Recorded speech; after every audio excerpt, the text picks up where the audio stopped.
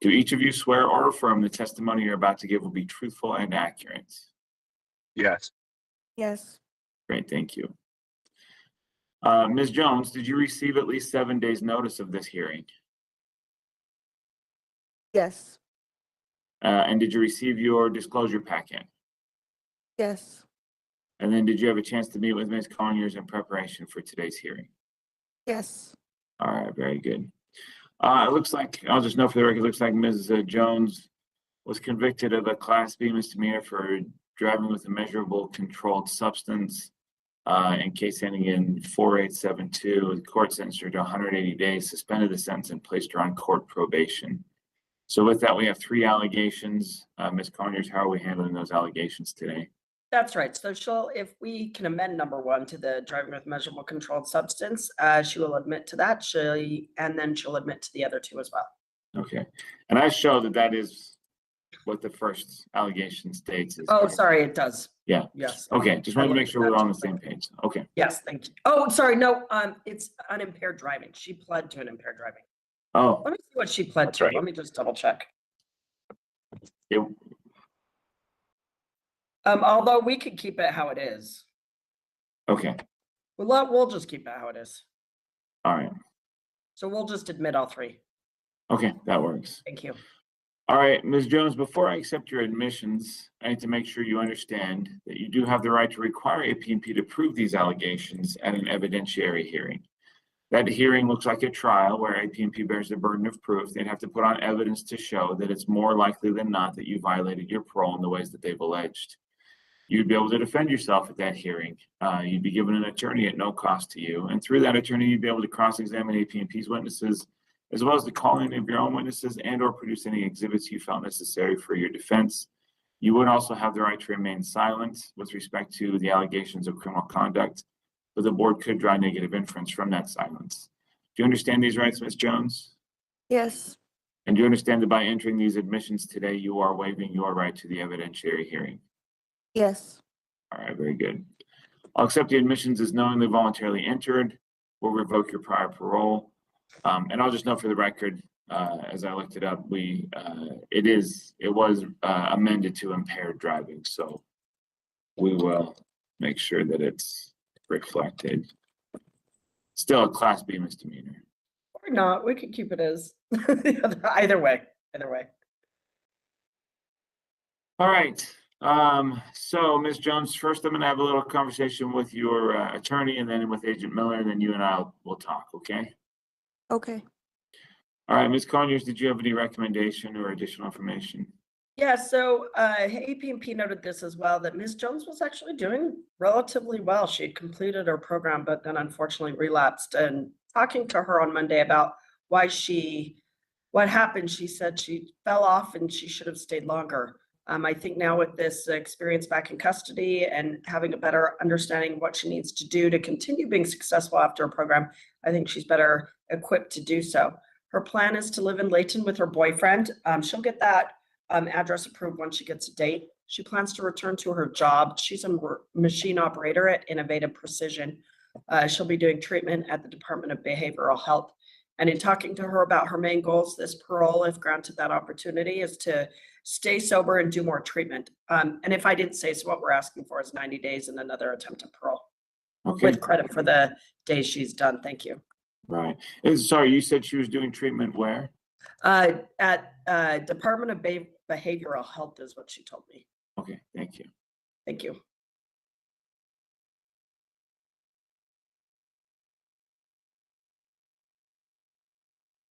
All right, Agent Miller, any recommendation?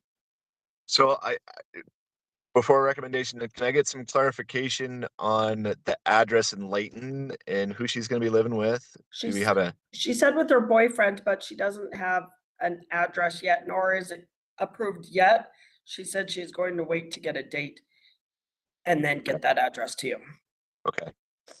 APMP thinks that it would be better for her to go to the sober living house, I believe, that she was at prior to being released, to her sister's address. If it's the same individual that I believe that it is, and I'll let her clarify. Okay, she's shaking her head. he no longer lives in Layton. He's given an address in Salt Lake. He is on supervision with APMP, and APMP would ask that she has no contact with that individual. As for the guy that she's talking about, yep, I'll let you talk and get clarification on that here in just a second. But as for the recommendation, APMP is, I think she did great on parole. I think she was doing everything she was supposed to, and I'm not exactly sure how the relapse happened and who she was with when the relapse happened. I have my hesitations and beliefs on who she was with and what was going on. As for the time, I think 90 days is okay, and I think she should be granted another parole. Okay, thank you.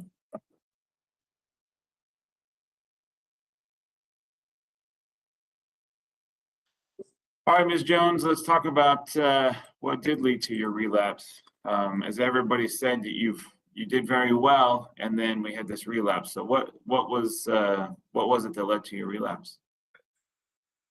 I was just having a hard time. I should have stayed in treatment longer, is really what it was. I needed more treatment, so. And I just started hanging out with people that I shouldn't have.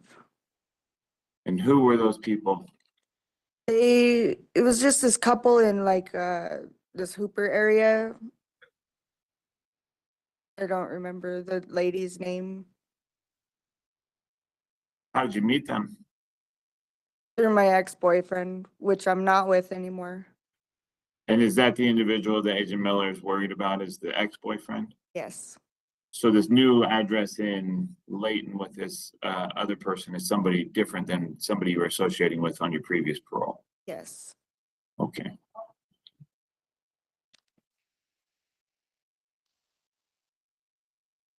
And I also noted just, and it may be just the timing of it, but it was about the time you left treatment, you went to your sister's house that the relapse happened. Was your sister involved in that relapse? Was that one of the relationships that you struggled with? Absolutely not. My sister's never been into that type of thing.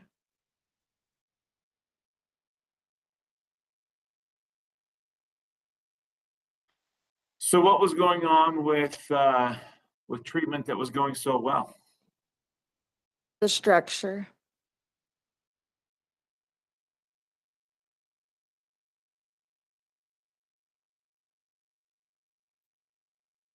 Okay. So what's the plan moving forward? I definitely am gonna stay in treatment and hopefully get my job back. It's not guaranteed, but hopefully.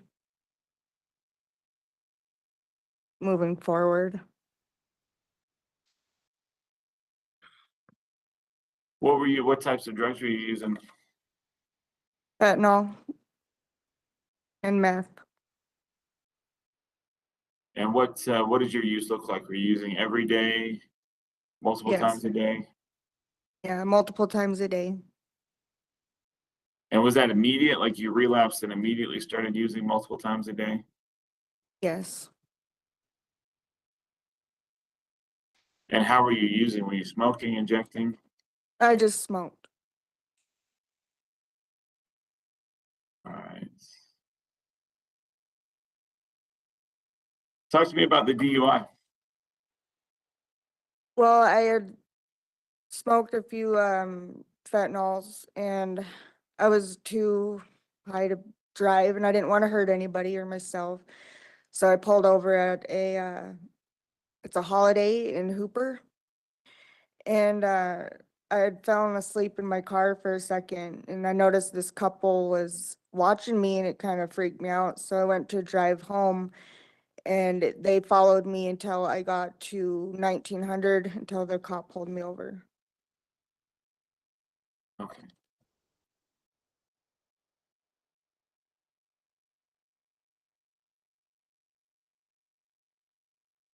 So there was at least some positive thinking in that you recognized you were too high to drive. Initially, you pulled over to sleep, but then got worried about this couple and left. So at least there was some positive thinking, right?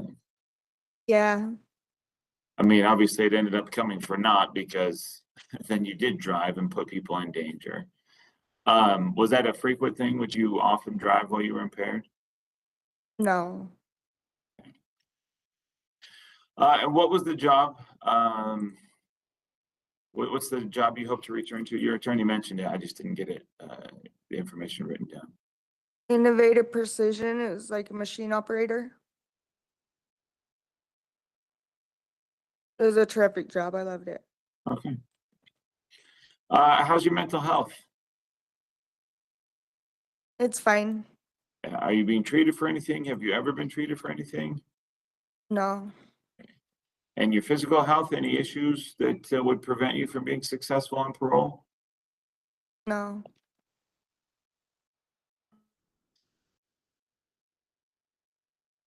All right, you've answered all of my questions. Is there anything we haven't mentioned or discussed today that you wanted to bring up? I was just kind of curious, like, are you guys gonna keep it as a DUI or is it gonna be the impaired driving or whatever? How they, I'll reflect that it was that you were convicted of impaired driving, just so that it matches what the courts indicated. Doesn't make that much of a difference as far as the board is concerned because it was a Class B misdemeanor. So it won't change the way the board looks at your case. The facts are the same. You still drove while you were under the influence. right? But you're still on court probation for that case. So you still have to abide by all the terms of that probation. But the board will take a look at everything, including the facts of the case. So does that answer that question? Yes. Okay. Anything else? I just wanted to say sorry to Mark. You know, he's a good PO, so I You can do apologize. this, Brandy. You can do this. You know what you need to do. So I do. Okay, all right. Well, I will take my report to the board. They'll deliberate, make their final decision. Once they reach their decision, they'll send you a letter in the mail and they'll post it online. So you can wait for the letter to arrive, or if you're in contact with people on the outside who can look it up on the board's website, you can find out a lot faster that way. Okay? Okay, thank you. All right. As Agent Miller stated, you were doing extremely well. So it seems like you're this close to making it to where we won't see you anymore. So let's make this next one work, okay? All right, thank you. All right, good luck to you.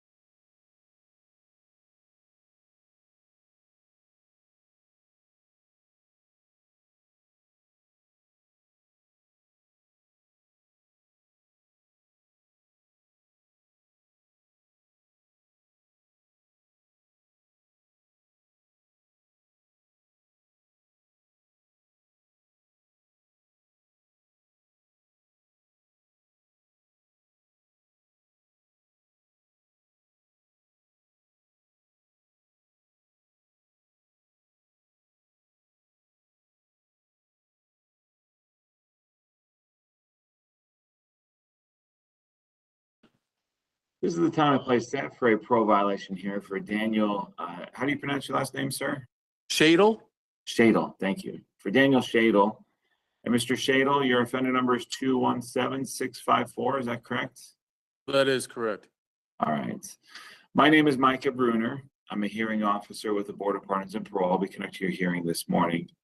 There on the monitor, you'll see your attorney, Ms. Conyers, as well as Agent Kuhn from AP&P. Mr. Shadle, Agent Kuhn, I need to swear both of you in. If you could each please raise your right hand.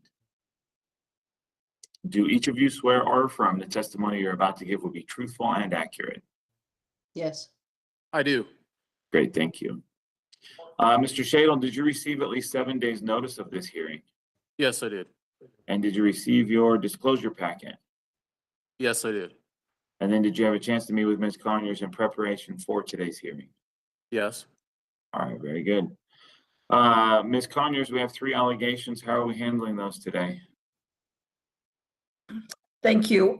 We'll admit to 1 and 2. We are asking to deny and strike number 3 as it is really duplicative of numbers 1 and 2. And in fact, calling the sex chat lines don't really have to do with non-consensual acts or involving force or violence. So we're asking to strike number 3 if we can. Agent Kuhn, any response? So I believe the number 3 was him admitting on those sex chats that he was acting as children and playing those roles as if they were a child. I must have missed that in the PC explanation. The last line states, Mr. Shadle admitted Oh, that yes, during yes, the- sorry. Oh. Okay, sorry, would act out for being a minor. I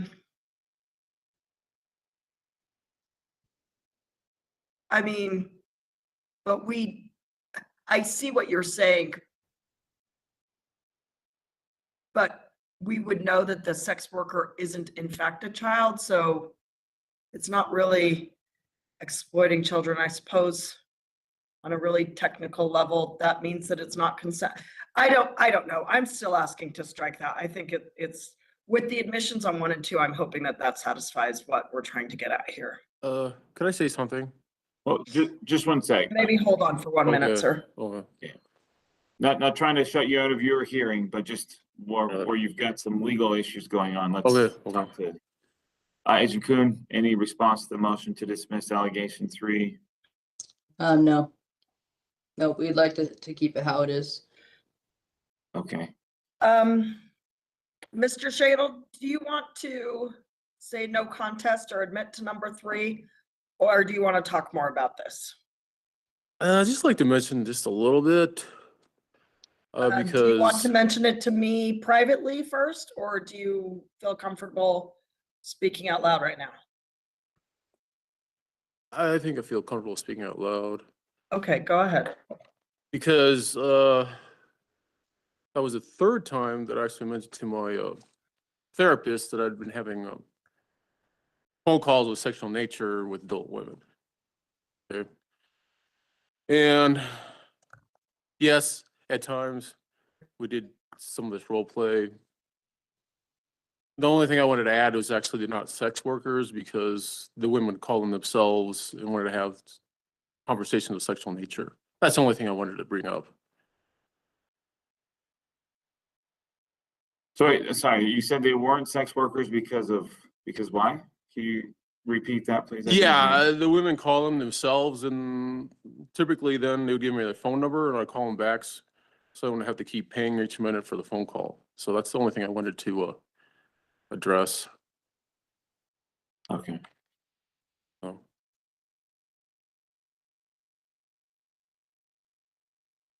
All right. So, sir, I guess what I need to clarify is with number 3, do you want to admit, say no contest, or deny? And which may trigger an evidentiary hearing. And as a reminder, number 3 talks about materials exploiting children, depicting non-sexual acts or involving acts of force or violence. So either it being exploiting children because you wanted a sex worker to act out as being a minor, and or maybe potentially a non-consensual act because minors can't. We all know that this isn't a minor, but non-consensual role playing as a child basically may fit 2 of those categories potentially. Well, that's several occasions actually did happen, so I will admit to it because that's the truth. Okay, Well, that's what I told my therapist. okay, You know, I told him that because I want to take responsibility, and I'm afraid if I keep this stuff secret, things will just get worse. So okay. Okay. So we're entering 3 admissions then. Is that correct, Ms. Conyers? Yes, thank you. All right, Mr. Shadle, you've entered these admissions. I need to make sure you understand the consequences of these admissions. So you do have the right to require AP&P to prove these allegations at an evidentiary hearing. By entering these admissions, you're waiving your right to that evidentiary hearing. But just so you completely understand, that hearing looks like a trial where AP&P would have to put on evidence to show that it's more likely than not that you violated your parole in the ways that they've alleged. You would be given an attorney at no cost to you, and through that attorney, you'd be able to cross-examine AP&P's witnesses, as well as call any of your own witnesses and or produce any exhibits you felt necessary for your defense. Do you understand those rights? yes, I do. And do you understand that by entering the admissions today, you are waiving your right to the evidentiary hearing? Yes. All right, good. I'll accept the admissions as knowingly voluntarily entered. We'll revoke your prior parole date. So I'm going to have a brief conversation with your attorney and then with Agent Kuhn, and then you and I will have a conversation. Okay, Mr. Shadle? Okay. All right. Ms. Conyers, any recommendation? Yes, thank you. This was his 4th attempt at parole, and he's been in custody for 2 months. We are asking for 180 days with credit for the 2 months he has served and a release. He plans to stabilize first at the BCCC or a halfway house and then do aftercare and get his own place. He believes he can return to Earth Tech Engineering, which was a great job, and they've already invested quite a bit in him with licenses and otherwise, and he believes that when he returns to that job, he'll even get maybe a promotion or a raise, and obviously completing his SOTP. He'd like to do trauma therapy through an outpatient behavioral health here in Salt Lake City, and he also plans to engage in the Sexaholics Anonymous program. One of his main priority in talking about what's going to help him be successful, what will motivate him, he tells me he has 4 children and he wants to get back into their lives and be able to support them financially. So that's his motivation to complete this next parole successfully. And maybe I'll just ask real quick, Mr. Shadle, how old are those children? I have a 22-year-old daughter, 20-year-old daughter, 18-year-old son, and 14-year-old daughter. So I'm currently have a court order for child support for my 2 youngest children. And I sent because I was at a halfway house and because I was working in Earth Tech, I was able to save up about $5,000. So last month and this month, I sent checks to RS for my child support. So. Okay. I'm just, with the 14-year-old, you're going to need to make sure that you have permission from AP&P and the therapists. Yes. In order to have contact with that, Yes. child. Okay. All right. Agent Kuhn, any recommendation? Yeah, so we're okay with the 180 days, but we ask that he come back to Bonneville and complete the program. He hasn't completed the treatment program here, and we ask that he continue doing that. He was doing the Sexaholics and the trauma as well while he was here, and we have no issues with him continuing that while doing the program as well. Okay. The only reason why I wanted to do aftercare was because it was kind of a conflict living at a halfway house and the job. Because even though I was taking exams, it was difficult to go to the testing centers, and they have a variable schedule, and sometimes it would vary from day to day. And I just thought it was kind of a inconvenience for my employer to have to call the halfway house every day to say, look, he has to be here at 6 a.m. today, or tomorrow has to work a little later is all. But that's something they were very willing to work with me. In fact, I'm very happy how flexible they are with my parole conditions, my employer. And I was also pleasantly surprised I was actually given permission to drive a work vehicle, which there was no problems at all with that, as far as the parole was concerned, so. Okay. Well, and obviously your treatment takes first priority, Mr. Shadle, and it needs to take, I mean, I understand you want to make things more convenient for your employer. But it sounds like that they are more than willing to work with you, given that you were in treatment on this last parole. And it's obvious, given your behavior, that there still needs to be some issues addressed. So I imagine that the board will likely require you to complete that program if the board grants another parole. So let's talk about what was going on this parole. So what led to these phone calls with these women?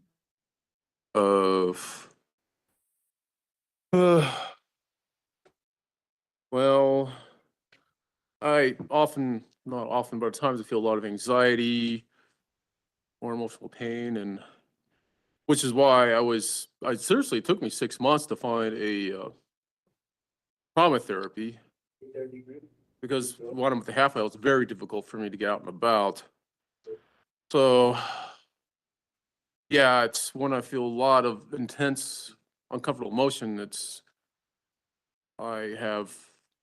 difficult for me not to want to go to sexual things, which is a big reason why I spent months and started the trauma therapy, and also why I started attending Sexaholics Anonymous meetings, both of which I felt quite helpful, because I went to Sexaholics Anonymous and they stress highly taking responsibility, forgiving people, helping other people. And actually, even though I only did it for about 3 weeks, I started calling up people 2 or 3 times a day, having 10 to 15-minute phone calls with everybody. And that was very helpful for me, because then I felt accepted, but then I could actually say, look, you know, when you want to act out, when you look at porn, whatever it is, your sexual stuff, you know, what do you do? And we talk about that, they give me tips, and then they would talk about, you know, how there's resentment and yeah, at times I also feel resentment. I'm sorry, but yeah, it just was helpful to me to be working with Tim and then have people come pick me up. So that was very helpful for me, because I was surprised that my urges, just being able to talk to these people, just dropped dramatically. So I was very, very pleased about that. And I definitely want to go back to that. Also, I want to go back to trauma therapy, because we specifically talk about the problems that I've had. You know, SOTP is helpful, but I personally feel like I need, you know, people that can help me for the traumas I've had. Sorry, I'm getting emotional. You're fine, no worries. It's an emotional thing. It's not a problem. So yeah, no, I'm very happy that Bonneville was willing to help me get my job and going to addiction meetings, because that's very helpful for me, just to not feel alone, that I can talk to people. Really, it was because I could talk to them on the phone like I'm in prison, and I felt accepted. And to me, that was big, you know, because often I feel afraid. I mean, I'm not going to tell everybody I've been in prison, but sometimes I just need to be able to talk to people about the things that trouble me. You know, it really bothers me that I have children and I've been in prison and I haven't been a father, and when I feel a lot of anxiety, I want to act out and stuff like that. So that's, hopefully I'm not rambling, but.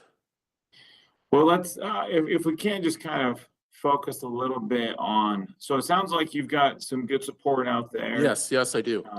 You're able to engage in some different coping strategies that helped you to move beyond your urges.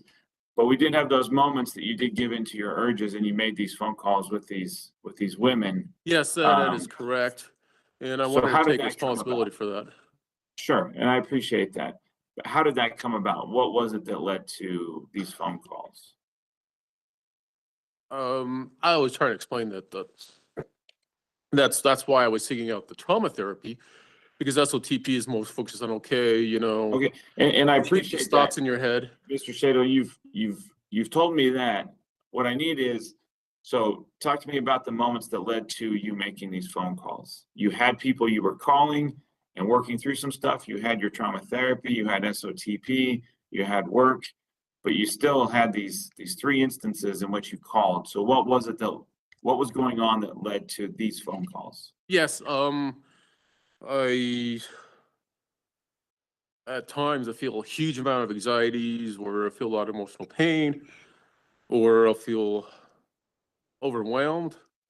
So when I feel a lot of unpleasant, uncomfortable emotions, I find that difficult to deal with. So that's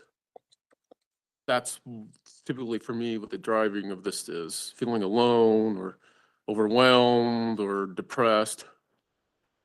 So that's why I was seeking these other things like trauma therapy. I went to Okay, MD so- multiple times for mental health. all right, and medication. again, Mr. Shadle, we're over time, so I really need you to focus on the question I'm asking. So you admit you're talking to these sex workers, and then you ask them to act out to be minors. Is that? Well, they weren't sex workers, but the thing is, yes, we would have conversations that were very inappropriate, where at times people would pretend to be a minor. Yes, I do agree with that. Okay, And the main driver with that is because my PTSD gets triggered, and when it gets triggered, it's very difficult for me to deal with these emotions. okay. That's my opinion, from my understanding of what the driving of this is. Is that your question? Yes, thank you. So what was it you're attracted to minors, sexually attracted to minors? Is that an accurate statement? At times I do have thoughts in my head, yes. Okay, I will not deny that, because I told my therapist about that, because it bothers me that at times I have these thoughts pop in my head and I don't want them. I understand. So I mentioned that to him, and they actually mentioned that in my blue packet, because I told that to him, and I guess he told it to my to Kuhn.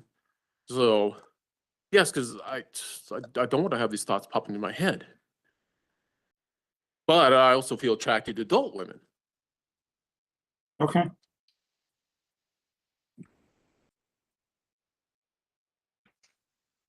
Are you on any mental health medications? I'm a trazodone, right? Well, I was, but then that suddenly stopped for some unknown reason a few days ago. When I was at a halfway house, I went to an MD 4 times, and they finally started me on mental health medication, was starting to help me, which was Okay. trazodone and doxepin. And what is that treating? Depression, anxiety, and sleeplessness. Because Okay. that's another problem. If I don't sleep very well, then I tend to be more emotional. And if I'm more emotional, then it's easier for me to act out sexually. So Mm, that's also why I wanted to help the sleep at night, because if I sleep better, then I'm much more stable emotionally. Because if I start getting unstable, then it's very, very difficult for me to deal with my emotions. gotcha. Okay. Are there any physical restraints that would keep you from being successful on parole? No, I'm in good health. I've even here in prison, I've called Tim from Sex Alcoholics Anonymous several times, because I want to keep that, fresh. But yes, I'm in good health. I took 3 exams while I was at work. They're going to keep giving me more. So that should be good to go to move forward. Is that answering your question? Yeah, thank you. Okay, you've answered all of my questions. I appreciate that. So what happens after today is I'm going to take my report to the board. They'll deliberate, they'll make their final decision. Once they reach their decision, they will post it online, and then they'll send you a letter in the mail. So you can find out waiting for that letter to get to you, or if you're in contact with people on the outside and they can look it up on the board's website, they can then let you know. That happens a lot faster than waiting for that letter to Okay. arrive. But Okay. do you have an idea what'll happen? I don't. They've Okay. asked us specifically not to speculate or to guess. So Okay. we'll just have to wait for the board to make the final decision and go from there, okay? Oh, well, thank you for your time. I'm sorry I ran over. That's all right, no worries. I appreciate all the information you gave me today. Good luck to you, sir. Thank you. Appreciate it. All right, thank you. Katie, is it? Yeah. And Thanks. Coon. Hey, good luck to you, man. All right, thank you.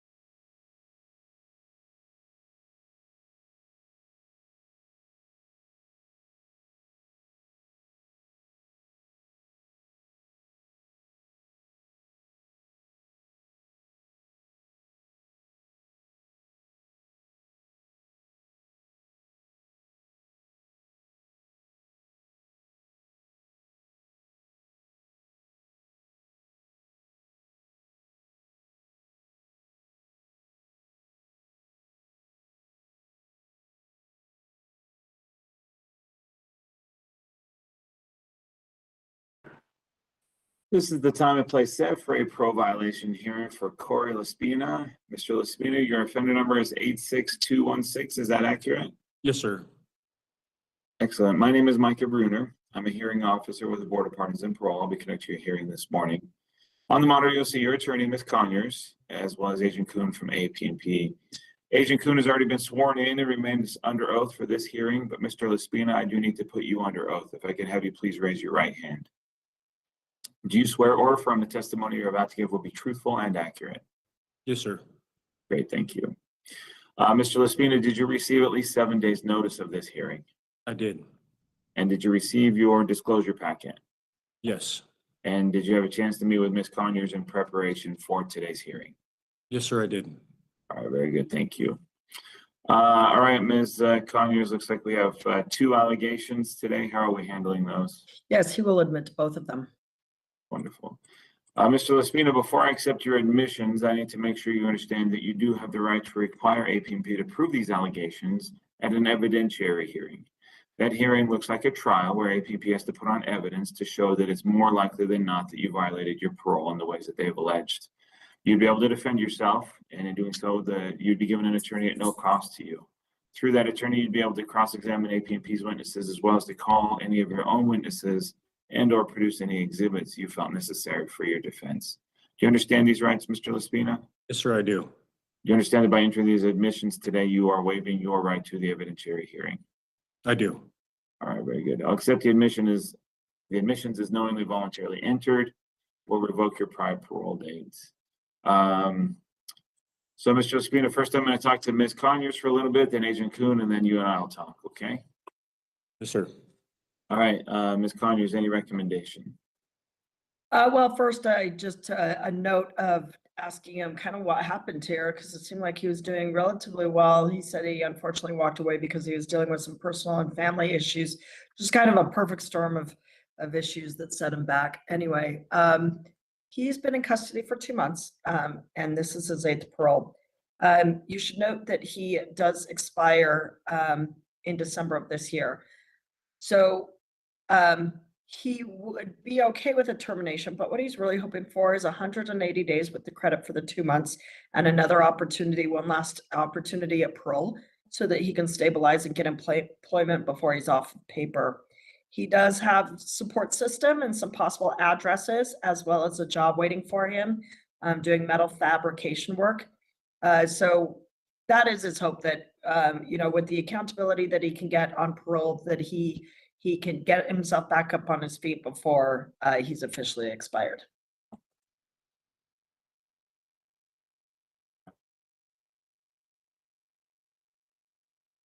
Agent Coon, any recommendation?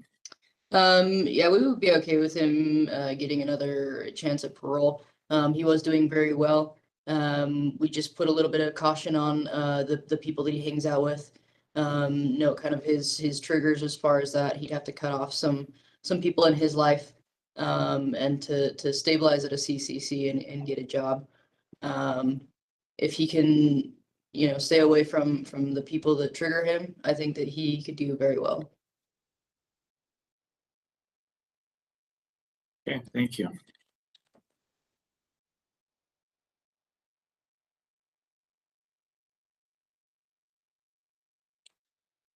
All right, Mr. Laspina, let's talk about this parole. Looks like things were, you know, as your attorney and Agent Coon both stated, you were doing well. And then, so let's talk about that. So what was working out for you? Did you say what was working well? Yes, sorry. What was working well for you on this parole? I had some good support. Officer Kuhn, who was my agent at the time, we worked well together, I believe. I had full-time employment. I was utilizing my support system and attending things like 12-step and going to church and keeping my head on straight. Like my attorney spoke about, it was kind of a perfect storm as far as I had some health stuff go on and some family issues. And also, like Officer Kuhn spoke about, I fell back into being around some people that I should not have been around. And I knew that from the start. I made a choice to feel like I could maybe find a different way to make something work that hadn't worked in the past. And again, it did not work, which I'm not blaming that. It didn't lead me down a bad path, but it didn't help me. It didn't help me at all. And so I believe that those things, utilize my support group and doing those things and following all the rules as far as that went until the day that I walked away, worked really well for me. And obviously the support that I had at the CCC through Officer Kuhn being my agent. So I feel like we had a really good rapport, and she was very fair with me. And I believe that helped, that all helped. I would also, Sonia, sorry, I'd sorry. also like to note that he has completed sex offender treatment in the past, and that's not really his main struggle. His main struggle has been substance abuse. So if he is expiring in December, so if he were to come back to a halfway house, we wouldn't be recommending a program by any means. Okay.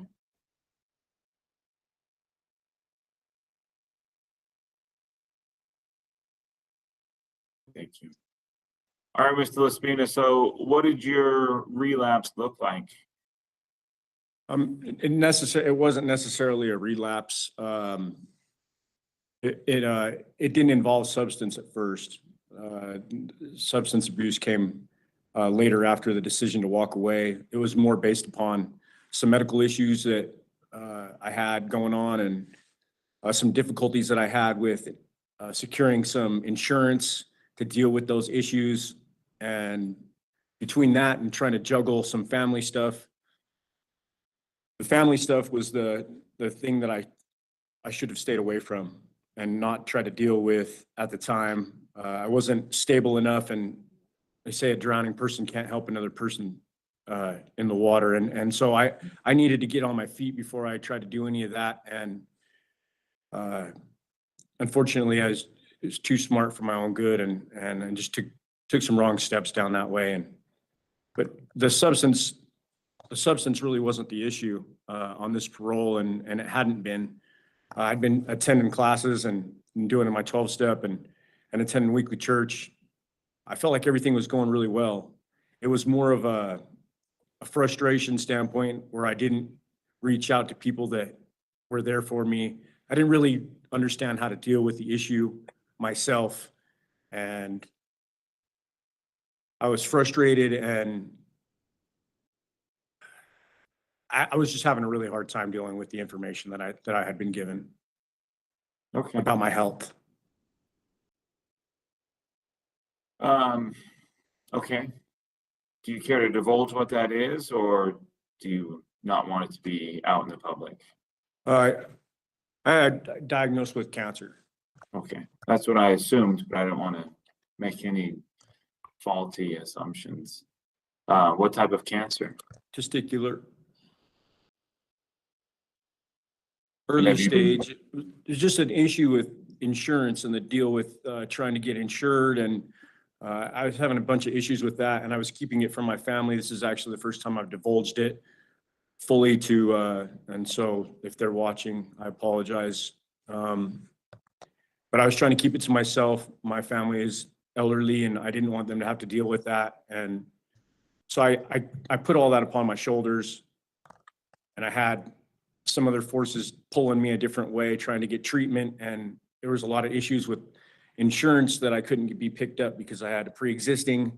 Hmm. And instead of reaching out and trying to talk to somebody, I felt like I could deal with it on my own. And very quickly, I found out that I could not do that and keep my head about me. And so that it led me down a path to make this choice to walk away.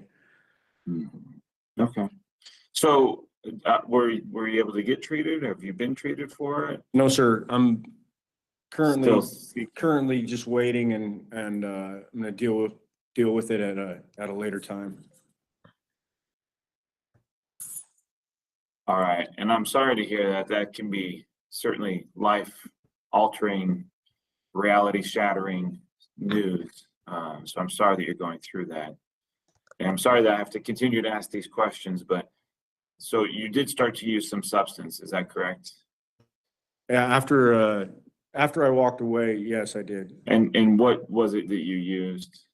I used methamphetamine one time. The first day that I had walked away, it all became too much, and I just realized my mistake. And I started talking to my parents, and I really wanted to go back to the halfway house. I actually even called, Hmm.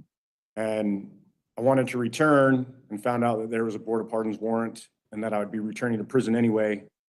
And so at that point, I had a funeral and some other things that I was going to take care of and turn myself in. I know it doesn't make a difference, but the officers came to our family home and knocked on the door, and then I turned myself over to them. Okay. But yeah, it really wasn't based upon substance, but it did play a part later on. Sure, okay, that makes sense. I appreciate that clarification. Are you being treated for any mental health issues? I do attend mental health class here, just to keep things going, and but I don't take any medications for it.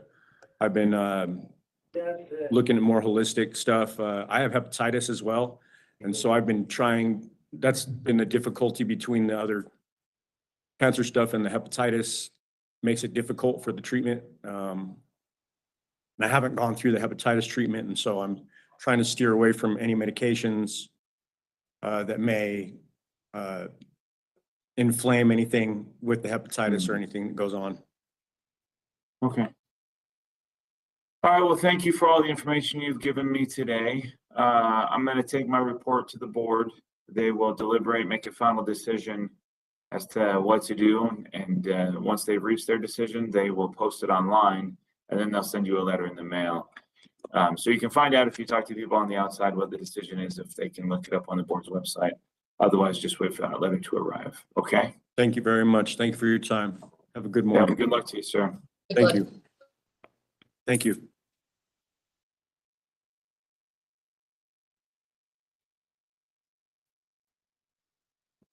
Thanks, guys. Thank you. See you next time. Thanks. Come on.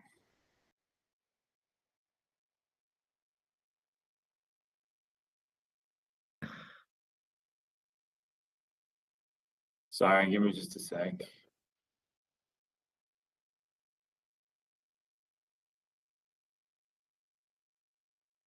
Mr. Gallegos, can you hear us okay? Sir.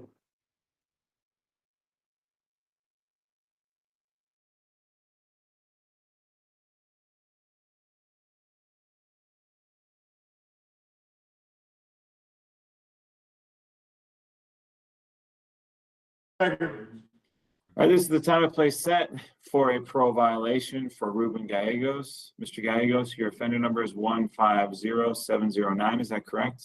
Yes, sir.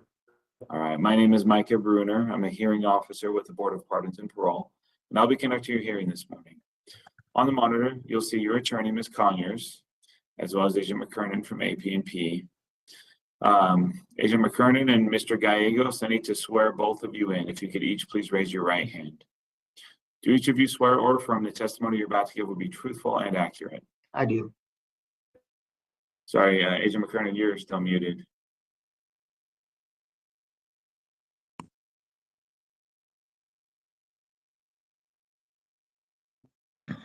Can you hear me now? Yep, now we got you. Okay. Perfect, thank you. All right, Mr. Gallegos, did you receive at least 7 days notice of this hearing? Yes, sir. And did you receive your disclosure packet? Yes, sir. And did you have a chance to meet with Ms. Conyers in preparation for today's hearing? Yes, sir. All right. I'll note for the record, Mr. Gallegos is facing felony charges in case ending in, was that 0190 and misdemeanor charges in case ending in 0414. There are hearings both later this month on each of those matters. With that, Ms. Conyers, how are we handling the 5 allegations today? Yes, thank you. He does have a pending felony that is currently set for March 19th, next Wednesday. So in talking to him, we'd ask to deny all the allegations at this time and continue for 30 days. Okay. Agent McKernan, any issues with that? No, not at all. I'm good with that. And sorry, Ms. Conyers, you said 30 days, is that right? Yes, please. Thank you. All right. Mr. Gallegos, I'm sure as your attorney has informed you, because of the pending allegations, we are going to, you're entering denials today, and we will just continue this. We can't address the issue of whether you violated your parole or not until we have those court cases resolved. Okay. So as those get resolved, if you'll let us know at the board, we'll find out eventually, but sometimes it'll speed things up if you let us know through your attorneys that they've been resolved, and then we can get you back on the appropriate calendar. Okay? All right. All right. With that, I'll take judicial notice of the pending charges. I've note the denials. I'll find probable cause to continue the hearing. We'll set this for 30 days for a paper review, and we'll conclude the hearing. Thank you. All right. Thank you. Thank you.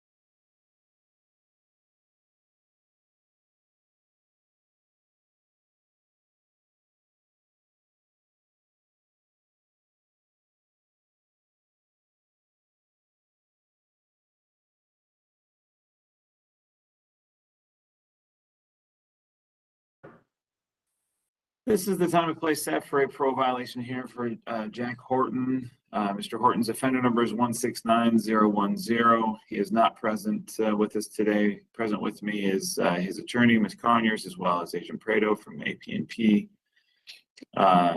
Ms. Conyers, Mr. Horton is facing a felony charge in case ending in 3480. Looks like he has a preliminary hearing scheduled for next week.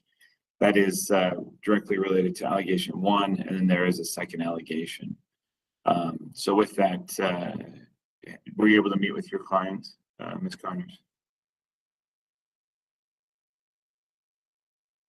Yes, I was able to meet with him, and Mr. Horton wanted me to enter denials on his behalf and set this over as for this time because he has a pending charge.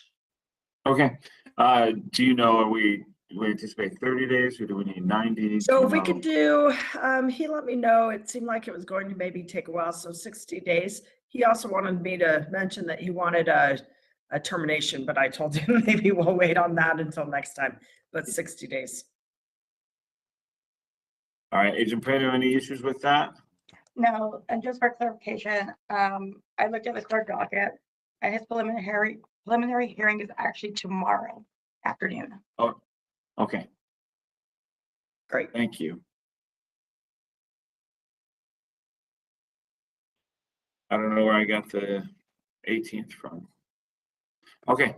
All right. Well, thank you. I appreciate that update. So I'll note the denials. I'll take judicial notice of the pending case. Find probable cause to continue hearing. We'll set this for 60 days, paper review, and if it gets resolved sooner, hopefully we can move sooner on that. So, okay. With that, we'll conclude the hearing. Thank you all. Thank you. you.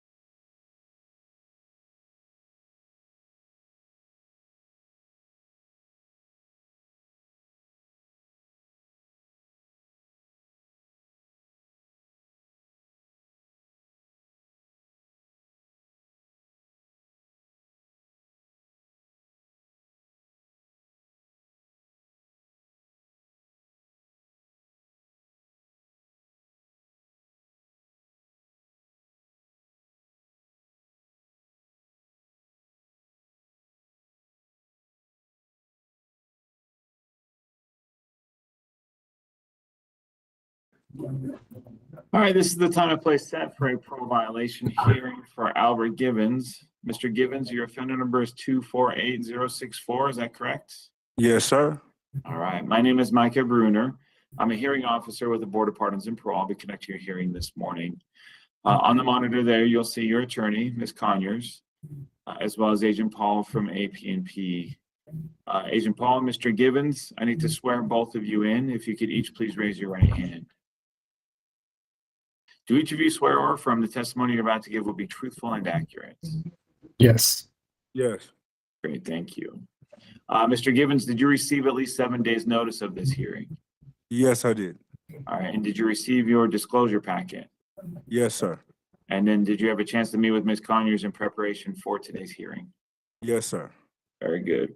All right, I wanted to note just briefly that Mr. Givens, your attorney or your wife is also present there in the hearing room. Want to thank her for being here and showing her support. All right, with that, it looks like Mr. Givens is facing felony charges and misdemeanor charges in case ending in 3449. It's related to some of the allegations. Looks like we anticipate a jury trial next month in that matter. But Ms. Conyers, we have 10 allegations. How are we handling those today? Yes, thank you. So we'd like to enter denials at this time and to continue past that trial date. I think 30 days was sufficient to do that. Okay. Agent Paul, any issues with that? Nope. All right. Mr. Givens, just to make sure that you understand, so we're entering denials to the allegations today regarding your parole violation. We cannot address that issue until we resolve the criminal case that's pending against you. Once that case has been resolved, then we can get you back on the appropriate calendar. Does that make sense? Yes, it does, sir. All right. Can I ask a question? Can I Certainly. get some ankle monitor until then and fight the case where I can support my family, if that's possible? I understand you guys got a lot of shit going on. Excuse my French. You guys are all busy people, and you know there's a presidential change and hella stuff's going on. But I mean, I proved that I could do the ankle monitor. I proved that I can do things. Yes, I was having a very terrible time in my life, and I understand. You know, it's easy in here. It's easy in jail. It's easy in prison when you don't have to pay bills. You don't have to buy your own toilet paper. You don't have to buy your own soap. You know, and life started lifing, and at first I wasn't prepared. And I tried. And Mr. Trace Paul, I got to give it to him. It's probably the best parole officer I ever had in my life because he was really helpful with me. Like, and, you know, and I figured some things out and I know what I need to do. And if it is possible, I would hope that you can. If it's not, I understand. Well, and I appreciate that. Thank you. And it's always nice to hear that you've had good relationship with your parole officer. Unfortunately, we're not in a position to put you back out on ankle monitor. The board will have to wait until we're able to resolve the question of your parole violation before we release you again, or have the chance to even decide whether to release you again. Okay, so I appreciate you asking. I understand that it puts a lot of stress and strain on your family. Unfortunately, these are the consequences of your actions. This is one of them. It's you got to sit here in prison until that case gets resolved. Okay. Okay. All right. But keep doing good things. You know, while you're heading into that trial, do whatever you can while you're there in prison to put yourself in the best footing possible when you do come back in front of the board. Okay. All right. So how long am I waiting for? Is it right after the trial? Because 30 days would be the 12th or the 13th of next month. My trial is on the 14th. Well, what we'll do is we'll set it for a paper review at the end of April. Okay. But if that trial resolves the case without a new prison commitment, then you'll come back on just a regular parole violation. But so what you're going to want to do is once that trial is finished, have your attorney send the board the paperwork to indicate what happened at trial. And then we can get you, because if there's a new commitment if there's a new prison commitment, then it could be there's a new matrix. Yeah. New matrix. We got to go through all that. You come back on a PVOH. So depending on, so it all depends. But what we'll do is we'll set it for a paper review to look at the end of April. So when it gets resolved, let us know. We can then figure out what needs to happen to get you back on the appropriate calendar. But it So when won't it's be dismissed, I get a PV. It'll be just a parole violation once it's dismissed. right. Or if the prison sentence is suspended, even if you're convicted of a third-degree felony, if the judge suspends the prison sentence, It's no new commitment, and so you'll come back just on a PV. Okay. If, however, there is a new prison sentence, then there's the matrix and the PVOH. But again, just because we'll look at it, I mean, we'll get you back on the next available calendar, but it may be some weeks after the trial before we get you back here. That's Okay? understandable. All right. Okay. Any other questions? No, sir. All right. Well, good luck to you, sir. Thank you. You guys have a blessed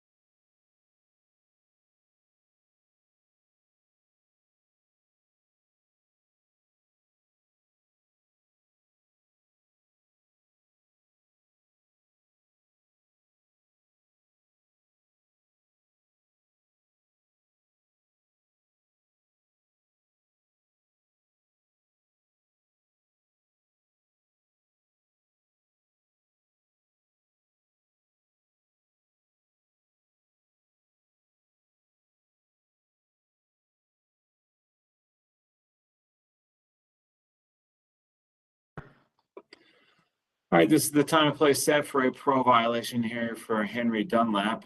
Mr. Dunlap, your offender number is 244231, is that correct? Yes. All right, my name is Micah Bruner. I'm a hearing officer with the Board of Pardons and Parole, and I'll be conducting your hearing this morning. There on the monitor, you'll see your attorney, Ms. Conyers, as well as Agent Comer from AP&P. Mr. Dunlap and Agent Comer, I need to swear both of you in. If you could each please raise your right hand. Do each of you swear or affirm the testimony you're about to give will be truthful and accurate? Yes. Great, thank you. Mr. Dunlap, did you receive at least 7 days' notice of this hearing? Yeah. And did you receive your disclosure packet? Yes. And did you have a chance to meet with Ms. Conyers in preparation for today's hearing? Yes. All right, very good. I'll note Mr. Dunlap is facing felony and misdemeanor charges in case ending in 3407. Looks like that is related to all of the allegations that are against him. He has a hearing later today in that matter. In the meantime, Ms. Conyers, we have the 8 allegations. How are we handling those today? Yes, we're going to enter denials at this time and continue for 30 days. I recognize that his DUI, he has a waiver hearing this afternoon at 1 p.m. and it's possible he would resolve it. But being that it's felony, they may also ask for a pre-sentence report. So let's ask for a continuance for 30 days and watch kind of what happens today in court. Okay, that works. Thank you. Agent Comer, any issues with that? No, sir. Okay. Mr. Dunlap, I'm sure as your attorney has informed you, so today we're entering denials. We can't resolve the question of whether you violated your parole until you've resolved your criminal matters. You're entering denials today to the allegations, and then we at the board will do a paper review at the end of April. So if you're able to get that case resolved quickly, if you could let us know at the board, and then we can get you back on the appropriate calendar, okay? Okay. All right. So I will note the denials. I found probable cause to continue the hearing. I'll take judicial notice of the pending charges in case ending in 3407. And with that, we will continue this hearing. And that'll be it. That'll conclude the hearing today. All right. Thank you. Thank you. Good luck to you, sir.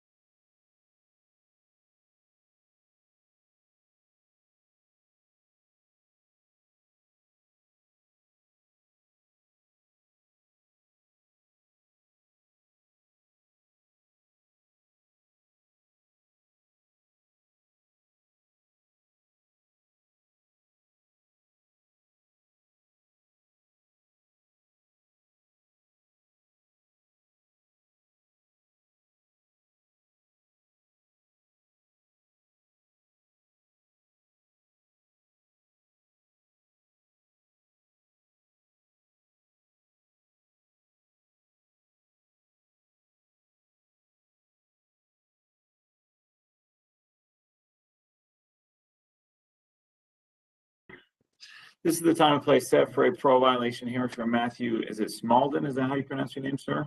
Yes, sir, that's correct. Great, thank you. Mr. SMAULDON, your offender number is 192714. Yes, sir, that's correct. All right, my name is Micah Bruner. I'm a hearing officer with the Board of Pardons and Parole, and I'll be conducting a hearing this morning. On the monitor, you'll see your attorney, Ms. Conyers, as well as Agent Allen from AP&P. Mr. SMAULDON and Agent Allen, I need to swear both of you in. If I could have you each please raise your right hand. Do each of you swear or affirm the testimony you're about to give will be truthful and accurate? Yes, sir. Sorry, Agent Allen, we didn't pick you up. Yes. All right, great, thank you. All right, Mr. SMAULDON, did you receive at least 7 days' notice of this hearing? Yes, sir, I did. And did you receive your disclosure packet? Yes, sir. And did you have a chance to meet with Ms. Conyers in preparation for today's hearing? Yes, sir, I have. All right, very good.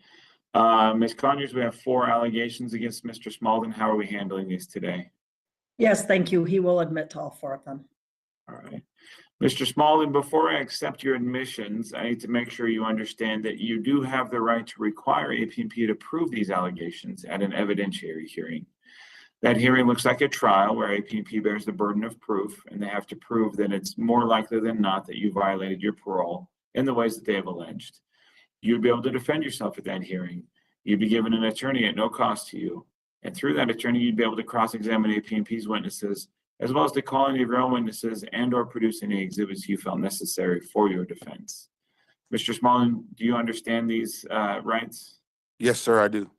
And do you understand that by entering these admissions today, you are waiving your right to that evidentiary hearing? Yes, sir. All right, very good. I'll accept the admissions as knowingly voluntarily entered. We'll revoke your prior parole date. Mr. SMAULDON, the rest of the hearing looks like this. I'll talk to your attorney for a little bit. I'll talk to Agent Allen for a little bit, and then you and I will have the remainder of the hearing to have a conversation, okay? Yes, sir. All right, Ms. Conyers, any recommendation or additional information? Yeah, a little bit of additional information first. He was actually doing pretty well in that he completed Weaver recovery and he had his own apartment. Unfortunately, he was struggling to pay rent, and tragically his girlfriend miscarried, and kind of the combination of things in life he relapsed as a result and used meth. So what he's asking for is he's asking for one of 2 things. Is he would like the board to consider, first of all, 6-month termination. He expires, I believe, in August of 2026, but he's would like the board to consider that. Unfortunately, his job shut down at the end of the year, so he's not getting paid. So ideally, maybe he could just finish his time on paper and then get out and not have restrictions on some of these things. He expects that he may live with his girlfriend in Ogden. He believes he can return to his job as a welder, doing welding work for someone. He also, if he needs to continue doing SOTP, he needs to make sure that he qualifies. It sounds like there may be some issue with whether he qualifies or needs to do some of the programs that AP&P was wanting him to do. So if we could maybe discuss that briefly as well. So his first request is termination, but if that doesn't work, we would ask for 90 days with credit for the 2 months he's served in an immediate release so that he can get back to life. Thank you.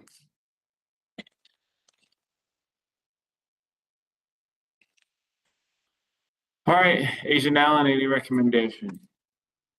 Yeah, I would just go with the 90 days and then a halfway house, since he did have struggles getting into a place and paying rent and all that stuff. But I think it would be good to go to the Northern Utah Community Correctional Center for a little while he stabilizes. Okay. And then there was you heard Ms. Conyers, there was some discussion about Mr. SMAULDON qualifying for treatment or being able to do treatment. Yeah, I'm not sure about any of that. That was just on his parole agreement. So we just had him do what his parole agreement stated. Okay. And Mr. SMAULDON, maybe you can speak to that just briefly. What's the issue with regard to treatment? Are you saying that you didn't qualify for certain treatment, or could you explain that a little? Yes, sir. Well, the last time I was incarcerated here before this previous parole, I did an evaluation for it, and I ended up getting back through the mail the findings of that evaluation, and they told me that I didn't qualify for it. So the last time I actually went to Northern Utah Community Correctional Center, Agent McKiernan there was trying to get me to see if we could do the evaluation again. But since I had entered into the drug program there that I successfully completed from there, since I was in that program, they said that I wasn't able to do the evaluation again. And then actually on the streets with Agent Allen, it was on my parole agreement, and with Alpha Counseling, they were telling me that I had to qualify for some type of therapy that I had to do here on the inside, but they told me here on the inside I didn't qualify for therapy. So there was just a confusion all the way around.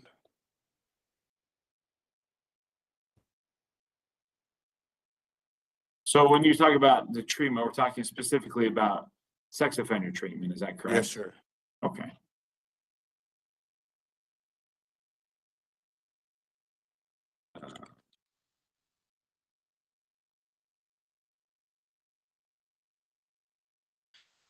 So was the issue, well, okay, all right. So we'll have to make sure that if the board grants parole, we'll have to make sure that the conditions are described in a way that allows for Alpha to do. So sometimes an evaluation comes out and indicates that you're at low risk, but the board still wants you to do treatment of some sort to continue to lower that risk because there is the sex offense on your record. So I'll make a note of that, and then we'll just figure out how to make sure that if you're granted a parole, that it's stated in such a way that can get you into that program. Okay.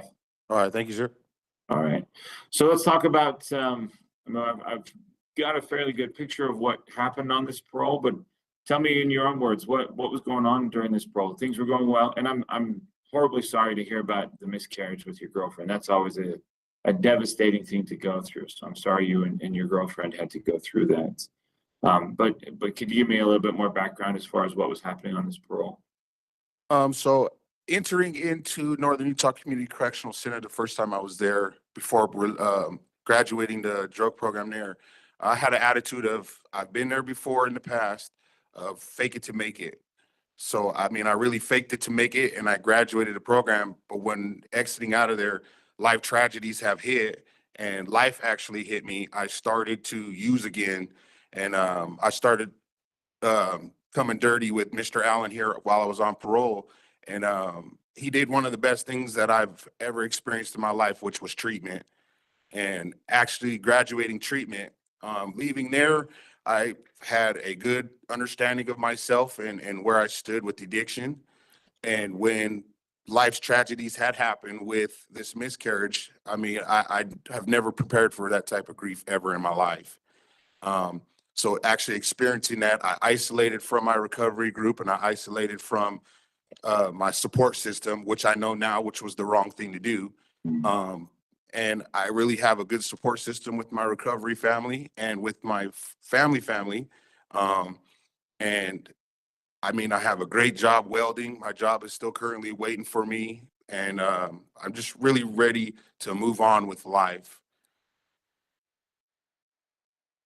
Your attorney mentioned that that your employer had shut down, but now you say you do have a job waiting for you. Can you clarify a little? Yeah, so at the end of every year with American Cargo Group, that's currently where I was employed at, we shut down the last 3 weeks in December, and we just do an inventory check throughout the warehouse. And the last 2 weeks of the year is actual plant shutdown. And since I was a new employee there, I didn't have PTO, no paid time off. And actually coming out of treatment, my whole paychecks and everything I had saved up while I was in treatment went to get into that apartment and to get myself a vehicle to get to and from work. So once we had the plant shut down, it just led me to be unemployed, and I had no income coming in. That's where the struggle actually come in, and then the grief with the miscarriage. So the employer is still open and you can return to your job there. Yes, immediately. Okay, you just need to prepare for the end of year shutdown. Yeah, in at the end of advance. every year. Yes, sir. Okay. So you graduated nuke, but as you said, you kind of faked it to make it, and so you weren't really prepared for what life threw at you. Mm-hmm. You then went through the financial struggles, the sorrow and the deep grief of losing of the miscarriage, and then you started using, or you started using before then? I had started using before then and went to Weber Recovery for treatment. Gotcha. And then got out of treatment, and then that's when the financial struggle had happened, and then the miscarriage. And that led to another relapse after you had isolated yourself and not used. Yes, sir. Yes, sir. All right. Thank you. Sorry. It's okay. Yeah, that all happened during that plant shutdown at the end of the year, and then that's when I missed the check-in with Mr. Allen, and then checked in that following Monday and got arrested. Gotcha. Okay. Talk to me about the pictures you had on your phone. So like I said, having that fake it to make it attitude, you know, I had an iPhone, and there's that little hidden file inside the picture app. And inside there I had, you know, naked pictures of current girlfriend and stuff like that, you know, because I really wasn't trying to like do what I needed to do on parole. So when I entered into Weber Recovery, I changed up my whole mindset of things. And I went through my phone and cleared out a lot of messages of stuff that we're talking about using. And where my mindset was, I totally had spaced off all the nude pictures and stuff that was on my phone. Then I totally had forgotten all about those in the hidden folder, because it's a hidden folder, you know. I totally had spaced all those off. And when I checked in with Mr. Allen, he discovered those. So were they all of the same woman or of different women? I'm pretty sure it was all the same woman. Okay. All right. And are you still with that girlfriend? Yes, sir, I am.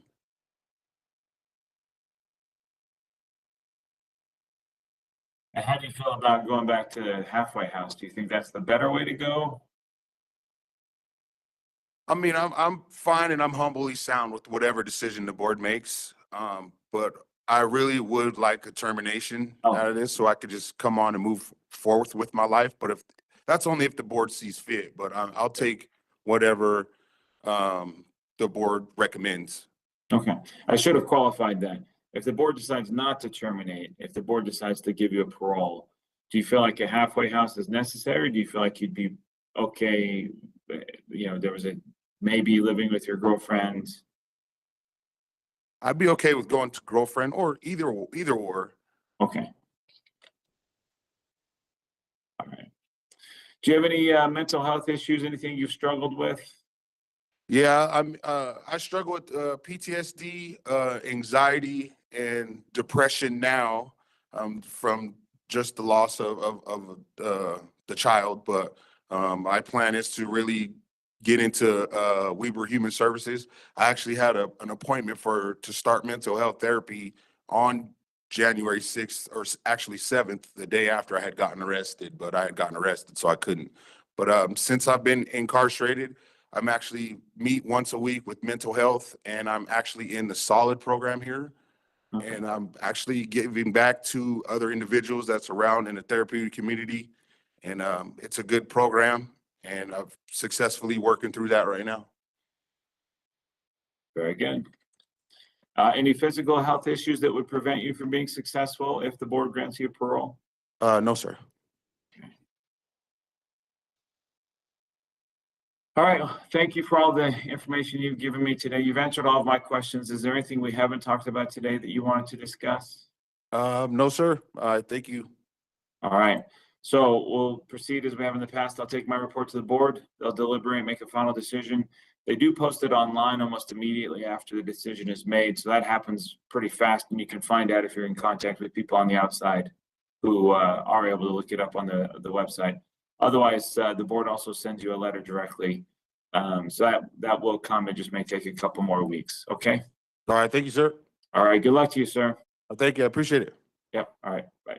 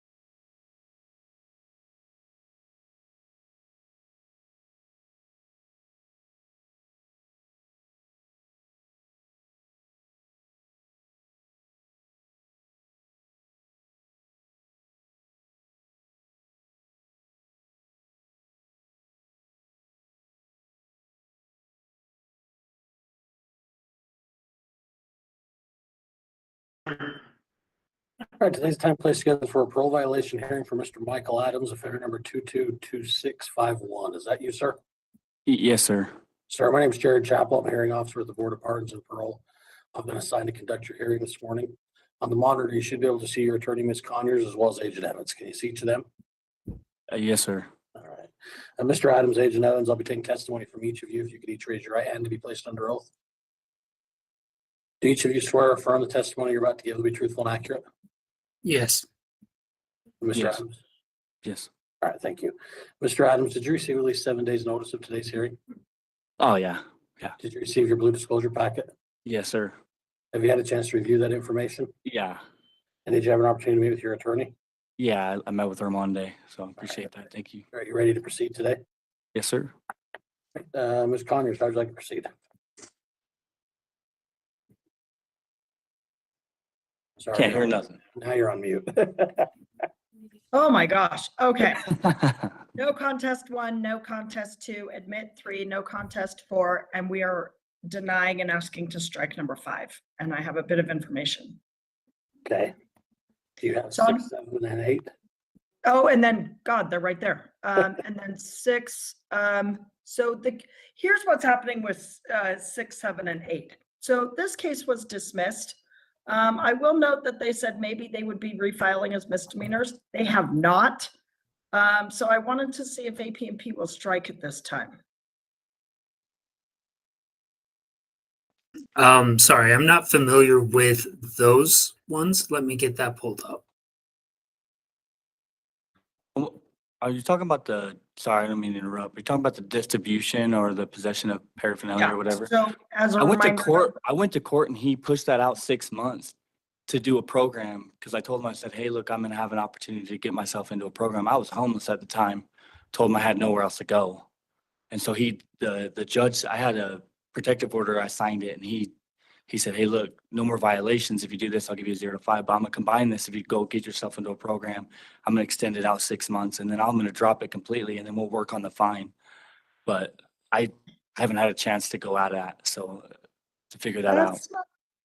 Okay, I appreciate that information. That's not what I read on the docket. Yeah. Let me return to it. Yeah, I don't know why that information is not there. That's why I'm confused about it Yeah, myself, so what actually. it says is that Judge Bean dismissed this case, and then looking closer at the case, just from the hearing, it said that the state moved to dismiss the matter. It's dismissed, and it said that Sorry it about said that the misdemeanors will be referred to the appropriate city and may be refiled. So those are the only notes I was able to find. Now, what case are you looking at? Because Oh, am I looking at the wrong one? I'm looking at 241-903-106. I do also have a conviction on a paraphernalia with with the same date, November 17th. Oh, okay. Let me go back. 2518000038. And that could potentially amend allegation 6 to a paraphernalia. Right. Okay. And we will admit, we'll follow that for number 6. Okay. It was the other charges that were problematic.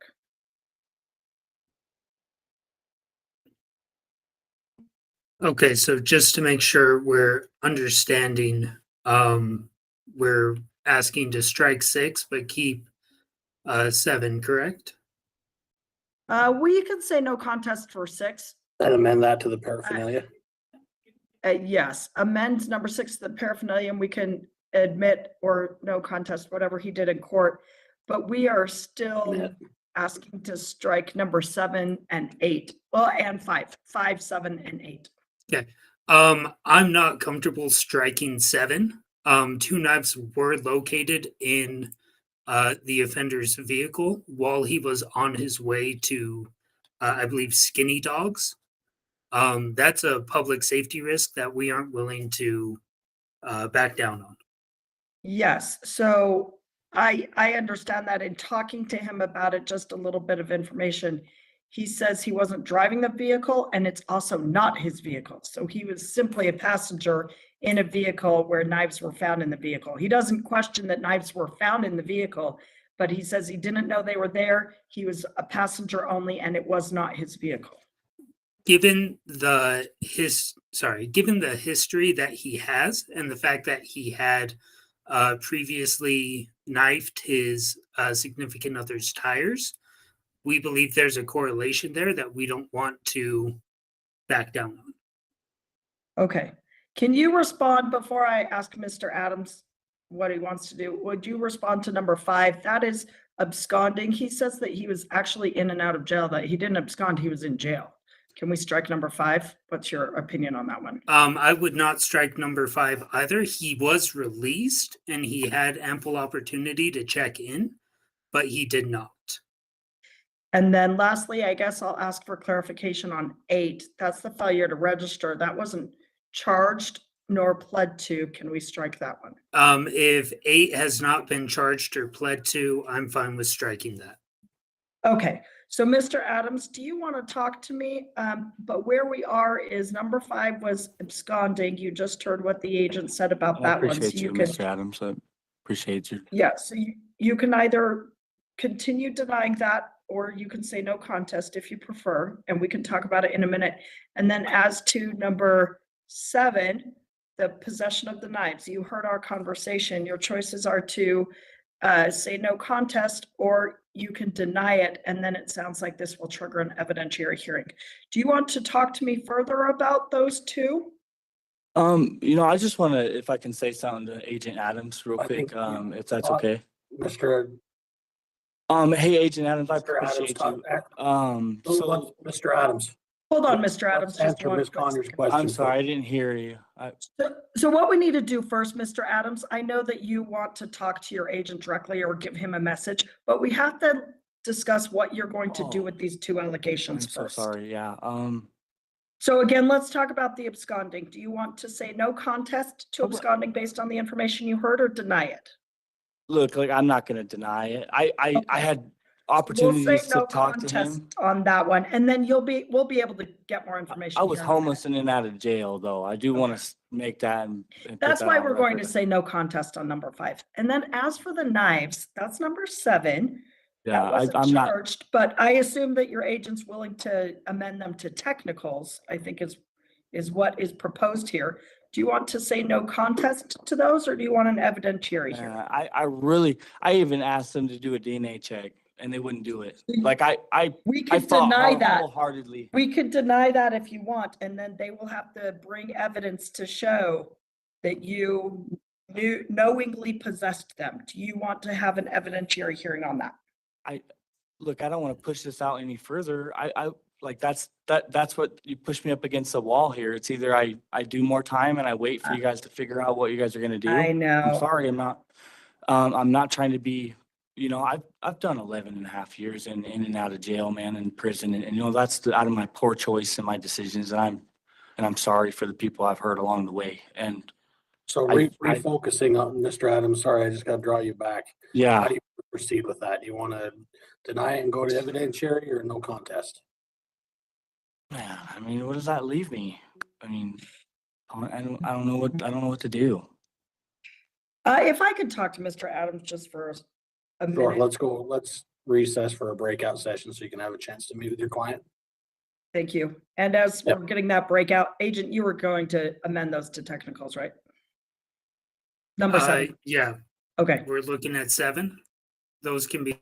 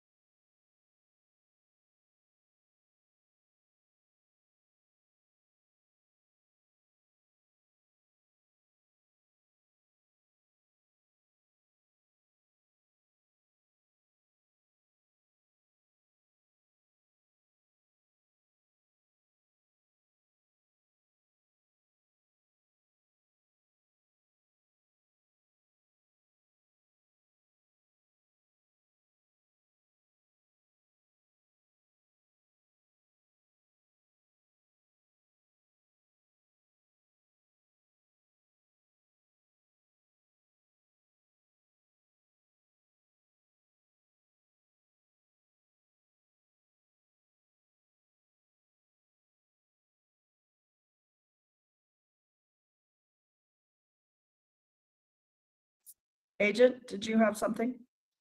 Yeah, I just got off the phone with Mr. Adams's supervising agent. He does not want 7 dropped, or he doesn't want the failure to register dropped, because the reason why that's in place is because he was actively working with Agent Foster in the Farmington area to get him into the PVP program and get him into treatment in order to avoid him coming to prison. He never checked in, he never reported as instructed. And that's why Agent Downs would prefer the failure to register remain active. As a technical. Yeah, I don't believe he's pursuing new charges, but Okay. I think right now, I want to make sure the record's really clear because it sounds like we're going to have an evidentiary hearing on number 7 and 8, both amended to technicals. So can we just run through and make sure we're really clear? No contest 1, 2, admit 3, no contest 4, no contest 5. Number 6 was amended and admitted. and then 7 and 8 as technicals. And 7 and 8 are amended to technicals, but we are denying them and we will have an evidentiary hearing.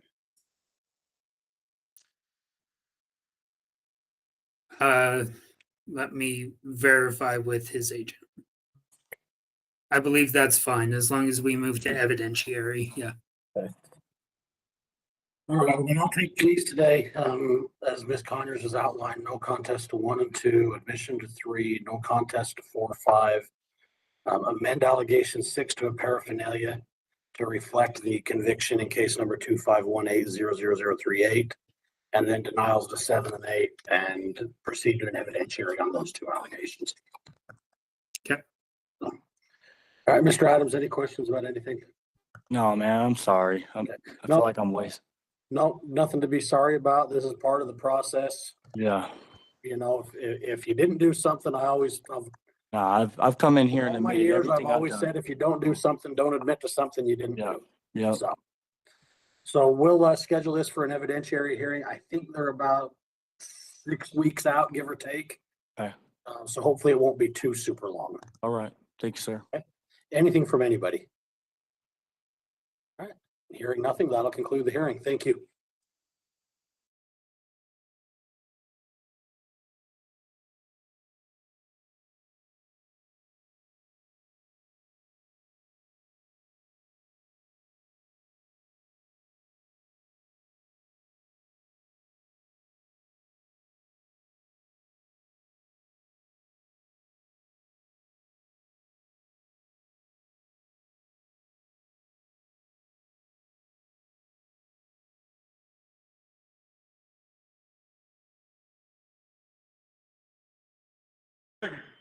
All right, today's the time and place scheduled for a parole violation hearing for Mr. David Rios, offender number 163649. Present for the hearing is Ms. Conyers, Mr. Rios' counsel, as well as Agent Arnold. Prior to coming on the record, we were informed that Mr. Rios is refusing to attend today's hearing. Ms. Conyers, how would you like to proceed? I also did not speak with Mr. Rios on Monday, but I am his attorney, so I will speak on his behalf. It seems like so the allegations are of new crimes. I haven't seen that they are filed, but what I took away from the report is that it seems like they will be filed. Agent, can you give us an update? I honestly thought that with the booking affidavit that they would have filed them by now. So I will follow up and I will try to give you guys an answer. Great. I'm quite surprised they haven't been either because I tried to find them and couldn't as well. So I will follow up and see. Agent, it seems like something changed in their program recently where they may need your signature on something. That's been happening a lot. So if you'll follow up with them, it could be just a simple fix. Yeah, I'll follow up with Ogden PD and the Weber County Attorney's Thank Office. you. So, I appreciate that. Ms. Conyers, do you want to enter denials today as a placeholder? Yes, sorry. Yes, please enter denials at this time. And if we can continue for 30 days.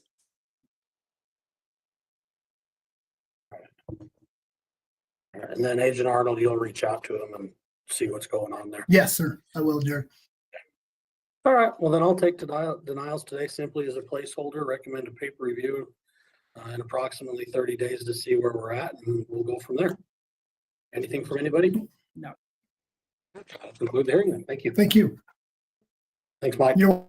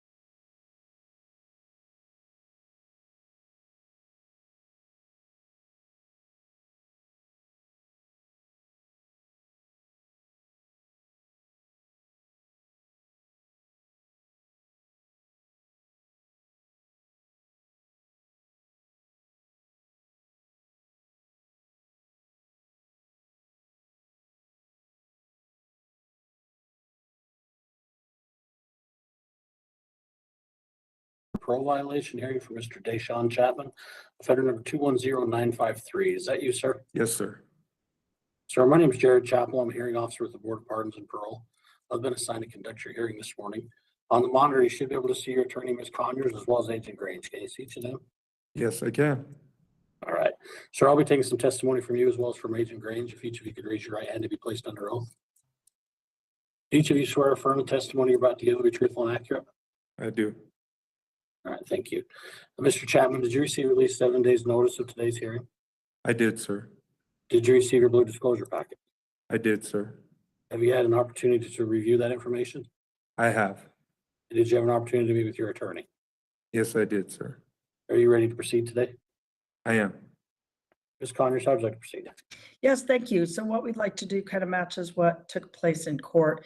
So we'd like to admit on number 1, as he pled guilty on that one, no contest on 2, and then we're asking to strike 3 and 4 as they were either not filed or dismissed for plea. Okay. Agent Grange, your response to striking 3 and 4? 1 second, I'm looking at those allegations. Thank you.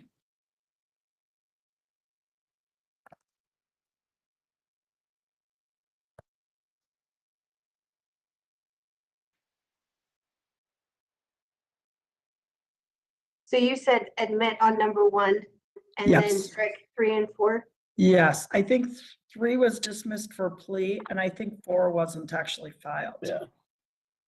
I think that's accurate. Okay, that's fine. Okay. Thank you. All right. And then what was number 2? No contest. Okay. Your recommendation, Ms. Conyers? Yes, thank you. So what he'd like is, he's trying to get into an inpatient family. He's very fortunate and has a lot of family support, and they're working on getting him into an inpatient. And he recognizes that he needs that level of treatment, and he's committed to doing that level, knowing that it's inpatient and then intensive outpatient and going through that structure. He does note that he was only one class away from finishing the halfway house program. And he's willing to do that again, that halfway house program. If wanted, he'd prefer to do it in Orem or Ogden rather than Salt Lake City. He has already been accepted into Papillon, and they should have sent a letter. Like I said, he has a really supportive family. They may even be listening to this hearing, his mother and his stepfather. And his stepfather, it's notable that he has been on parole himself and has been a really good mentor to Chapman about kind of what is expected and how to be successful. Interestingly, and on the fun side, Mr. Chapman his goal is to become an audio sound engineer and enter that program. And he's been making the most of his time in custody. He's done the MRT program himself, which is really commendable, as that's when it's pretty hard to get into, and he got himself into it and completed that program, and he's trying to get into Strive. Okay. Anything else you'd like to add? I think that's it for now. Thank you. Okay. Thank you. Agent Grange, your response to recommendation? So our recommendation was completing substance treatment while he was incarcerated. But if he's willing to do a residential treatment program and go straight into residential, we're fine with that. He does need that treatment. Okay. So you're recommending a parole? Yes, If he's willing to go into a residential program? correct. Okay. And then anything else you'd like to add? No, Okay. And then Ms. Conyers, you didn't say the words out loud, but I assume you're recommending parole with credit for time served? Yes, please. Thank you. All right, Mr. Chapman, what would you like me to know? Let's start with the violations, and then we can work our way forward from there. I know they happened like a year ago. So Yes, sir. what happened there, and then what have you been doing with your time since? Okay, so about a year ago, this process of overcoming my addictions and past decisions has been a process that started about 3 years ago. I was completely aware that realistically it was going to be not necessarily just this super straight line to success, correct? So about going on to between 2 and 3 years ago, dropped out of a gang and went on modified monitored, which next month, I believe, I spoke to my old PO, who happens to be the STG guy out here, to get fully modified. So I've stuck to that program, and I know it doesn't just end there, because a lot of my decisions were over my personal choices. And so when I got out, you know, I went to the halfway house, and it's been a while since I've used these certain substances, but as far as like still even being with people that associate with those things, or even being in a situation where I have any possession of those things for any reason, is something that I was still overcoming at that point. And that's what caused said situation, which I pled to, you know, and I'm grateful now looking back on it, because I realized that without the accountability in that situation, and being aware that even those type of decisions, no matter if you think they're small at that moment, those small things lead to major issues that happen for a lot of people. Most of these people that are here for a long time didn't get here just through one big decision, you know what I mean? So What happened? Did you bring drugs into the community center then? So essentially, there was drugs in the community center. I happened to have hold of them. And, you know, they had walked up on me. I tried to drop them, and initially was going to try to be defensive and pretend like like I had nothing to do with it. But ultimately, like, even beyond it, not letting someone else get in trouble, I realized like I've been making strides and progress to get away from those things. And, you know, that was an obstacle at that point in time that caused that. As far as in taking those things myself, I have not been using drugs for about 3 years now, which I am proud of. But, you know, like, all your decisions have to encompass that you're getting completely away from that. And so, you know, coming back ultimately allowed me to really digest that moment and understand, like, okay, like, if you're going to make this decision to change, then go all the way with it, you know? And that's why I ended up fortunately being able to get into MRT since I've been down. Initially, you know, it was over a year ago, and caseworker Harris at the time, you know, he's like, well, I'm only recommending 6 months either way, whether you get a charge or not. But granted, they took quite some time to file. Initially, my reaction, as anybody who's in prison probably doesn't want to be here and, you know, wishes things could speed up in a sense. But I also realized that any time that I can take towards just reinforcing my focus and everything and what's important to me has been very vital for me, including getting my family back into my corner, at least on a very like open communication level, asking them for the help that they offered me probably 10 years ago, but 10 years ago I wasn't in a space mentally to utilize their help and actually feel comfortable, like as if I was gonna do it. Because my biggest thing is, you can ask for help, but if you ask certain people for help and don't truly have a real effort and intention to utilize that correctly, it can be taken as disrespectful. It can be taken like you're playing not only them, but yourself, and so on and so forth. So essentially, it took me quite some time to even ask for something like that. But I've been given every reason to see them as wanting the best for me, and also being in my corner as far as seeking that way and that path that I kind of avoided for quite some time through my addiction and everything. And as I've been in here, I've been trying to embody that, not just speaking it, but embodying it beyond just within myself, because like, I know I can be somewhat of have like a leadership type of energy if I aim it that way. And the ultimate key to leadership is you have to live what it is you're asking others to do, or the standard you're setting for others. And yes, I'm in a prison, and there's quite a bit of people in here that are, you know, in different phases of that type of growth, whether they're just trying to figure it out that they want to change, or they're deeper into that change. They're not going to take any words of advice you give them if your actions aren't embodying that. And so I'm seeing that I can have that effect, and it's motivating me more to just continue down this path. As far as for the record, really fast, I would prefer not to go to Ogden. like I would go to Salt Lake probably before Ogden, but I would prefer to go to Orem in general. If I was to have to go to a halfway house. As far as inpatients, my family and me are looking at stuff from St. George to Utah County to Salt Lake, you know, and just examining all the options per se. And, you know, like at the end of, yes, sir. Have you been accepted to Papillon? Yeah, Papillon, I've been accepted to, I was accepted to last time, but you guys had asked me to go to the halfway house first.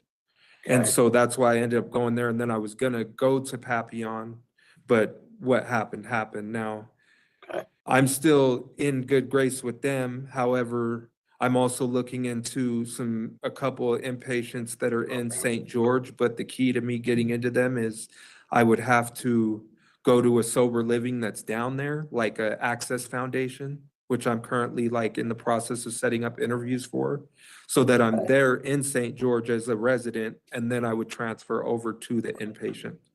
And then obviously, like I have a fairly good understanding of Salt Lake inpatients just because through the county time I did and coming to prison, like I've done a couple stints that were unsuccessful at those places before. But as I told my stepfather, I mean, and he knows firsthand because he did 8 years out here and then never came back, and he just recently got his all his felonies pardoned off of his record finally, and he used to be a gang member too. So my history of seeing success from growing away from the lifestyle is as there, if not more there than the bad examples per se. And they're in Michigan, they're not here. My father is in Texas, who there's always potential I could end up interstate compacting there after successfully completing inpatient. The audio engineer school, I started that process before I even came back. But that one's located in Arizona, where I have a little brother that goes to Arizona State and another little brother that works out there. So like I have like pretty much across the board kind of, I guess you would say, contingencies in a sense of like as I progress, like whatever seems like it's actually going to be the most beneficial, not just for me, but for society as a whole. Because ultimately, if we do succeed, then that shows that corrections actually does what it's meant for, you know, and ultimately I hope to make that impact on the younger generation through my own success too, as my stepdad's done for me. Any mental health concerns? No, not at all. I mean, for some time there, I had some mental health barriers that were probably more drug induced than anything.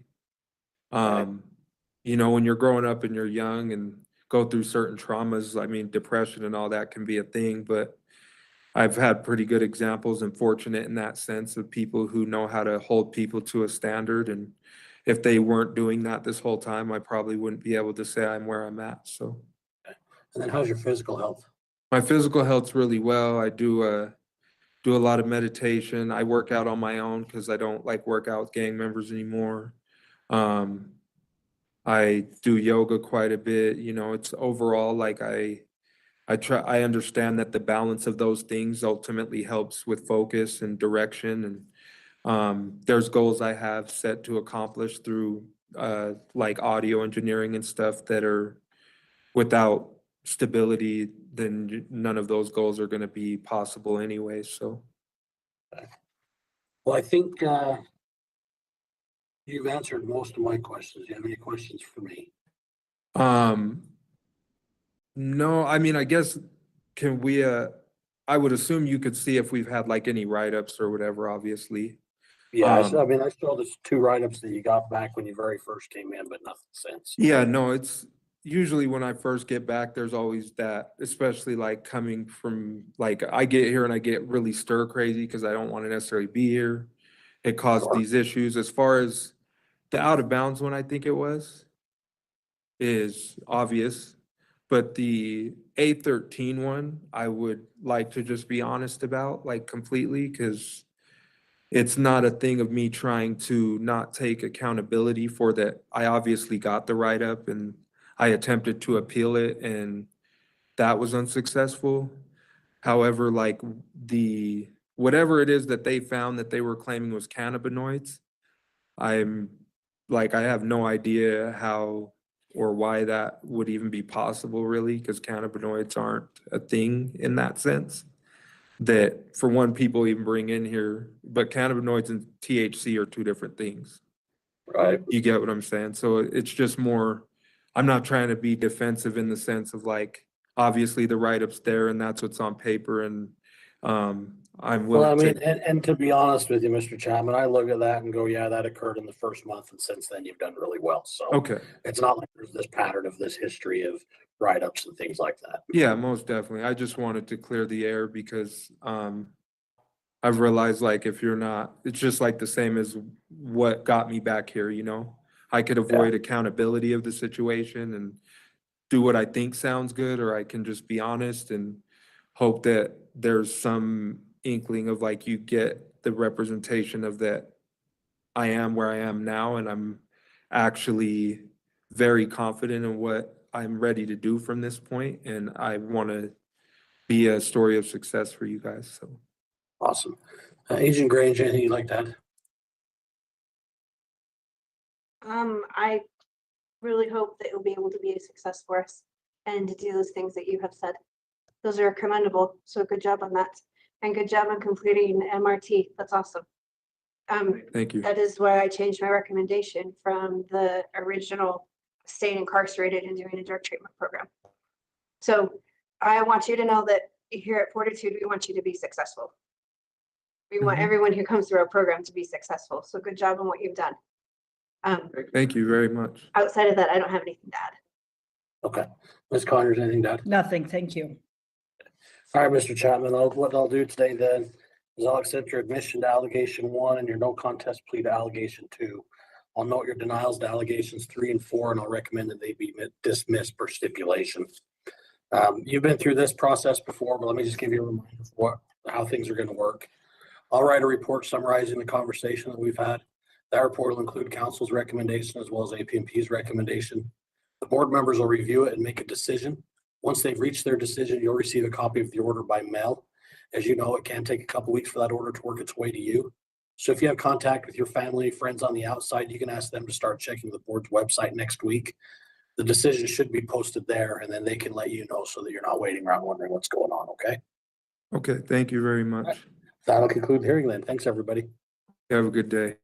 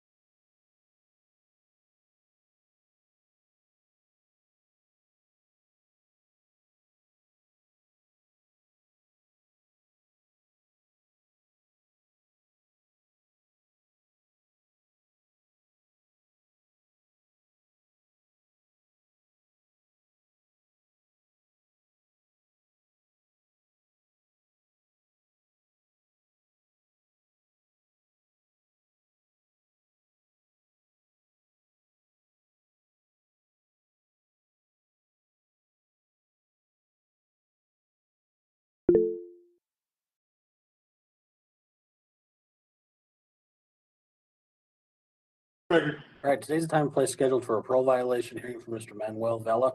Number 246424. Is that you, sir? Yes, sir. Sir, my name is Jared Chapel. I'm a hearing officer with the Board of Pardons and Parole. I've been assigned to conduct your hearing this morning. On the monitor, you should be able to see your attorney, Ms. Conyers, as well as Agent Grange. Can you see each of them? Yeah, I could. All right. Mr. Vela, I'll be taking some testimony from you. If you could raise your right hand to the best of your ability. Do you swear or affirm the testimony you're about to give to be truthful and accurate? Yes, sir. All right, thank you. I'll note for the record, Agent Grange has previously been placed under oath this morning and remains under the same obligation. Mr. Vela, did you receive at least 7 days notice of today's hearing? Yes, sir. Did you receive your blue disclosure packet? Yes, sir. Have you had a chance to review that information? I did. And did you have an opportunity to speak with your attorney earlier this week? Yes, I did. Are you ready to proceed today? Yes, sir. All right, Ms. Conyers.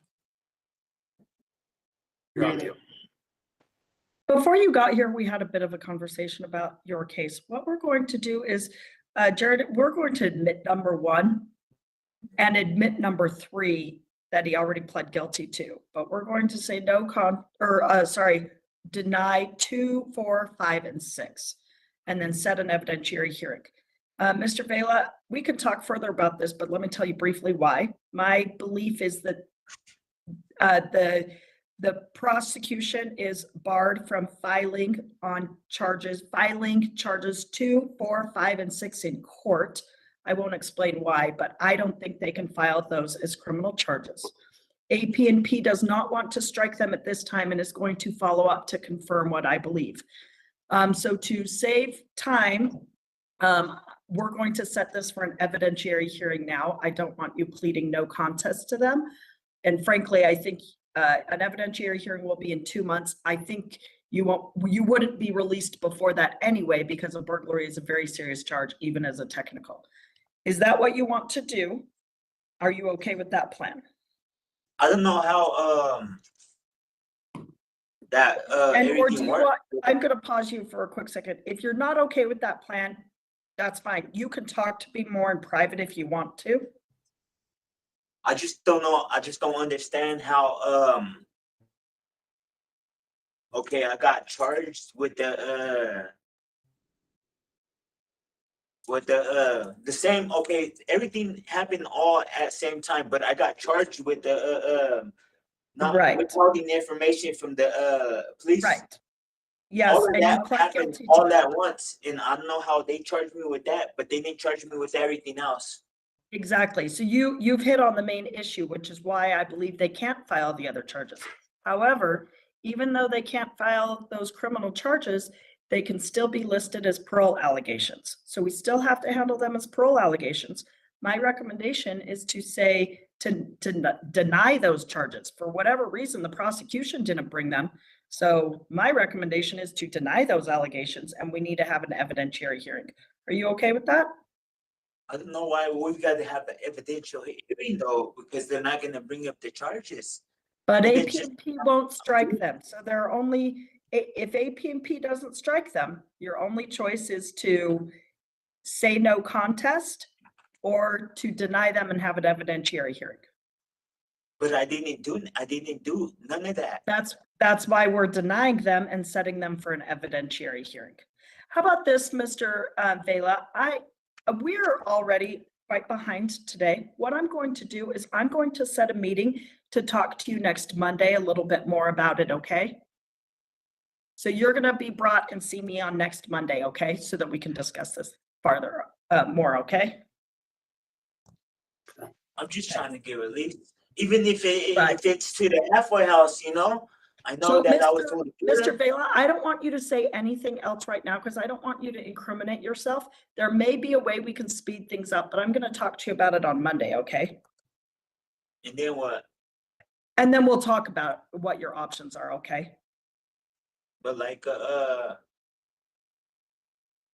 mean, am I still gonna get pushed out and keep on getting pushed out?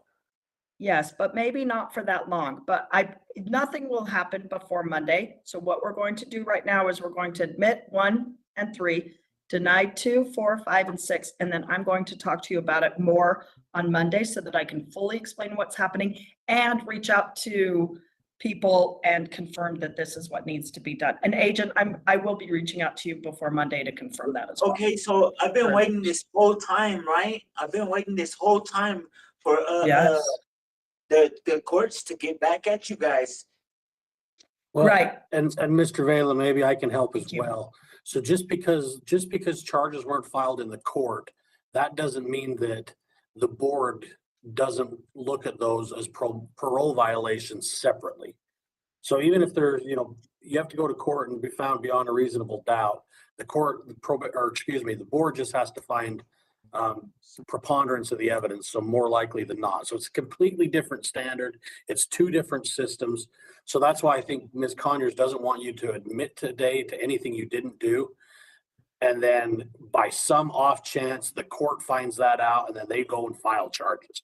We want to find out for sure that those charges are not going to be filed. Right. So it's it's a messy situation. Yeah, and it's like I'm just gonna be stuck here for like how long?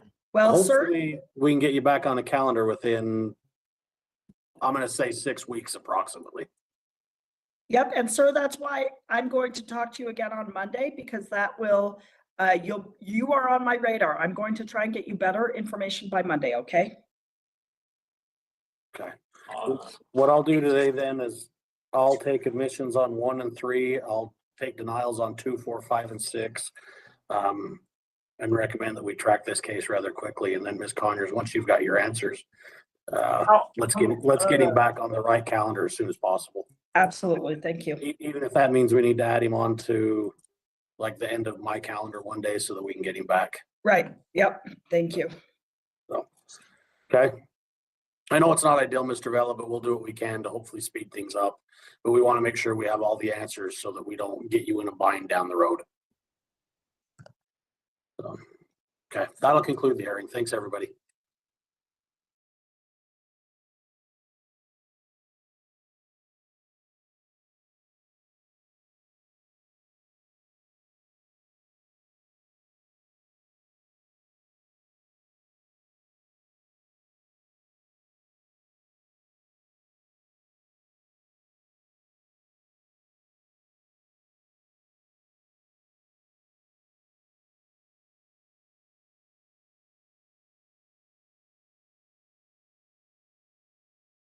All right, today's the time and place scheduled for a parole violation hearing for Mr. Tyrone Martin, offender number 251584. Is that you, sir?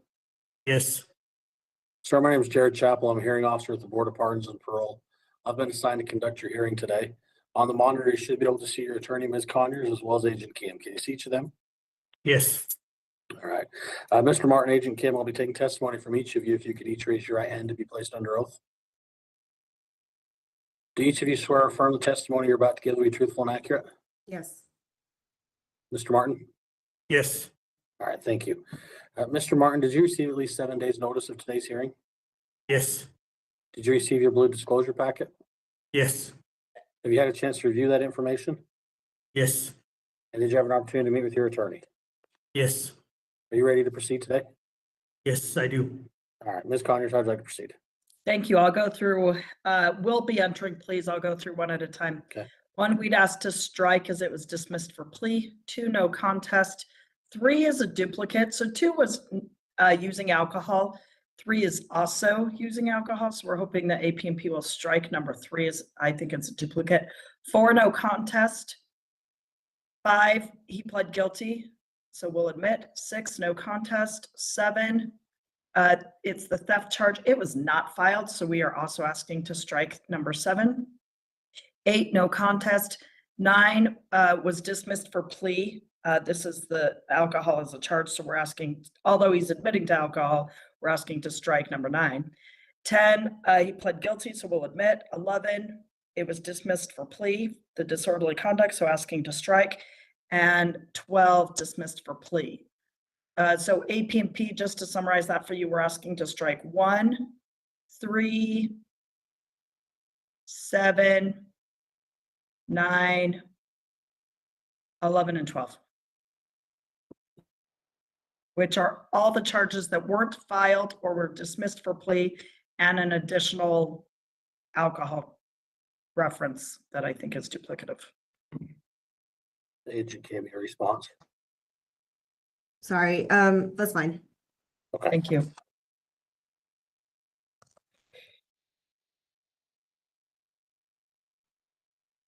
Ms. Conyers, your recommendation. Thank you. He expires in August of 2026 and he is asking for a termination. His plan is to go to Arizona. He is not from Utah, so that's one of the main reasons he's asking for a termination, and because he's only here until August 2026. So early termination, and his plan is to return to Arizona. His mom lives there and she is getting older and suffers from some health issues, and he really wants to be able to go and help her. His mom should have written a letter to the board explaining her health conditions and her need for her son to come and help her out. Okay. Anything else like that? No, not at this time. Thank you. Agent Kim, your response and recommendation? I mean, I think if he wants to terminate in prison, I think he should go to expiration, just because he was only on parole for a month before all these violations happened. He never really, he claims he doesn't need treatment. Clearly all these violations are showing that like he has a problem with substance use. But if he wants to terminate in parole, I recommend going to expiration. However, if he does release, I would recommend either going to halfway house or residential treatment with GPS for 180 days.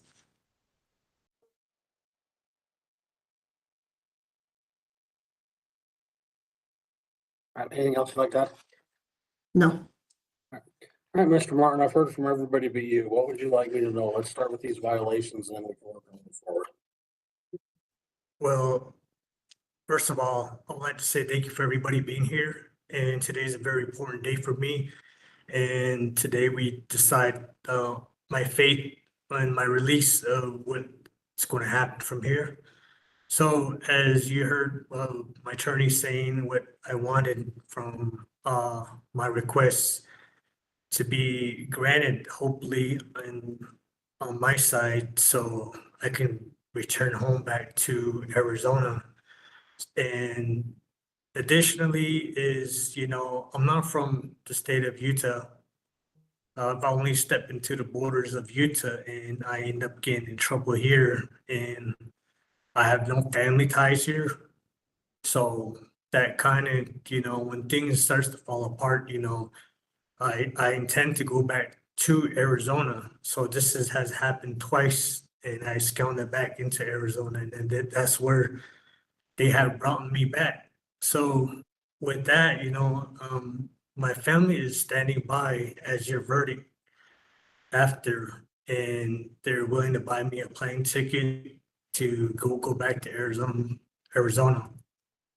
As my attorney said, my mom has health issues. My mom's getting old. I'm the only one my two sisters are only looking up to me now because they live out of state. So, now it's really up to me to take care of her from here on out. And I just lost a little brother too, just not long ago to cancer. So my mom might be thinking that she might have cancer too. So I have, no concern of that. Not just yet, but, but her cognitive and her mental health is declining. So, I'm asking the Utah board, if they can, help me, my terms to at least grant my request to be home with my mom. And so what happened with the violations? That was the question that I asked you. You haven't answered that. On the violations was due to me being,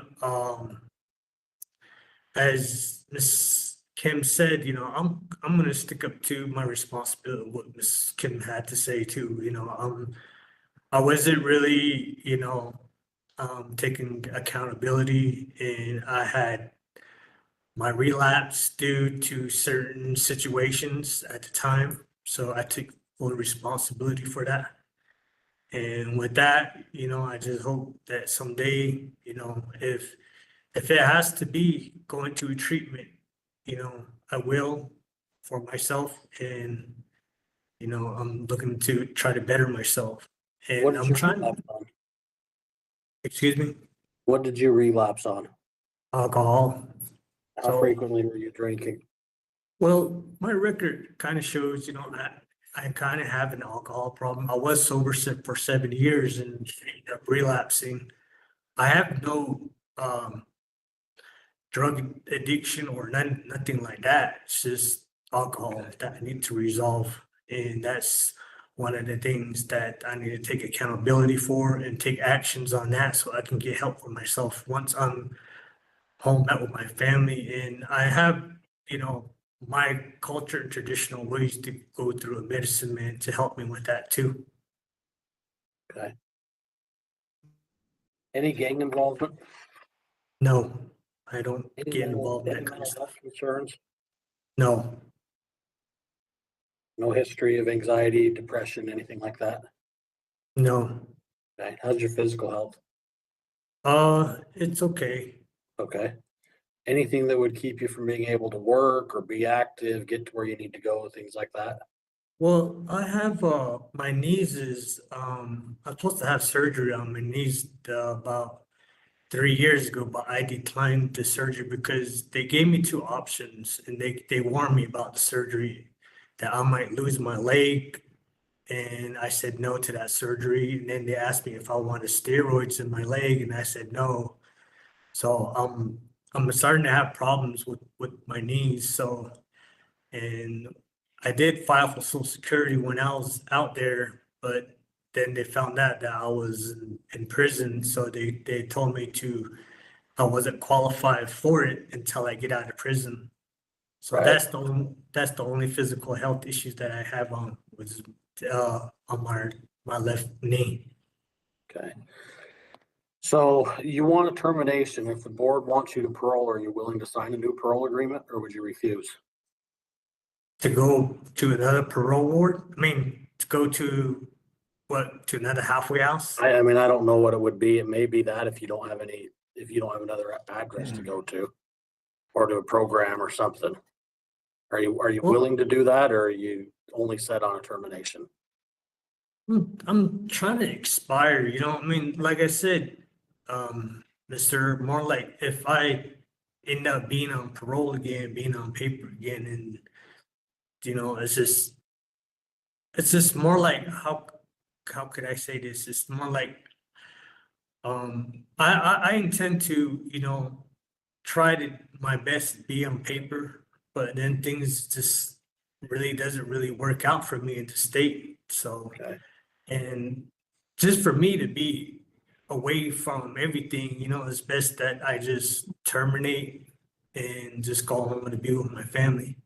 Okay. But No, to answer your question, I don't think I could do it again. This is my second time coming back in front of you guys and going through this all over again. I don't want to keep doing this. And it's just coming a pattern for me. I do admit that. And I don't want to ever come back and be in front of you and saying the same thing to you guys all over again. I want to go home back to my home state and, stay out of your state. That's all I want. So like I said, my family is, willing to buy the plane ticket for me, ready to stand by and, just get out of your state. That's all I want. So I'm asking for a termination. Okay. All right. Agent Kim, anything like that? No, I don't have anything else to add. Ms. Conyers? Nothing to add. Thank you. All right, Mr. Martin, what I'll do today then is I'll accept your no contest pleas to allegation 2, 4, and 6. I'll accept your admission to allegation 5 and 10. Also a no contest plea on allegation 8.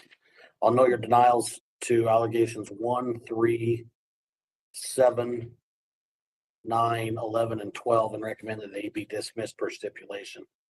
What'll happen is I'll write a report summarizing our conversation. That report will include council's recommendation as well as APMP's recommendation. The board members will review it. Once they've reached their decision, you'll receive an order from them.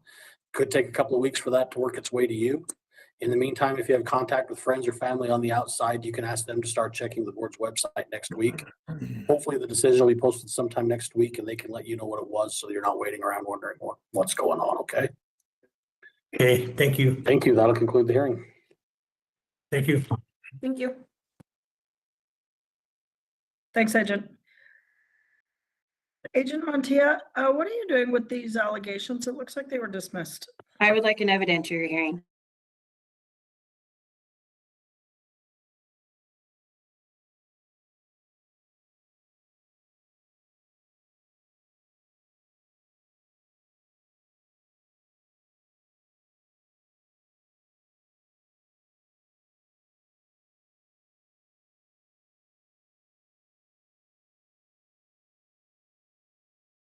All right, today's the time and place scheduled for a parole violation hearing for Mr. Jonathan Morales-MILLAN, offender number 232981. Is that you, sir? Yes, sir. Sir, my name is Jared Chapel. I'm a hearing officer with the Board of Pardons and Parole. I've been assigned to conduct your hearing today. On the monitor, you should be able to see your attorney, Ms. Conyers, as well as Agent Montilla. Can you see each of them? Yes, sir. All right. Mr. Morales, Agent Montilla, I'll be taking testimony from each of you. If you could each raise your right hand to be placed under oath. Do each of you swear or affirm the testimony you're about to give will be truthful and accurate? Yes. Mr. Morales, sorry, I didn't hear you. Yes, sir. All right. I might ask you to slide a little bit forward so you're closer to the mic, then we can hear you. Mr. Morales, did you receive at least 7 days notice of today's hearing? Yes, sir. Did you receive your blue disclosure packet? Yes, sir. Did you have an opportunity to review that information? Yes, sir. And did you meet with your attorney? Yes, sir. Are you ready to proceed today? Yes, sir. All right, Ms. Conyers, how would you like to proceed? Yes, thank you. What we'd like to do at this time is enter denials and then set up for an evidentiary hearing. Mr. Morales, that's what we discussed on Monday. Even though these charges were dismissed, AP&P is not willing to strike them at this time, and they would like an evidentiary hearing. So your choices are to enter no contest, but or deny them. We already discussed that. So I assume you want to enter denials at this time and move forward with the evidentiary hearing as we discussed? Yes, sir. Okay, thank you. Okay. Agent Montilla, anything like that? No. Okay. All right, what I'll do today then is I'll take denials on the allegations 1, 2, and 3 and recommend that we set this for an evidentiary hearing. Mr. Morales, I'm not sure how far out those are. I think they're about 6 weeks approximately. They'll get you on the calendar, get you scheduled, and we'll go from there, okay? Okay, thank you. All right, that will conclude the hearing. Thanks. Thanks. Thanks, Agent. Thank you.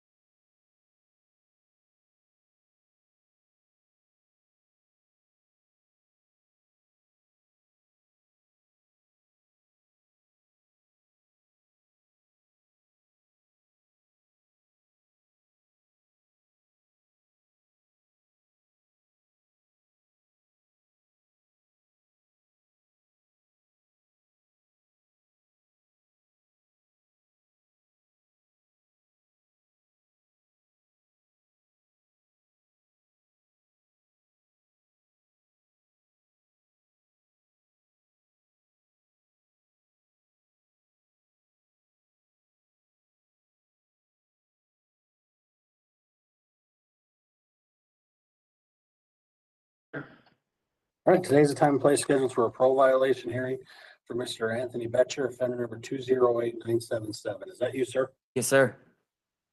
My name is Jared Chapman. I'm a hearing officer of the Board of Pardons and Parole. I've been assigned to conduct your hearing today. On the monitor, you should be able to see your attorney, Ms. Conyers, as well as Agent Walser. Can you see each of them? Can you see each of them? Yes, sir. Can you see Yeah, each I of them? can see him. Yeah. Okay. I'll be taking some testimony from you as well as from Agent Walser. If each of you could raise your right hand to be placed under oath. Do each of you swear or affirm the testimony you're about to give will be truthful and accurate? Yes. Yes. All right, thank you. Mr. Betcher, did you receive at least 7 days notice of today's hearing? Yes, I did. Did you receive your blue disclosure packet? Yes, I did. Have you had a chance to review that information? Yes. And did you have an opportunity to meet with your attorney? Yes, I did. Are you ready to proceed? Yes. All right. Ms. Conyers, I'd like to proceed. Sorry, you're on mute. We'd like to admit to this whole allegation. Okay. Your recommendation? Yes, we are asking for 90 days credit for about the 3 months that he has served and a release back and another opportunity on parole. In talking to Mr. Betcher on Monday, we had a really good conversation about kind of what is going to motivate him to be successful at this go around. He says he has a 13-year-old who looks up to him and wants to follow in his footsteps. But of course, Mr. Betcher doesn't want him falling into the lifestyle that he may have been in. So he wants to be a good influence and a good mentor for his child. He does have a fiance and really supportive family, so he's really fortunate that he has a lot of good people in his life. Sounds like some of them or many of them are present in the hearing room. His plan is to live in Grantsville. He has a job at a temp agency where he hopes to return to working at townhomes. He did the TRC, and I think he may not need substance abuse classes. He's previously done rehab himself and was on the Suboxone program. However, he does need to be on medication, so he will be getting prescribed medications, and that will be tracked and monitored. He has signed up for classes at Salt Lake Community College for this fall. They are electrician classes, so he's hoping, he can be out so he can attend those classes. And he is looking into removal cream, tattoo removal cream to remove his facial gang tattoos. And he's also, speaking of work, he's also in the process of buying a work truck so that he can get to all of his appointments and what he needs to be doing, and also just to have that, and that'll provide him some additional opportunities. So he has really a lot of things going for him. Okay. Thank Anything you. else like that? Not at this time, thank you. Agent Walser, your response recommendation? Well, I'm kind of curious as to why that's the same story I've heard many times from Mr. Betcher. However, despite his claims of doing well and getting out of the gangs and all these wonderful things that are happening, he participated in a coordinated activity with multiple Sereno gangs in an attempt to bring them into alignment to carry out continued criminal gang activity, not only on the streets, but in the prison as well. Our investigation into that situation, which landed him to where he's at, concluded with multiple agencies, including federal, looking into this meeting that took place where Mr. Betcher was present, the phone conversations between Mr. Betcher and people at the prison, the other phone conversations that he was participating in with the other criminal street gangs on the street that fall under the Sereno umbrella. So we look at this violation and we say, oh, it's just a technical. Well, that might be the case, but the reality of it is we have a gang problem in this county. And Mr. Betcher, despite what he has going on for him, is a participant in the facilitation of those activities. So 90 days, really? I don't think so. I'm recommending, and also he has a federal detainer on him. I'm not sure if Kate's aware of that. I'm recommending that he do no less than 12 months and then he'd be released, paroled to custody to the U.S. Marshals. And a public safety exception should definitely apply. These gangs are carrying out all kinds of activities on the streets. And when they become coordinated, it only makes it worse for not only us in this room as community members, but also people inside the prison that are attempting to try to get out of that gang. And he's not even modified. He's not gonna denounce his gang to become modified. He won't do it. Won't do it. That right there is one piece of a message that needs to be understood. If he wants to get out of the gang, why is he not modified? Why is he not in a position while he's at where he's at doing just that? I've heard it from him a million times. Oh, I'm not involved in the gang. Meanwhile, he's participating in a coordinated effort to continue that activity. Telling me to my face. So 90 days? No, I don't think so. He needs to do 12 months. That public safety exception needs to be applied. And if you guys knew all the details, you would definitely agree. And we're not going to go into that in this hearing. We would definitely go into that if there was an evidentiary, and it would expose a lot of other things. However, he needs to do 12 months. He needs to be paroled to custody of U.S. Marshals and let the feds end up finishing out what they're going to do with him. Okay. Anything else like that, Agent Walser? No, sir. Okay, thank you. All right, Mr. Betcher, I've heard from everybody but you. Tell me what happened with the violation, and then we can work our way forward from there. So the violation, in terms of what Mr. Walser's saying, I did attend a meeting that involved a group of individuals from different Sureño sets, so to speak, to hear out what they have to say. Yes. And for myself, I was present and I had notified them that, and Mr. Walser's not lying in this sense, I'm not going to modify. If you are able to see my family behind me, I'm not willing to put them at risk or in any way, shape, or form in danger to modify and put a target on mine or my family's back for that matter. Whereas if these other gang members see me walking down the street and they see me with my family, bullets don't got names.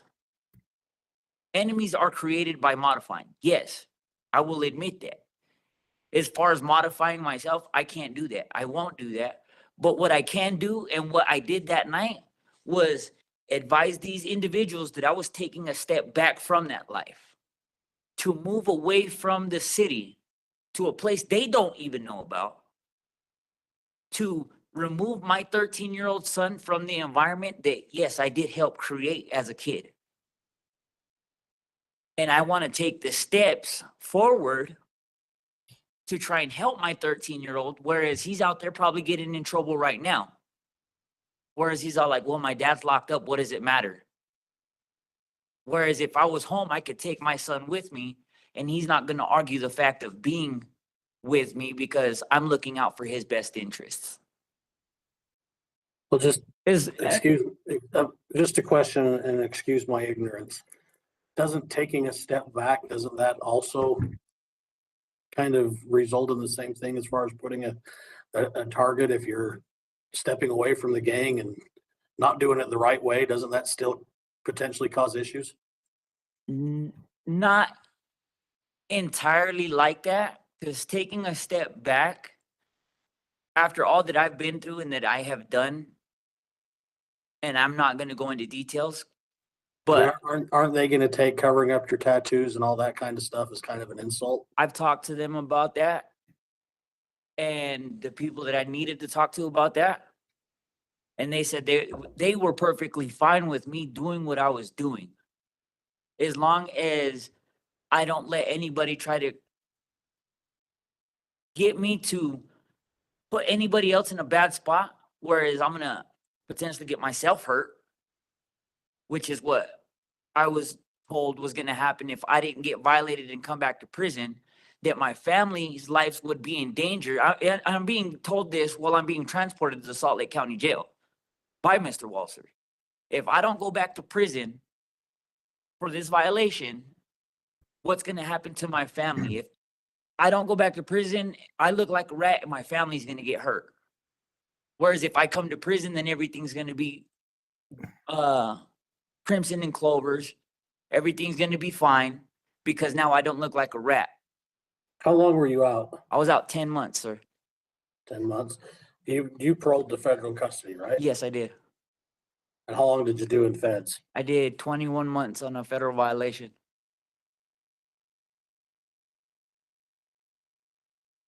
And also in that matter too, I had talked to my federal probation officer, and he had stated that Mr. Walser had never contacted him in any way, shape, or form, notifying him that I was being detained or arrested. And Well, I asked him, Agent Walser doesn't have to get your federal officer's permission. But, and No, that's no, not no, true he- because he's I'm got a not saying- detainer so clearly. I'm not saying that it was his job to notify him that I was being arrested, but it is his job to let the feds know, like, hey, look, we are taking him into custody, and notify them that I am incarcerated. Well, they've been notified because they have issued a detainer. Yeah, So, and that was because I made the efforts to reach out to my probation officer myself and let them know that I was in jail. any drug or alcohol use while you were out? I did fail a UA for cocaine. Okay. How often did you use cocaine? I just used it one time. It was a slip up. It was a mistake. Marijuana, No, meth, no, heroin, no. pills that I didn't was work? I'm on the MAT treatment to get away from that. Okay. How long have you been on Matt? Going on a year now. Okay. And I had went and enrolled into the MAT program upon my release of federal custody. Okay. I was receiving my prescription through Bonneville Family Services out in Tooele County. And then when I moved back from Tooele County to Salt Lake County, I had transferred from Bonneville over to Discover House Rehab Treatment Center. And I was doing transition outpatient MAP program. And it did take me some time to find a job due to my face tattoos, neck tattoos, and background. But I had found one through BGSF staffing. And I was working through a temp agent, or obviously through the temp, and acquired a job doing maintenance work at CBG Properties. And I was approached by one of the supervisors over the company that came from Arizona, and she had stated that if I was to get the tattoos on my face and neck removed, that they would consider hiring me onto their company full time. Right. And that is Well, something that I'm looking forward to. I have my wife. I'm sure the tattoos probably don't help, right? Yeah, no, absolutely not. And that's they why I probably want to hold you get back rid of from them. things. And I feel like taking this time away for me to actually show the board and show like my federal probation that I could actually do this supervision. Yes, I made a mistake, but who doesn't? Especially whereas in a person of who I Yeah, was. This is a pretty big one though, right? No, This- and this isn't I one- understand that, but with me growing up in the lifestyle that I did, it is really hard for me to say that I'm gonna take a step back and step to the side of everything and still be in good standings with these individuals, whereas I don't have to leave my house feeling like I'm gonna be a victim every day. And I'm getting the respect given to me that I can do that. Any mental health issues? No, sir. No history of like anxiety, depression, suicide attempts, No. PTSD, anything like that? No. Okay. Never been medicated for anything? ADHD, Are does you on that count meds? as anything? Are you on meds currently? No, I stopped taking those medications right out of high school. Okay. How's your physical health? Well, Well, good. nothing that would keep you from being able to be active, to hold a job, all that kind No, of stuff. and as I stated before, I do have this job through the temp agency, and they are still waiting for me to come home and continue work where I left off. Okay. It looks like you've got a couple of pending disciplinaries. Are you aware of those? Yes, I am. One was for misuse of a telephone, Yep, and then and then the other one was for a fight. Yep. And horseplay or something of the matter, a Right. BO4. Right.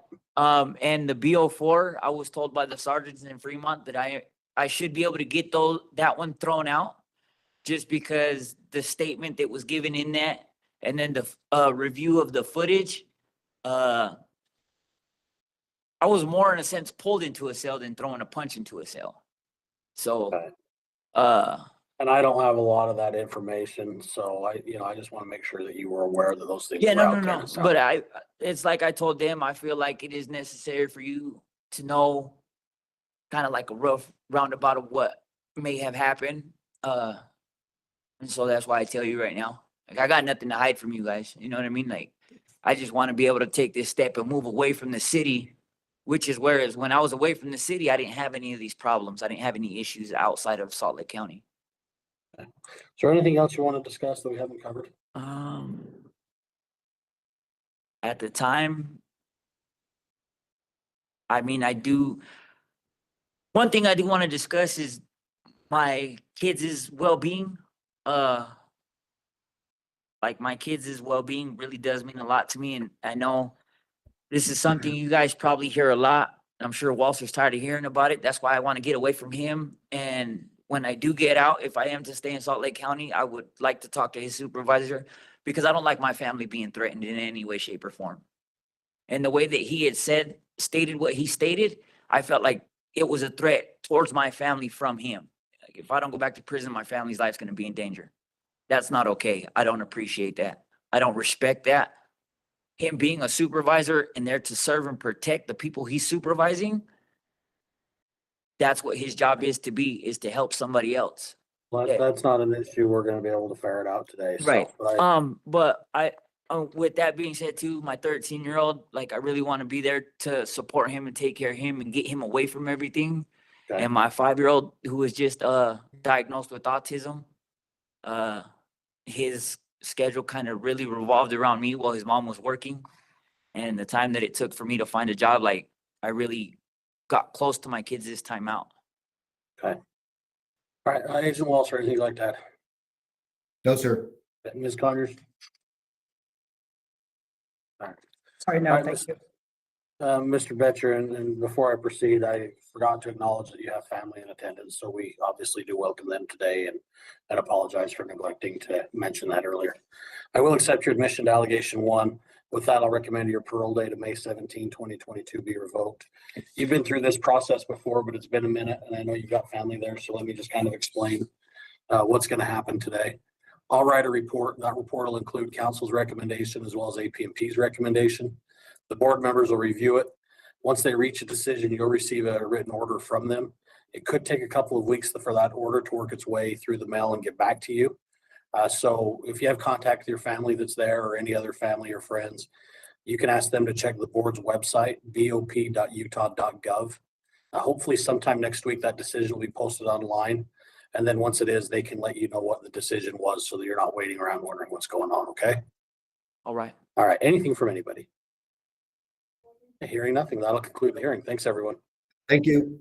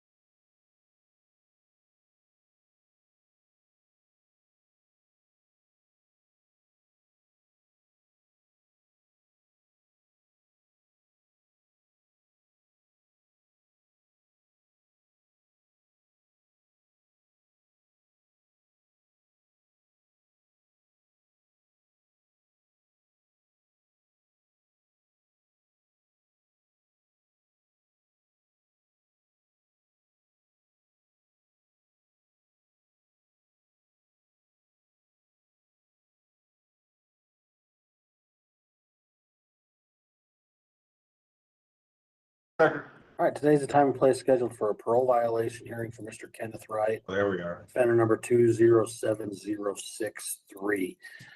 Present for the hearing is Ms. Connors, Mr. Wright's attorney, and Agent Ortega. Prior to coming on the record, we were notified that Mr. Wright has elected not to attend the hearing and has asked counsel to represent him. Ms. Connors, how would you like to proceed? Yes, he does have a pending third-degree felony in case 251902913. There isn't a court date yet. I emailed them and they said they'd reach out to the prison to get a court date. So at this time, we'll enter denials and continue for 90 days. Agent Ortega, any objection? No, sir, I'm okay with that. They told me the same thing. I spoke with the attorney today, this morning. Yes. Oh, great. Thank you. Perfect. Well, then what I'll do today is I'll take denials on each of the allegations simply as a placeholder. I recommend a paper review in approximately 90 days. If Mr. Wright resolves his case prior to that, I encourage him to write the notice. We'll try to get him back on a calendar sooner than later. Anything from anybody? No, No, sir. thank you. Thank you. See you later. Thanks, everybody. Thank you.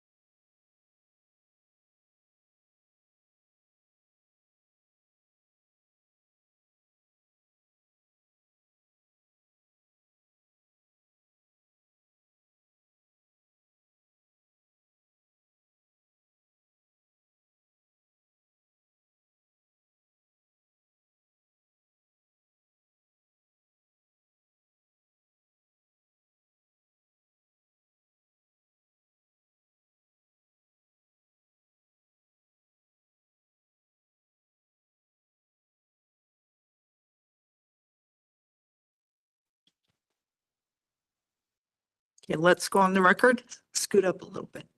Thank you. Good afternoon. This is a time and place set for a parole violation hearing for Stephen PEREZ-HERNANDEZ, offender number 244974. Is that you, sir? Yes. Okay, thank you. My name is Melissa Stapley. I'm a hearing officer with the Board of Pardons and Parole, and I'll be conducting your hearing. I'm going to be taking testimony from you and Agent Adams. So before we start, I need to swear you both in. Can you raise your right hand, please? Do you swear or affirm the testimony you'll give today will be truthful and accurate? Yes, ma'am. Yes, ma'am. Okay, thank you. Now, did you have a chance to meet with your attorney, Ms. Conyers, on Monday? Yes. Okay, Mr. Conti is here to represent you. He works with Ms. Conyers and has been briefed on everything to do with your violations. So did you receive at least 7 days written notice of today's hearing? Yes. Did you get a copy of your blue packet? Yes. Okay, just so you know, everything in that blue packet is a copy of information the board may use when they make their decision. So currently we have 9 allegations, but before we start, I am going to note a pending case. It's case number 2419-15467, possession of a dangerous weapon by restricted 3rd-degree felony. It's attached to allegation 2. Possession of a controlled substance, marijuana spice, Class B misdemeanor attached to allegation 1, and driving on suspended or revoked license, Class C misdemeanor attached to allegation 8. So like I said, we do have those 9 allegations. Mr. Conti, are there any motions, and is he willing to waive formal reading of the allegations? Yes, he's willing to waive formal reading of the allegations. We would move to continue this 30 days and enter denials to the allegations. He has a pending bench trial on March the 28th. Okay. Anything else? No, on that. Okay, thank you. Agent Adams, is there anything you want to add? No, ma'am, we would just concur with the request for continuance. Okay. Okay, sir, so what's going to happen is I'm going to stop the hearing now, go back to the board, let them know about this pending case. Once it's adjudicated, either dismissed or you're sentenced, we'll pick up where we left off and schedule you a new hearing. One thing we do ask is once you find out what happens, send us a letter. You're the one that's there in the courtroom, so you'll know before any of us. Okay. And it just speeds up the process. Do you have any questions for me? No, as of right now, no. All right, so at this time, I am going to conclude the hearing. Good luck to you, sir. Thank you.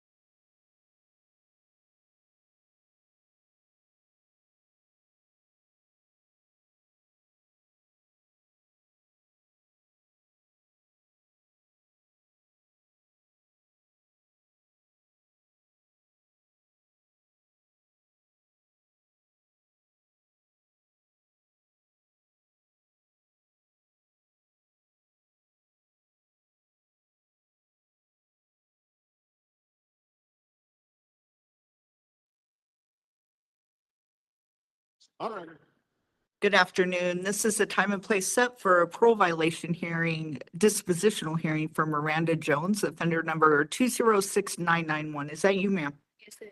Okay, thank you. My name's Melissa Stapley. I'm a hearing officer with the Board of Pardons and Parole, and I'll be conducting your hearing today. I'm going to be taking testimony from you and Agent Barney. So before we start, I need to swear you both in. Can you raise your right hand, please? Do you swear the testimony you will give today is going to be truthful and accurate? I do. Thank you. Okay, did you have a chance to meet with Ms. Conyers on Monday, your attorney? I did. Okay, just so you know, Mr. Conti is here. He works with Ms. Conyers and has been briefed on your case, so he'll be representing you today. Did you receive at least 7 days written notice of this hearing and a copy of your blue packet? Yes. Okay, just so you know, everything in that blue packet is a copy of what the board can use prior to making their decisions. So currently, we have 3 allegations, but before we start, I want to take judicial notice of a couple cases. The first one is case number 241403431, lewdness involving a child, Class A misdemeanor. It's attached to allegation 1. Looks like on January 27th, 2025, you received 143 days jail credit for time served on that. And then the other one is case number 241402276, possession or use of a controlled substance, 3rd-degree felony, attached to allegation 2. And then use or possession of drug paraphernalia, Class B misdemeanor. That case was transferred over to case number 241404165. The possession was amended to a Class A misdemeanor, and the use or possession of drug paraphernalia, Class B misdemeanor, was dismissed with prejudice. On February 26, 2025, you received 143 days jail credit for time served. So like I said, we do have those 3 allegations. Mr. Conti, are there any motions, and is she willing to waive formal reading of the allegations? Yeah, she'll waive formal reading. She's prepared to make admissions to counts 1 and 2, allegations 1 and 2, excuse me.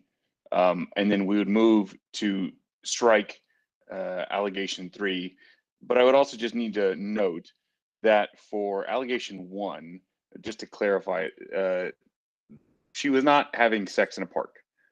She had made an admission of guilt to the lewdness, but she wants to clarify for the board's record that that she was not having sex in the park. She was engaging in romance. She was kissing with a partner, but not to the degree of sex. She pled guilty to move this case forward and move on with her life, and recognizes that it was still inappropriate what she was doing in that park. So on that, I will submit until you're ready for comment. Okay, thank you. APMP, what do you want to do about allegation 3? Can you remind me which 3 was? 3 is use or possession, drug paraphernalia. It was dismissed in court. Yeah, we can dismiss it. Okay, thank you. Ma'am, based off of your admissions to allegations 1 and 2 and your new convictions, I am going to recommend the board revoke your December 12th, 2023 parole date. Mr. Conti, I'll turn it back to you. Thank you. So we're recommending immediate release to parole. She's ready to return. She thinks she's going to be successful in the same sober living position. Now that she recognized the inappropriateness of her behavior there, and she's ready to continue with the outpatient program. She's successful there and wants to continue that success. She still has a position for employment at Jiffy Lube. She was there. She had successful continuous employment for 10 months prior. And she's pregnant, so she wants to be sober and wants to do what she needs to be a successful mother. Okay, thank you. APMP? So my concern with immediate release is, where are we going to house her? One of the addresses that she has put in for was denied by APMP. She can't go to a sober living to give birth. She'd be there for a couple of months, and then they would have to make her move out for the birth of the baby. She can't go to House of Hope because she is required to register as on the sex offender registry. I just wish, I really have tried. I wish there was a good answer on where to house her. If we release her now, that we don't have a good option. Okay. Ms. Jones, where do you plan on living upon release? I'm working on that right now. I'm looking into some other sober livings because the one I was at doesn't have a bed for like 3 months. So I'm looking into other sober livings and looking into other family members. I realized that they denied my mom's address, but I know that we were asking them to reconsider it. Just, I'm not planning on being there very long. I plan on getting my own place. I still have my job, like I said, when I get out, and I'm going back to the same outpatient. And that's just the closest place that I have and the only place I have that kids are not living. Like all my other family members that really I can go to, there's kids living there, and I don't know what the stipulations are, so I don't know. I'm trying to work on figuring that out, but I do want to go back to my job and back to treatment and be a successful mom, so. APMP, is there anything else? No, I don't think so. Okay. Thank you.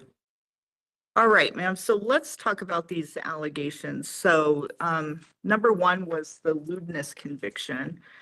Tell me from your point of view what happened. So me and my boyfriend were in the park that day. We were covered by a blanket, so I mean, I'm sure it looked like we were probably doing more than we were doing. Honestly, and we were pretty far away from the park. I would say at least 200 feet away from like where kids were actually playing. We might have been being a little inappropriate, but I would never be inappropriate in front of kids on purpose. There was no kids next to us or around us. I do apologize. I never would want to hurt a child. I do feel bad about the whole situation, but I definitely wasn't having sex in a park.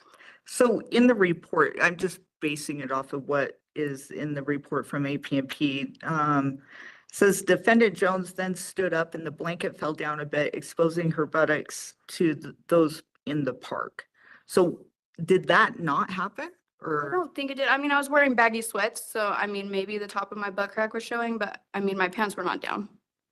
And they didn't ever fall down. and then your boyfriend is on parole too. He's back on a parole violation. He's in Gunnison. Did you have approval from APMP? We did. Okay.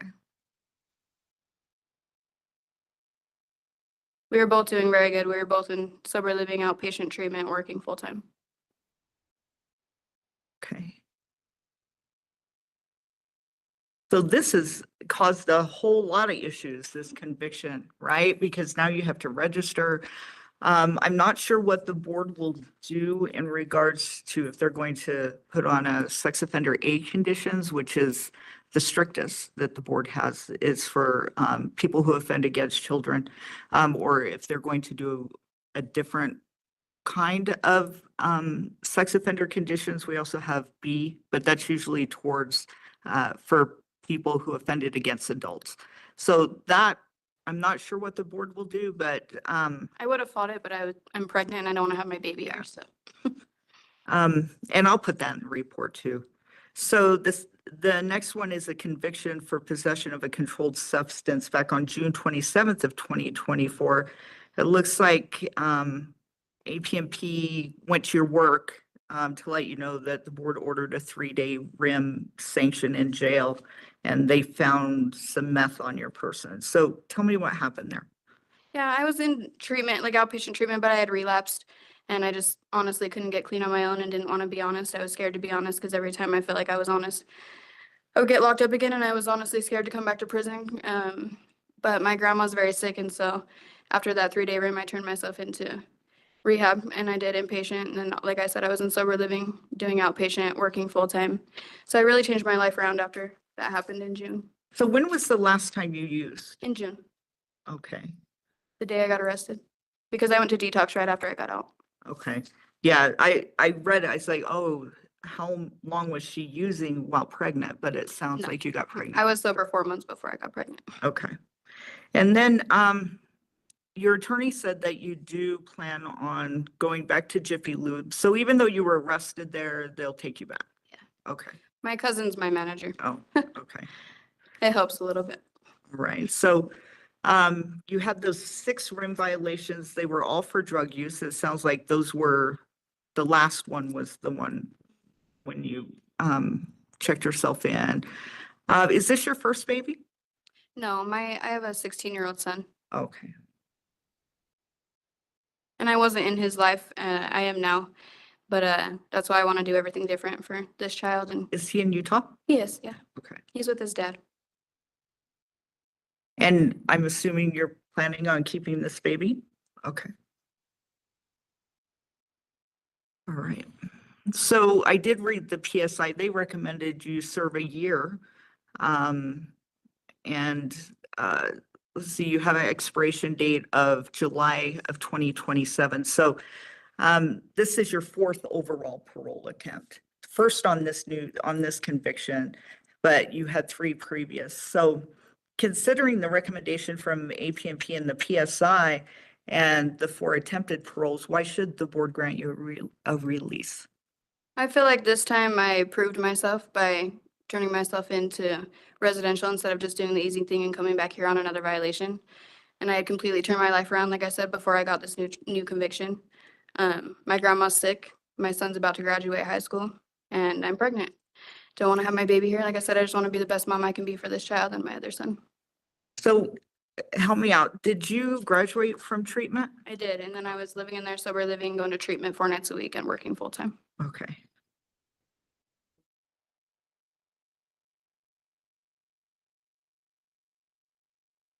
Okay. And then since you've been back, have you reached out to mental health at all? Have you worked with them? I mean, I've met with them a couple times. I have like mild depression, anxiety. I feel like it's been pretty under control since I've done so much treatment in the last few years. So I don't meet with them regularly. Also, I'm pregnant. I can't take like some of the meds that I was taking before. So yeah, but I've had a full-time job since I've been here. I've completed 1 parenting class. I'm also in a 2nd parenting class. I saw that. I go to AA. I mean, I try to stay as productive as I can. Okay. So it seems like the housing is the issue. So if APNP is unwilling to reconsider your mom's address, right? What other options have you thought of? Like I said, I've been looking into other sober livings, trying to have my mom call and see if anybody has a bed open. I mean, I guess I could go to Orange Street for transition. They don't really like pregnant people there, but like I said, anywhere I go, I'm gonna be on a couch. A lot of my family members, like I said, have kids living there, and that's my issue is I don't know what the stipulations are gonna be. Yeah. So I don't have a lot of options there. And when are you due? In June. In June. So you have a few months, and you plan on working prior to the baby being born? Okay. I also am getting a settlement from a car accident, and so I plan on hopefully within the next 4 weeks, and I plan on using that to get my own place. So wherever I go, I'm only going to be there for a couple weeks to a month. Okay.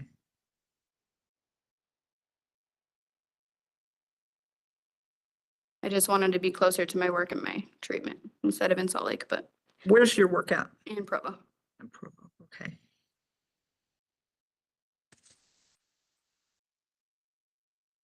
Okay, so besides being pregnant, is there anything else physically that you want the board to know, like any issues? Okay. Let me put down due in June. The baby's measuring a little bit small. I don't think that I was at risk for like growth uterine restriction, but he's went from the 6th percentile to the 11th percentile. So I don't have to do weekly stress tests, but he still is measuring small. I don't know. Okay. And then I did see you enrolled in technical education and completed the parenting class. Smart Steps. Oh, you completed Smart Steps and you're in Parenting Inside Out, right? Okay.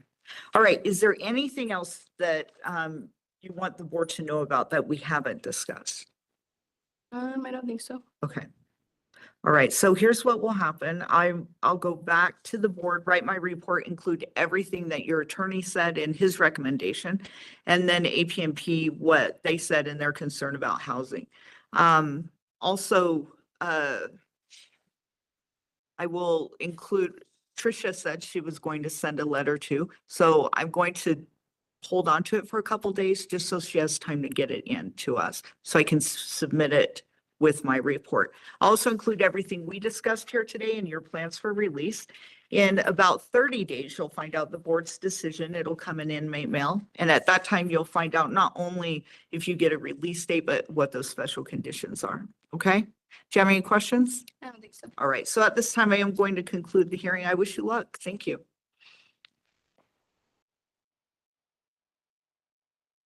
Thanks, Agent Barney. Thank you.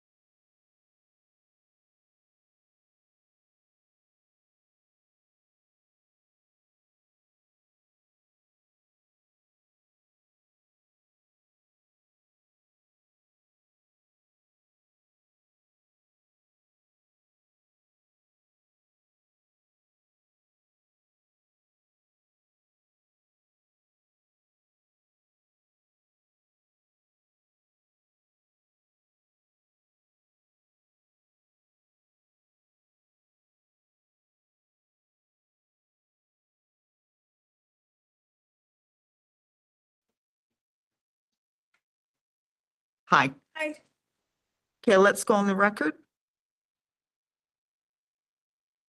Good afternoon. This is the time and place set for a parole violation hearing for Celeste Dunlap, offender number 170562. Is that you?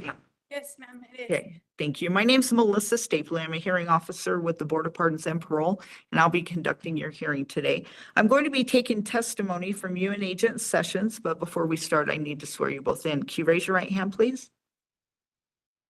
Do you swear the testimony you'll give today will be truthful and accurate? Yes. Yes. Okay, thank you. Okay, did you have a chance to meet with your attorney, Ms. Conyers, on Monday? Yes, I did. Okay, so Mr. Conti is here today. He's representing you. He works with Ms. Conyers and has been briefed on what's going on with your parole violation. Now, did you receive a copy of your blue packet? Yes. Did you get 7 days written notice of the hearing? Yes. Okay, just so you know, everything in that blue packet is information that the board can use when they make their decision, okay? So currently we have 3 allegations. However, I do want to note a pending case. It's case number 2513-00088, possession or use of a controlled substance, Class A misdemeanor, use or possession drug paraphernalia, Class B misdemeanor. It looks like you have a scheduling conference set for March 17th, 2025. Now, these charges were not alleged on the warrant. We have 3 allegations. Mr. Conti, are there any motions, and is she willing to waive formal reading of the allegations? Sorry. Yes, we will waive a formal reading of the allegations. We anticipate that Ms. Dunlap will be, well, actually, I have a inquiry for AP&P first on this. So there's an indication that she's being investigated for distribution charges. She's unaware if this is going to end up in charges. So we're just wondering if AP&P has any indication on that right now. I have reached out to a few people at LEB, and I've not gotten anything back. The last one I spoke to said she doesn't see anything pending. I was off for the last 3 months, so I just got back. So I apologize. Those charges were not alleged on the warrant. The agent wasn't notified that they had been charged with the 2. But from what I talked to so far, there's not any indication they're going to charge her for distribution. That's true. That's what they had told me when they came and talked to me too. I was honest with them. Okay, I'll give you a chance to talk, okay? So given that representation, thank you, Agent Sessions. Ms. Dunlap is prepared to make admissions to the 3 allegations here. And then I'll let you proceed. Sorry, it's been a couple weeks since we did this. I forgot what our pacing is. It's okay. Okay, ma'am, so based off of your admissions to allegations 1 through 3, not including the pending case, I am going to recommend the board revoke your July 16th, 2024 parole date. Mr. Conyers, I'll turn it back to you. we'll be making a recommendation for a 90-day sanction and another opportunity at parole. By my view here, this was her first parole. So she successfully completed Odyssey House, and she'd like to return there. She also has some family concerns. Her mother's in hospice, so she wants to be there and be that supporting role for her mother before she passes. She wants to graduate not only from their inpatient, but then also from Odyssey House's outpatient as well. She knows that that's what her family expects of her. And then we're moving forward, anticipating that the pending case will be resolved on the 17th. And she believes that there's no indication right now that APNP would want to return her to the prison for a sanction. And so that's why we're recommending the 90-day sanction and then parole. Okay, thank you. APNP, I'll turn it over to you. Yeah, again, sorry about those not being on there. I just got back and did notice those. So I don't know, can we do something with a no contest with those? She was pretty honest in the police report, so kind of I can see which direction it's going to go with those charges. But honestly, Celeste did absolutely amazing when she first got out. She did everything Odyssey House expected of her, and based off of her past, not many people expected her to succeed this time. She's done this a long time with probation. It just hasn't worked out, but she did great in Odyssey House. So it was cool to see her do that, complete GPS, get off of it. But then it came when she got out of residential where the issue started coming with the freedom. So I did speak to Odyssey House, and after she completes it again, they're willing to do more of a structured sober living. So it's not quite like she's just free for all, and they can have a little more rules in sober living when she gets out. So I think after reviewing it, Celeste is a habitual offender. So we did an audit together as a team, and we want to recommend 120 days with completion of residential treatment again, and then GPS monitoring for the first 90 days that she is out. And then I think Celeste should hopefully take the second chance and do well. She did great the first time until she got that freedom. So hopefully this time will be the answer. Okay, thank you.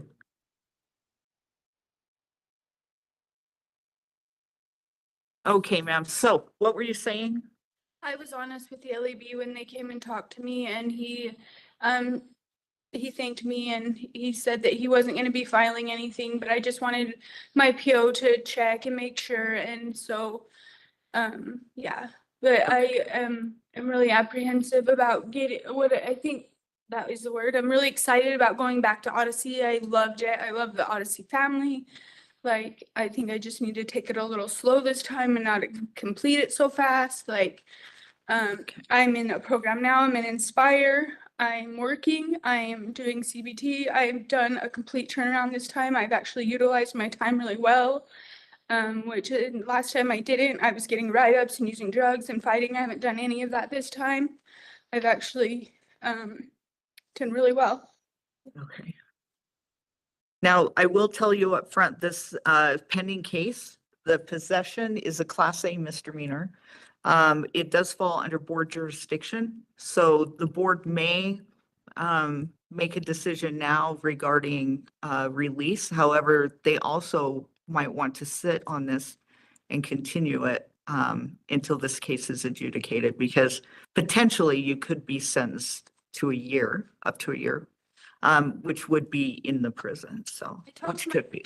Too, and they were going to give me credit for time served, case closed, and I do it on the 17th, just so that you're aware of that. Like, okay, that's what they're going to do. all right, and I'll put it in there, but we'll see which way the board goes with that. So, tell me about these violations. So it looks like you were dropped off at Odyssey by APNP on 12/3 of 24, cut off your GPS. Luckily, they found it because it's $850 charge.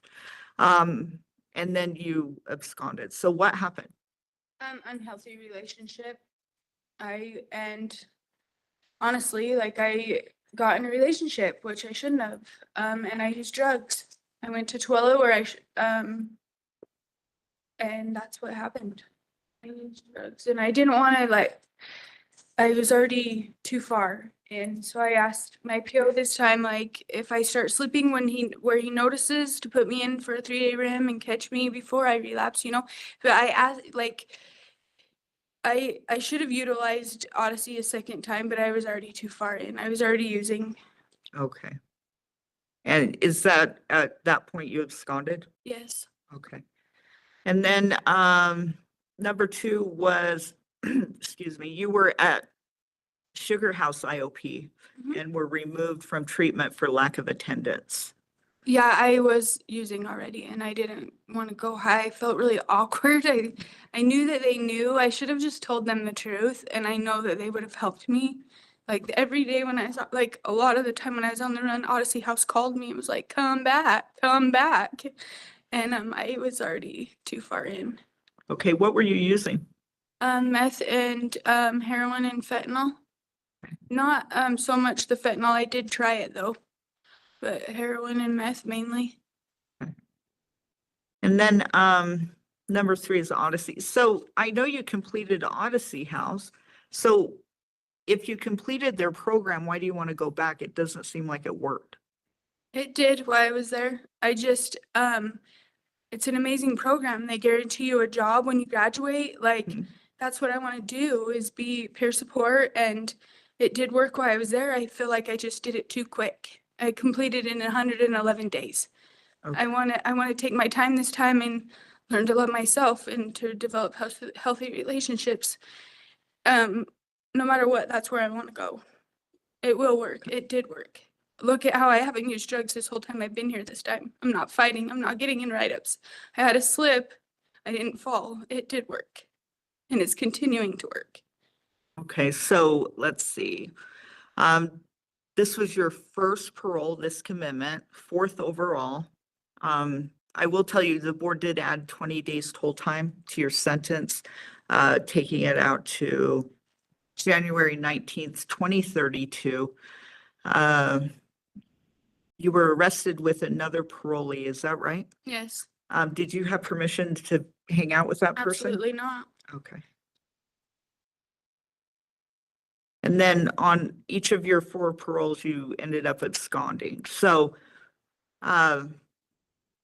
due to that, why should the board grant you another parole versus keeping you in custody until 2032? Because in my whole lifetime, I've never made it this far. Never. Okay. I actually checked in every time.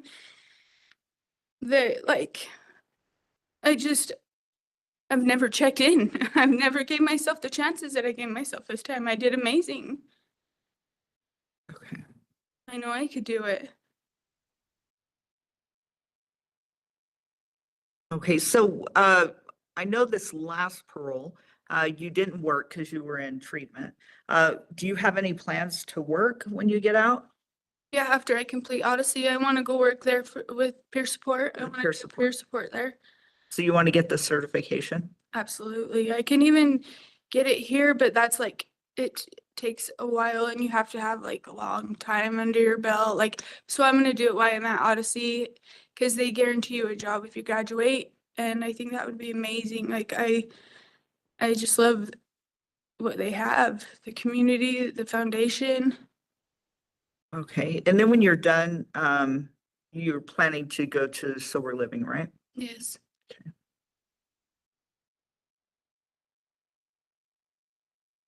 And I think that would be good for me, what my PO has said, that the more structure.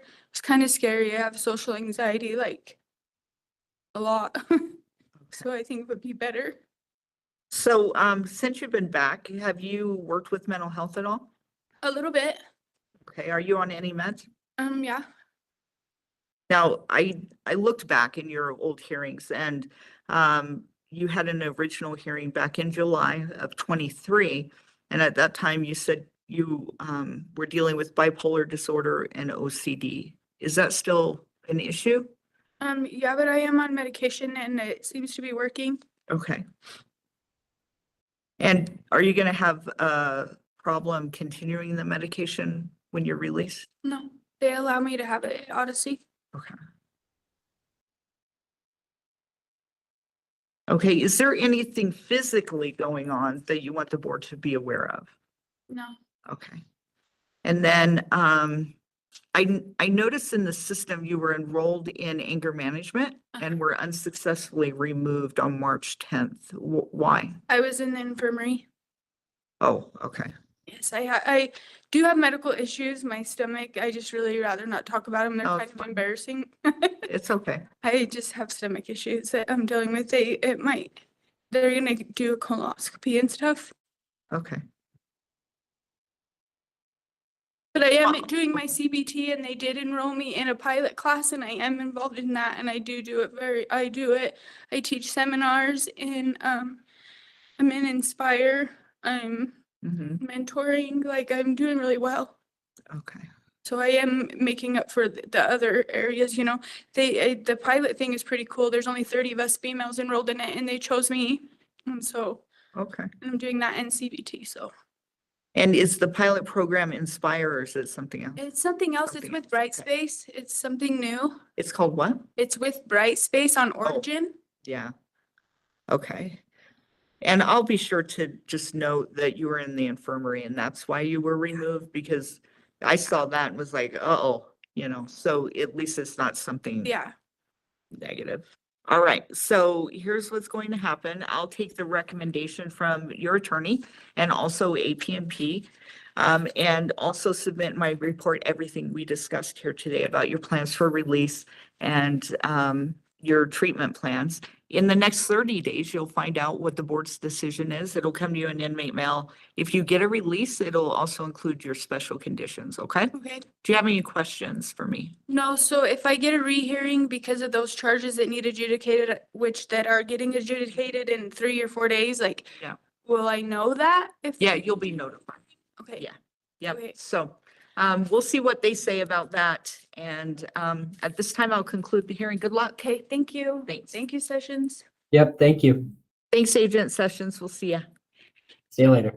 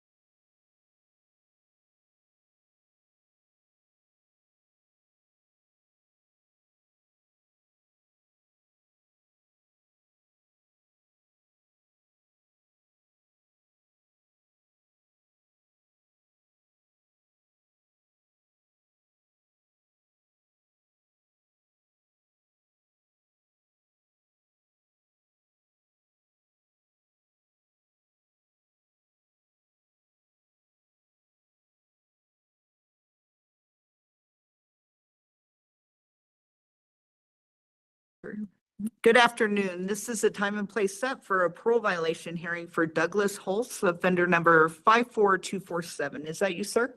Yes, it is, ma'am. Okay, thank you. My name's Melissa Stapley. I'm a hearing officer with the Board of Pardons and Parole, and I'll be conducting your hearing today. I'm going to be taking testimony from you and Agent Norton, but before we start, I need to swear you both in. Can you raise your right hand? Do you swear or affirm that the testimony you'll give today will be truthful and accurate? Yes. Yes. Okay, thank you. Now, did you have a chance to meet with Ms. Conyers on Monday? Yes, I did. Okay, just so you know, Mr. Conti is here today to represent you. He works with Ms. Conyers and has been briefed on what's going on with your parole violation, okay? Okay. All right. So did you receive a copy of your blue packet and at least 7 days written notice of this hearing? Yes, I did. Okay, great. Just so you know, everything in that blue packet is a copy of what the board may use before they make their decision. So right now we have 5 allegations. But before we start, I do want to take note of a couple cases. The first case is case number 2419-05192, attempted transfer, possession, prohibited items in correctional facility or secure mental health facility, third-degree felony. It was amended to a Class A. On September 27th, 2024, you did receive credit for time served, case closed. The other case is case number 2519-00085, possession with intent to distribute a controlled substance. It was amended to a third-degree felony attached to allegation 2 on the warrant. Obstruction of justice, third-degree felony. Possession of a dangerous weapon by restricted, third-degree felony attached to allegation 3. Possession or use of a controlled substance, that charge was dismissed. It was attached to allegation 1. Possession or use of a controlled substance was dismissed. And use or possession of drug paraphernalia, Class B misdemeanor, was attached to allegation 5 and dismissed as well. Yesterday, you did appear, you were sentenced to 0 to 5 years times 3 to run concurrent with credit to time for time served from January 11th, 2025. Does that sound right? Yes, that is correct. Okay. So right now we do have those 5 allegations. Mr. Conti, are there any motions, and is he willing to waive formal reading of the allegations? Yes, a way of formal reading of the allegations. We will enter denials to all allegations and move to continue this hearing for 90 days. Okay. APNP, is there anything that you want to add? No, ma'am. Okay, thank you. Okay, sir, so here's what's going on. Since you were sentenced yesterday to prison, the board needs time to get all of the information from the court and also recalculate your matrix and your guideline date. And also the way we schedule now is the board members actually review your entire file, and then they'll set that original hearing date for, it will be a parole violation original hearing. So they'll deal with these parole violations at the next hearing along with the new conviction. Does that make sense? Yes. Okay, so at this time, I am going to conclude the hearing and get this back to the board. In the next 30 days, you should receive a letter from us stating when your next hearing is, okay? Okay. All right, so at this time, I am concluding the hearing. Good luck.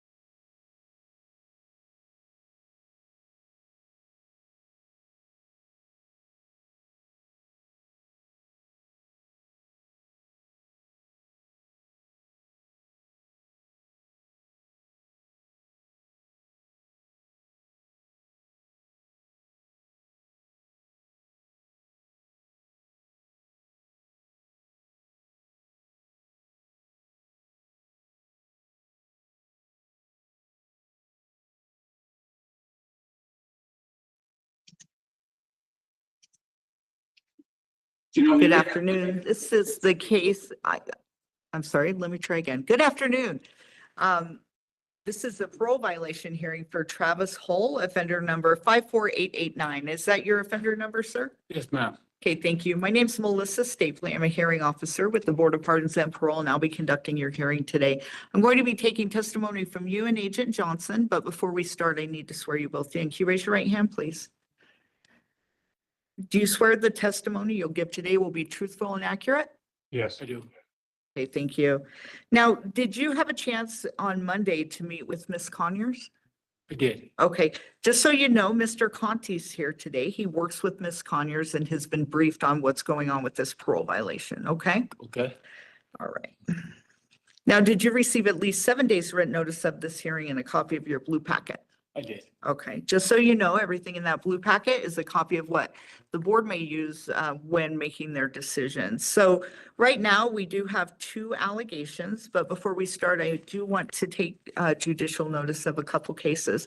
First one is case number 251900357, domestic violence assault, class A misdemeanor, attached to allegation 1 on the warrant. Threat of violence, class B misdemeanor, attached to allegation number 2. It looks like you have a preliminary hearing set for March 15th. The next case is case number 251900180, assault, class A misdemeanor, was dismissed without prejudice on February 25th, 2025. And theft, class B misdemeanor, was dismissed without prejudice on February 25th. Case number 255500082, reckless driving, class B misdemeanor, was dismissed with prejudice on March 3rd, 2025. Use or possession drug paraphernalia, class B misdemeanor, you were found guilty of that charge. Open container, drinking alcohol in vehicle, class C misdemeanor, dismissed with prejudice. Failed to register or expired registration infraction, dismissed with prejudice. Improper left-right turn infraction, dismissed with prejudice. You were sentenced to 20 days jail to run concurrent with your other cases with credit for time served. And then case number 255400296, failure to register expired vehicle registration. It looks like it was filed on January 4th. I don't see any other action on that case. So like I said, you have 2 allegations. Mr. Conti, are there any motions, and is he willing to waive formal reading of the allegations? Yes, we'll waive formal reading of the allegations. At this point, we would like to enter denials and move to continue for 30 days. He set for prelim tomorrow in one of his matters, I believe. And I expect the case will be dismissed tomorrow. Okay. APP, is there anything that you want to add? No, that's what we would like to do, is move for a continuance. Okay. Okay, sir. So here's what's going to happen. I do have the case information. The board will want to find out what the final decision is before they move forward on the parole violations. So what I'm going to do is stop the hearing now. Let the board know you appear on, I have March 15th, not tomorrow. It's tomorrow. Okay, so I have that for tomorrow or March 15th, whichever, but once we see what the decision is, the board will schedule you to come back and pick up where we left off here today. And I understand that, but see, the kind of deal is they brought me back for an allegation that it's fault. You know what I mean? And they started with class B misdemeanors, and then they trumped them up to class A's to Okay. get the warrant to send me back on it. And to sit here for an allegation I didn't do, and to continue, you know, because it'll be 2 months before I get back in front of you. Well, the board's not going to move forward until they find out. It's a potential board jurisdiction, so they have to see what the outcome is. I don't, and then I guess what I wanted to put in your mind is I've been coming in and out of this prison for, I'm going on 10 years now. And I'm looking for termination because I've spent over 7 years inside these walls. Okay. At one time, I come back on a DV after being on parole for 23 months. It was my first violation, and I asked for termination then because I was supposed to get off that month. And even though the charges were dropped, I was told no, because of my first violation, you weren't allowed to do it. Here we are, you know, my 4th violation, same scenario.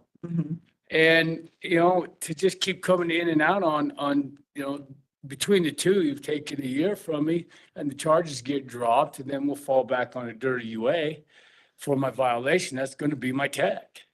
Okay. And I just feel that if you please keep in mind and take notice of this and notice that we're talking over 9 years so far. Yep, and you expire in 2031. Yeah, the first So- of 2031. So we're down to we're in January of 31. So we're talking 4.5 years left. On a 1 to 15, I've done over 7 years inside these walls. But you've violated 4 times. I have violated, and 2 of them has been for domestics that never happened. So if we took them 2 away and there's no sorries, you can't give me back the 6 months, and I don't expect you to, but I'd like you at least take into consideration these 2 of the 4 are charges that have been dismissed. Okay, well, I'll definitely put it in the report. I can hold it until after tomorrow to see the outcome. If the charges are dismissed, I'll put it in the report and let them know you want a termination. Okay. Okay? Well, Okay, let's conclude this hearing.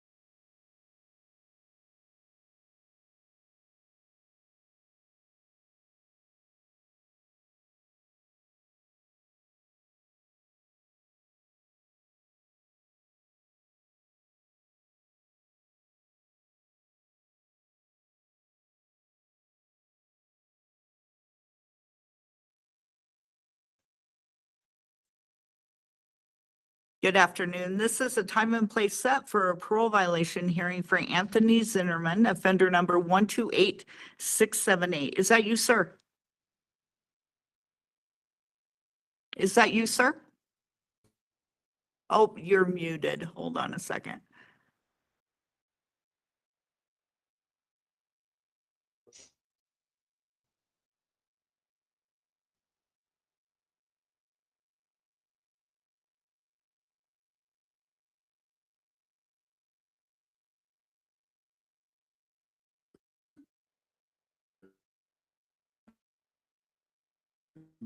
Can you hear me on this one? Yes, thank you. Okay, sir, so, Hold on a sec. We're trying to switch oh, things. okay. I don't know why this other one's not working.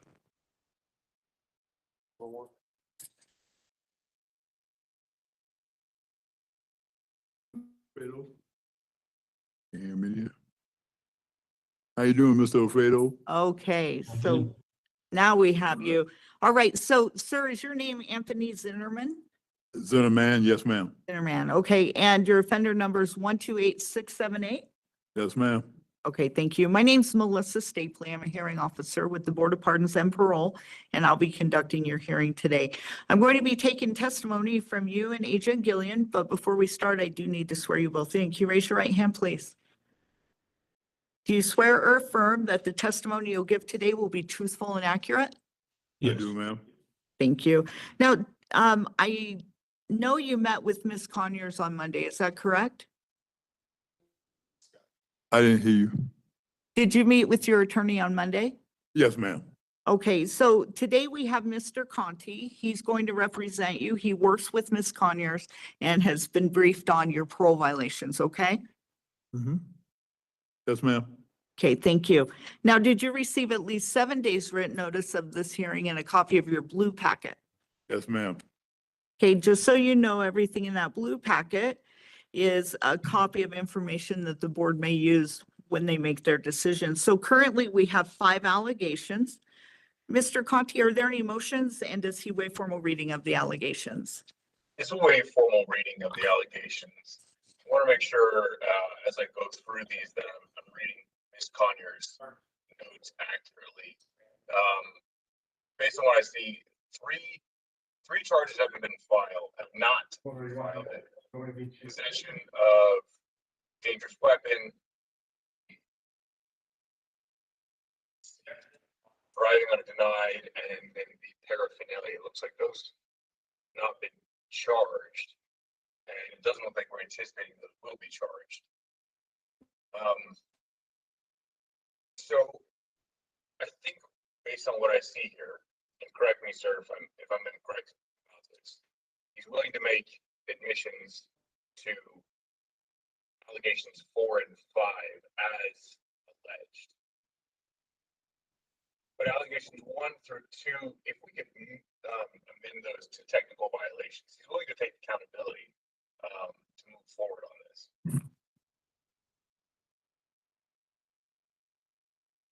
Okay, APMP, are there any charges that are in the process of being filed in regards to 1 through 3?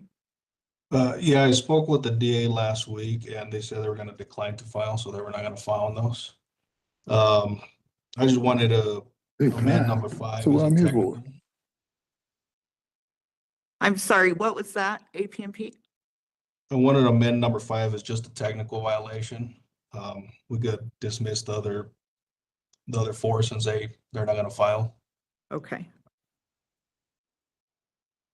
All right, so it looks like APMP's dismissed allegation 1 through 4 and requested to amend number 5 to a technical allegation. Non-firearm And too. non-firearm, okay. And then, Mr. Conti, you still want to enter an admission in number 5? As a technical violation, yes, that would be appropriate. Okay. Okay, thank you. Sir, based off of your admission to allegation number 5 and APMP amending that to a technical violation, non-firearm, and dismissing allegations 1 through 4, I'm going to recommend the board revoke your September 3rd, 2024 parole date. Mr. Conti, I'll turn it back over to you. And you will recommend a 90-day sanction for this technical violation. Mr. Johnson, Excuse me, please. Sir, I'll Ma'am? let you have a chance to talk in just a No, moment. ma'am, I can't hear him. Oh, I can't. can you hear it? Is this better? Can you hear me better now? A little.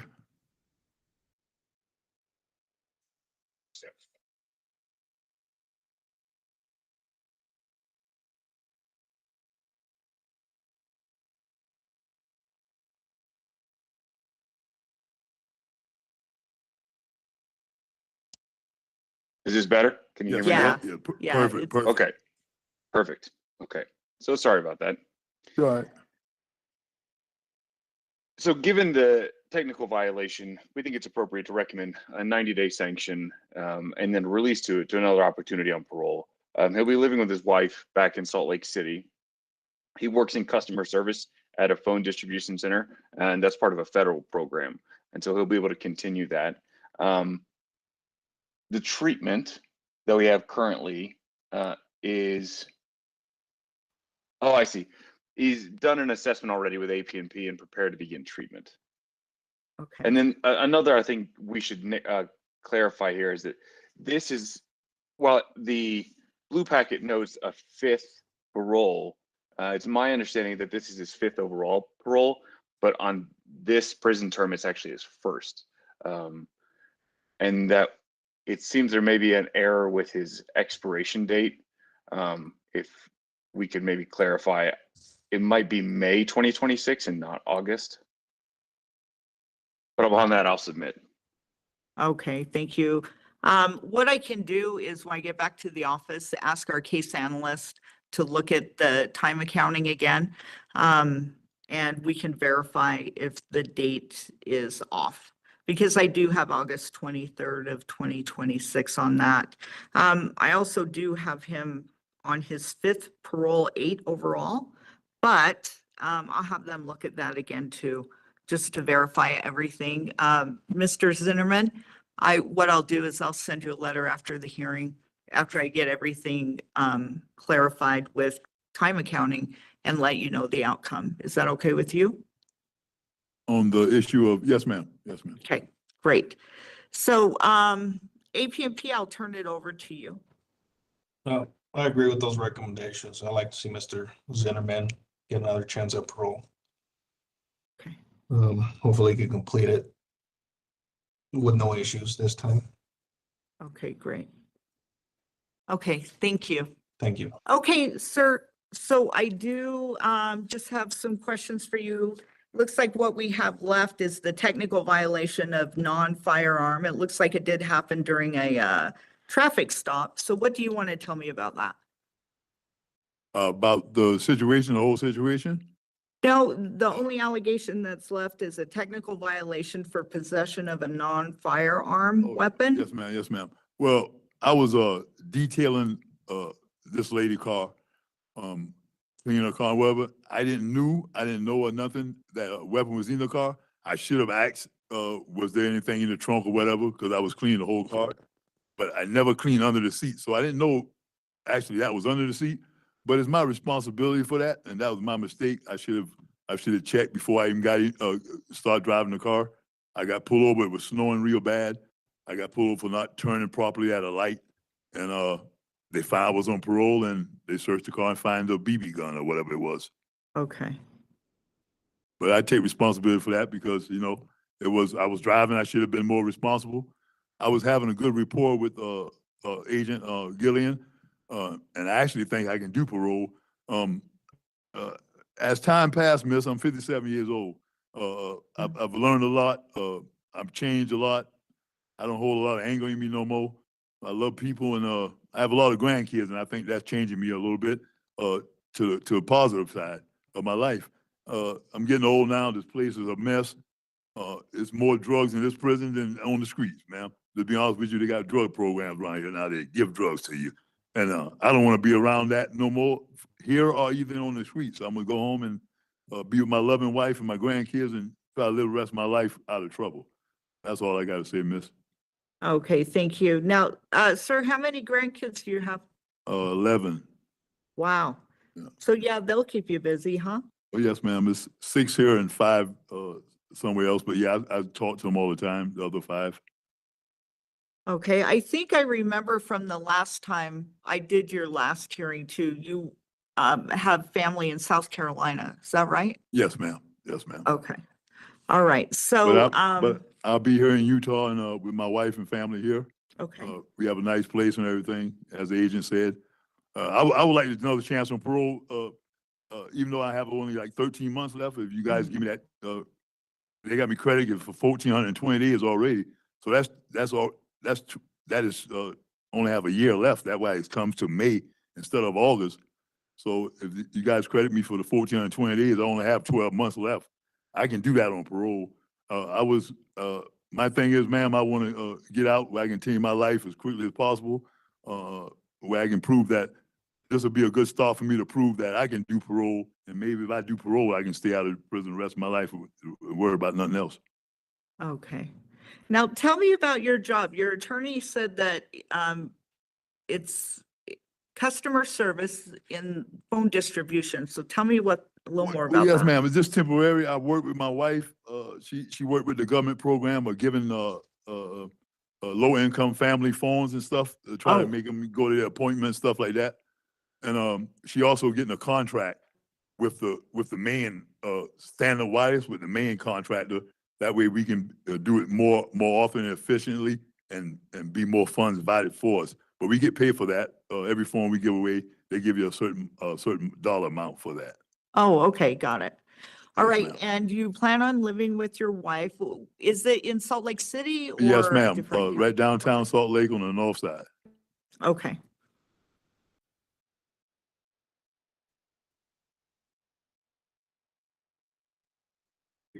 And then, since you've been back in custody, have you worked with mental health at all? No, ma'am. I don't think they have it to the extent they have it, new prison, but I haven't. No, ma'am. Oh, okay. I have do some courses on the tablet. Okay. that. If you had to rate your mental health right now, what would you say it, how are you doing?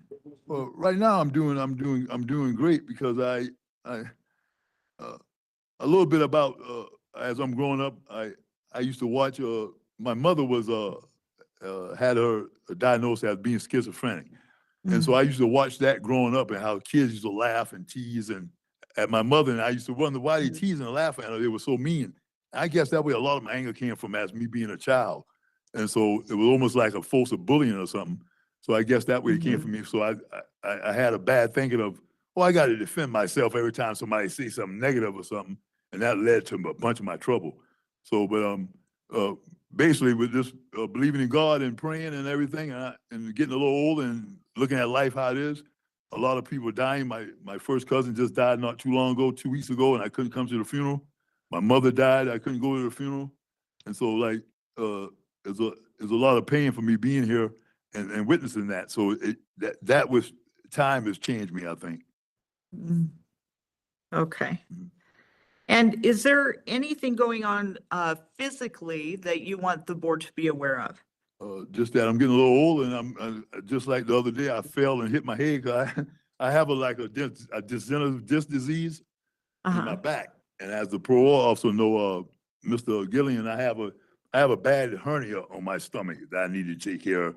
It swells up so to the point of sometime it's really, I don't know what it's due with my surgery I had on my stomach.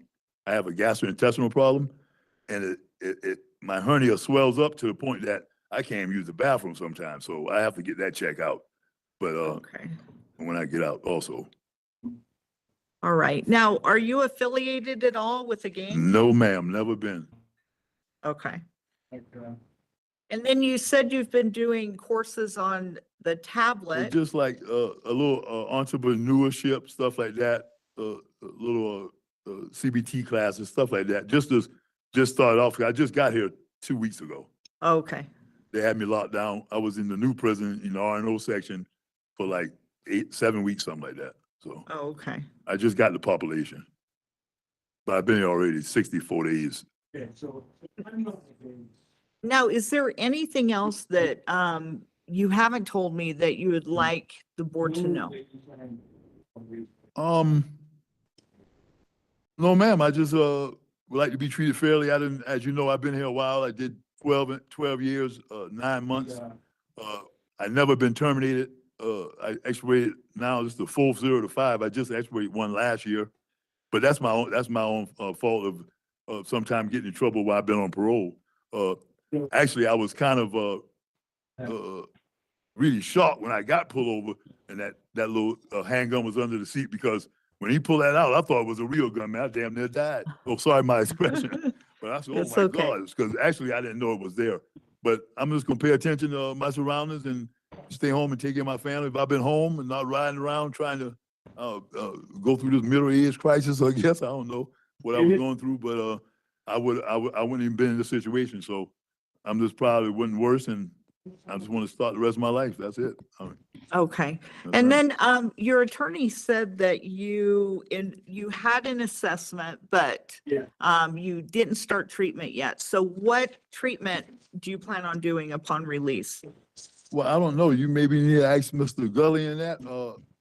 He took me by the office personally, and I had a chest assessment, but that was a Friday, and Sunday I came to prison. Oh, So okay. I don't know the results of that. But any class will help. Mental health or substance abuse, it'll make a difference.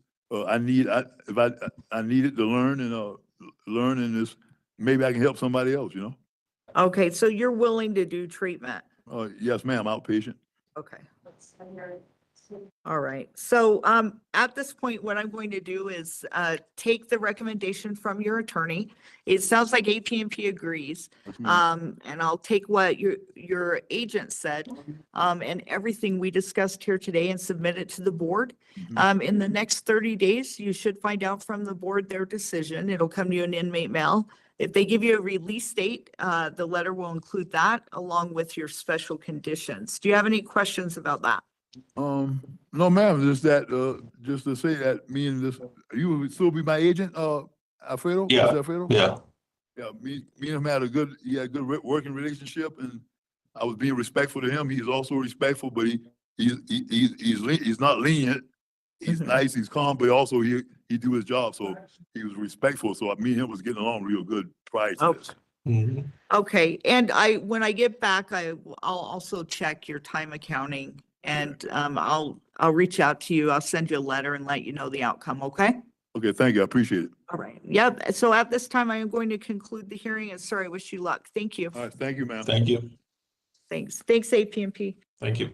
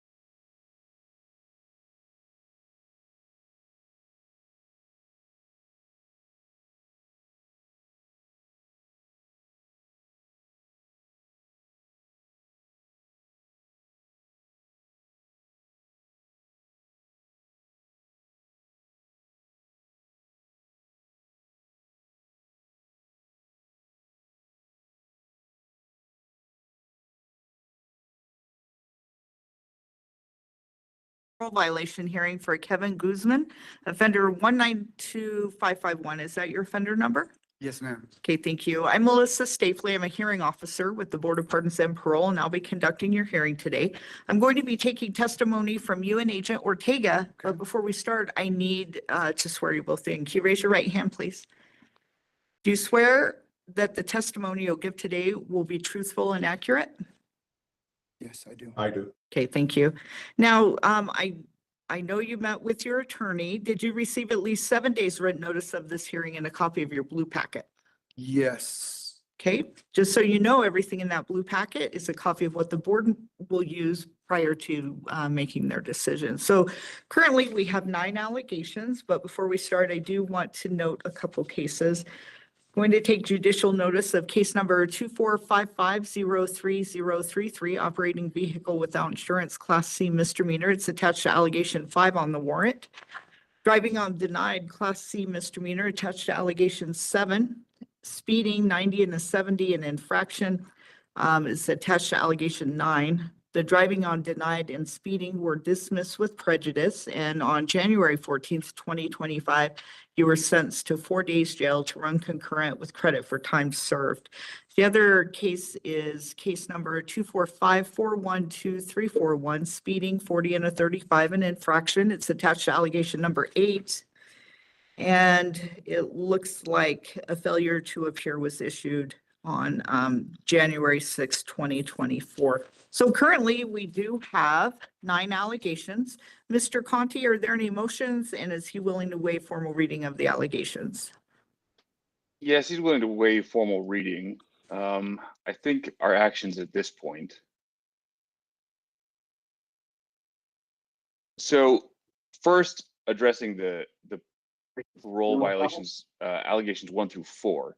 He's willing to take accountability and admit to allegations 1 through 4. Regarding those related to other charges, he'll make admissions to 5 and 6. And then I'd move to strike allegations 7, 8, and 9, those that are dismissed, and then the pending infraction case. Okay. APMP, what do you want to do with allegations 7, 8, and 9?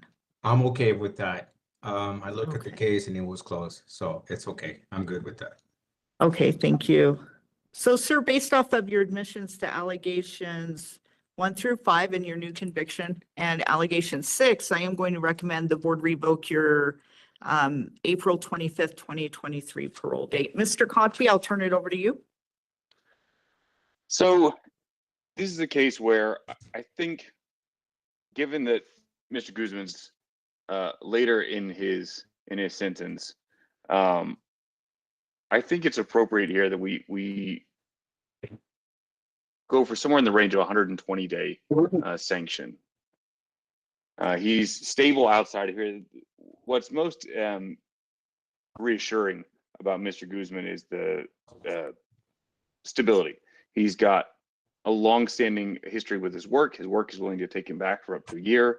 He's still stable in his apartment. He's always able, he has support from his family and his mother. He recognizes that he still needs help, that he relapse is a part of his process in getting better, and he's ready to take accountability for that. So even though he's stable in his own housing, he'd be willing to return to an inpatient treatment procedure to help facilitate his way back into parole. And so upon that, I'll recommend 120 days and another opportunity of parole. Okay, thank you. APMP, I'll turn it over to you. At some point, we had a really serious problem with Mr. Guzman admitting that he had issues with drugs. But little by little, he took accountability. And a lot of the times, which I always told him that I appreciated that, he came in and he said, hey, I used. So he did recognize at some point that he had a serious problem with using illicit drugs. My concern that is that just recently he was involved in some Are you here incidents. at the office? Oh, all right. I just walked over there. You went there. I just sent you my field list. Did you want to make the map or? Let me let him know that his mic is open. Do you want Okay. do you want me to drive or? Give me 1 second. I try to let him know, but Okay. All right, you can drive. I'll do the co-pilot. So I'm not sure if I need to take this dude and put him on a 72 just yet. So I'm gonna meet with them, but Sergeant Green, on how this meeting goes, I can guess. you, So is there a way to I mute didn't want to Agent keep you from Thompson? whatever you had to do. I just sent him a message, so hopefully he'll see it. We're gonna see if we can mute him on this side. Okay. Okay, go ahead. We muted him. So he was involved in an altercation where I couldn't read all the details because we're having issues with old track. But apparently there was a fight where him and other individuals assaulted a guy for dropping out of a gang. So, and also he got a write-up for improper use of medications. He has Suboxone, and they found it in his cell. I think he was just given a write-up for that incident. For the incident that happened on March 4th, I think, I don't know if it was just a verbal or what happened, but he was involved in the assault of another inmate. So that concerns me because at this point, I don't know if he's still active in the gang because it had something to do with gang retaliation. I feel that APMP feels that Mr. Guzman should terminate in prison.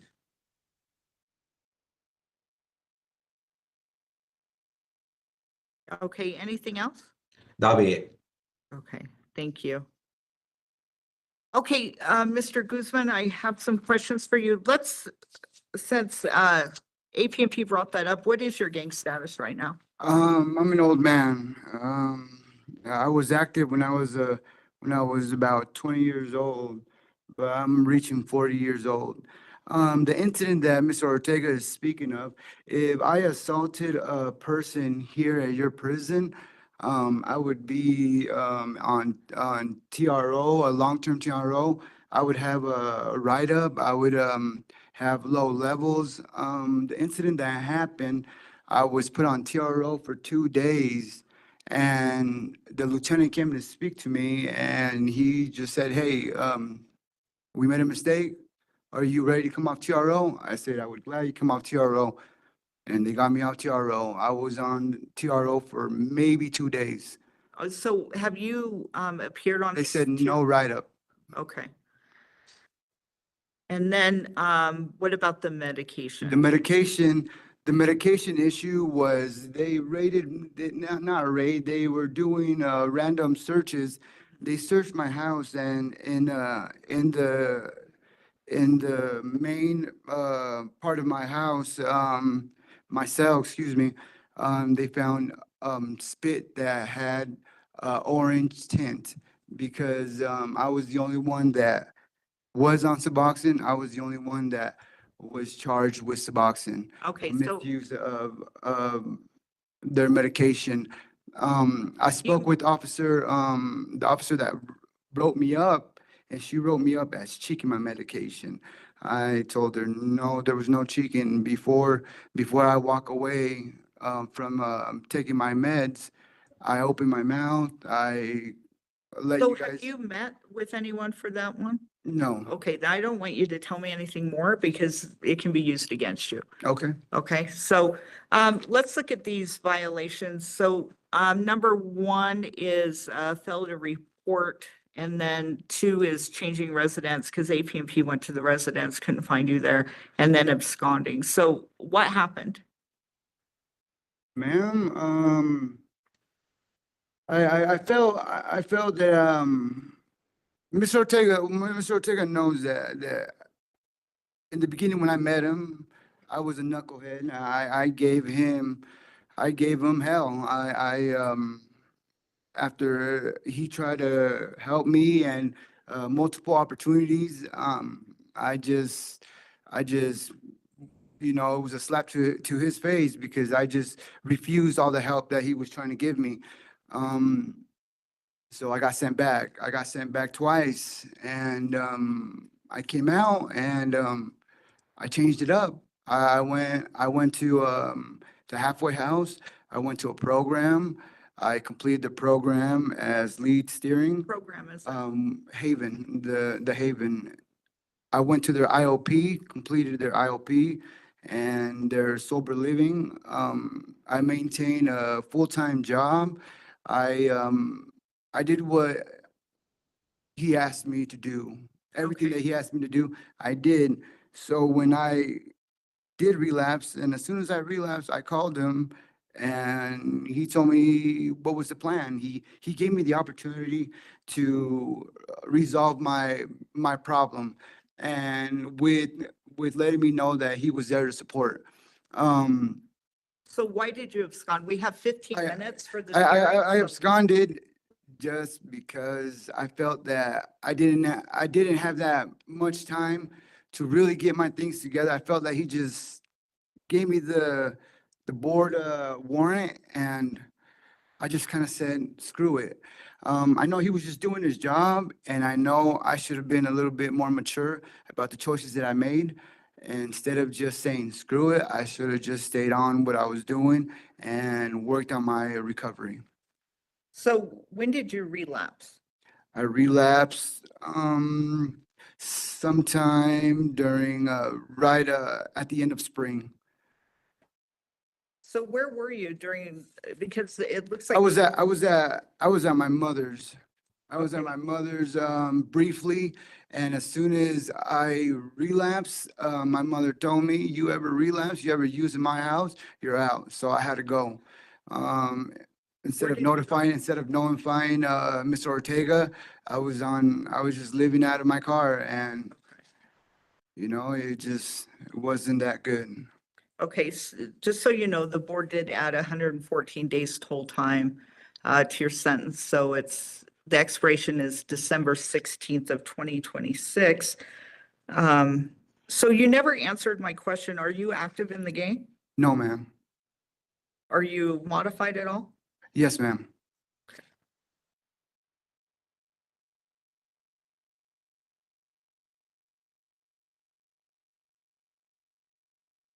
All right, and let's look at the next one. You admitted to using fentanyl on August 5th, and then you kind of answered my question. You were supposed to start treatment at Clinical Consultants, and they contacted your agent saying that they hadn't seen you since intake. Yes. So is that during this time you were using? Yeah, I used, so I didn't have a residence, so I wasn't able to, in my mind, I wasn't able to get myself together and go to clinical consultants, go to my therapy sessions. It would have been so easy.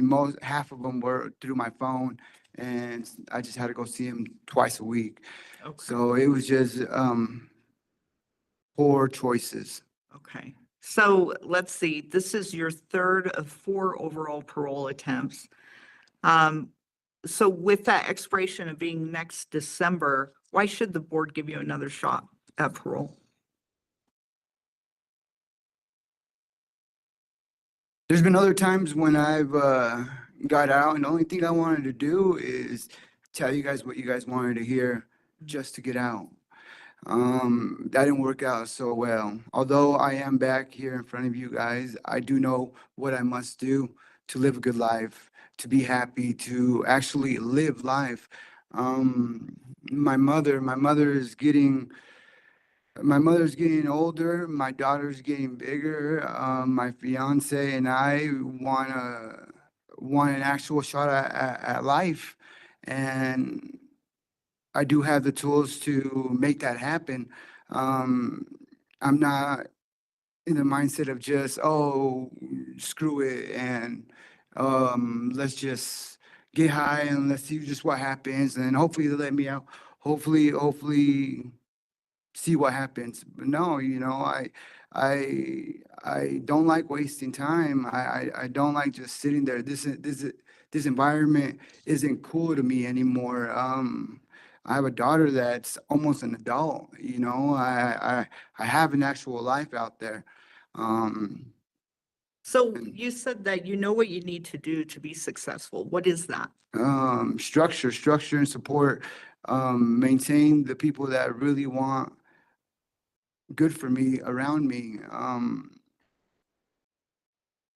It's about balance for me. It's about just, in a way, just living a boring life, you know, going to work, coming home, repeat. What type of work do you do? I do construction, and for the main part of last year, I was working at a gas station. I worked myself up to be their food service manager, and I never thought I could do it. And you know, I was making good money. I was happy. I was taking care of myself. I was paying my bills. And it was. Is that the job that you plan on going back to? Yes, ma'am. Okay. And then you mentioned your fiance. Do you plan to live with her when you get out? Yes, ma'am. Okay, and what city is that in? That's Salt Lake. Okay. And then since you've been back in custody, have you worked with mental health at all? I put in many slips to see them, and unfortunately, they're backed up. And since I've been incarcerated, they have not seen me. Okay, if you had to gauge your mental health right now, how do you think you're doing? Depressed, but optimistic.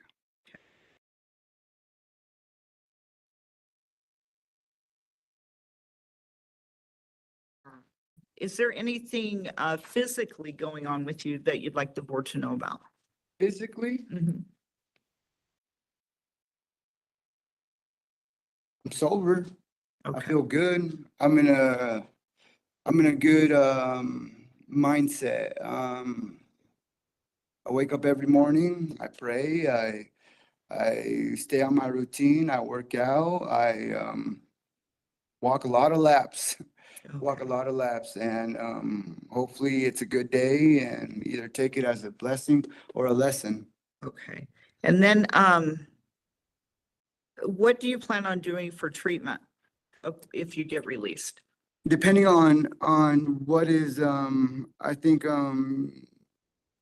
my parole officer will ask for a evaluation, whether I'm intense or moderate, or if I can, depending on what he would recommend. I've done residentials, I've done the IOPs. I'm all for it, you know. So you're willing to do whatever is recommended after the evaluation? Absolutely. Okay. All right. So here's what's going to happen. I'll take this information back to the board. Okay. Along with the recommendation from your attorney and also Agent Ortega. In the next 30 days, you should find out what the board's decision is. I'll include in the report everything we discussed here today and your plans for release. When you get the notification, you'll find out if you get a release date and under what special conditions. It'll all be in there, okay? Okay. Do you have any questions for me? No, ma'am. Thank All you. right. So at this time, I am going to conclude the hearing. Good luck.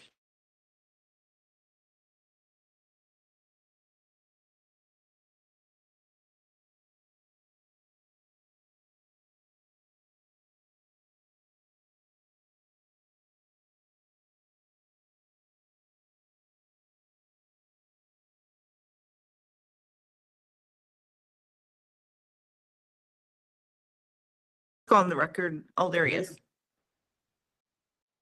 Good afternoon. This is a time and place set for a parole violation hearing for Tyler Erickson, offender number 201389. Is that you, sir? Yes, ma'am. Okay. How's it going, Holmes? Huh? Good, how are you doing? Oh, Better. my name's Melissa Stapley. I'm a hearing officer with the Board of Pardons and Parole, and I'll be conducting your hearing. I'm going to be taking testimony from you and Agent Holmes. So before we start, I need to swear you both in. Can you raise your right hand? Do you swear or affirm that the testimony you're about to give today will be truthful and accurate? Yes. Okay, thank you. Now, did you meet with Ms. Conyers on Monday? Yes. Okay, so Mr. Conti's here to represent you today. He works with Ms. Conyers and he's been briefed on everything about your parole violations. So, did you receive at least 7 days written notice of this hearing and a copy of your blue packet? Yes. Okay, just so you know, everything in the blue packet is a copy of what the board will use prior to making a decision. It looks like we have 2 allegations. But before we start, I do want to note a pending case. It's case number 251-900-596. Failure to stop at command of law enforcement, Class A misdemeanor, pedestrians yielding right of way infraction. You have a scheduling conference set for March 20th, 2025. Those charges were not alleged on the warrant. So right now we do have 2 allegations. Mr. Conti, are there any motions, and is he willing to waive formal reading of the allegations?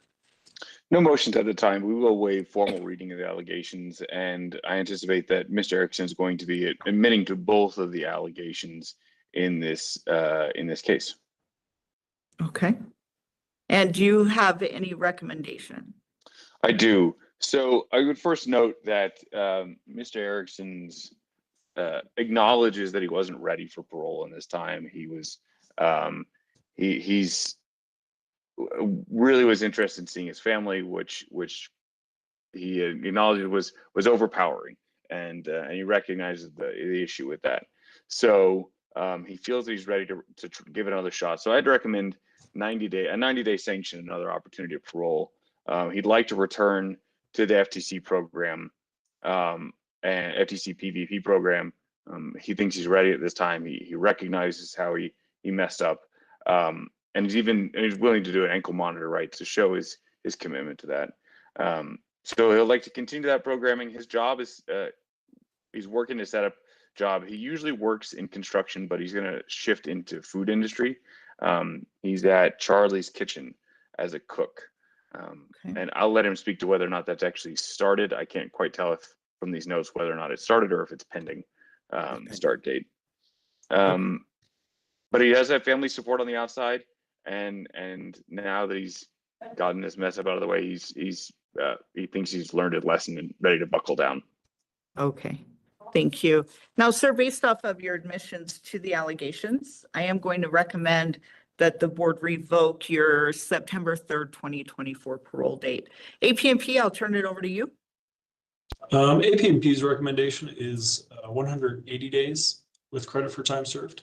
I do think a program is needed. I would recommend either RSUTP over at, resident substance use treatment through Fortitude, or a residential substance use treatment program as a condition of his next parole. Okay. Thank you.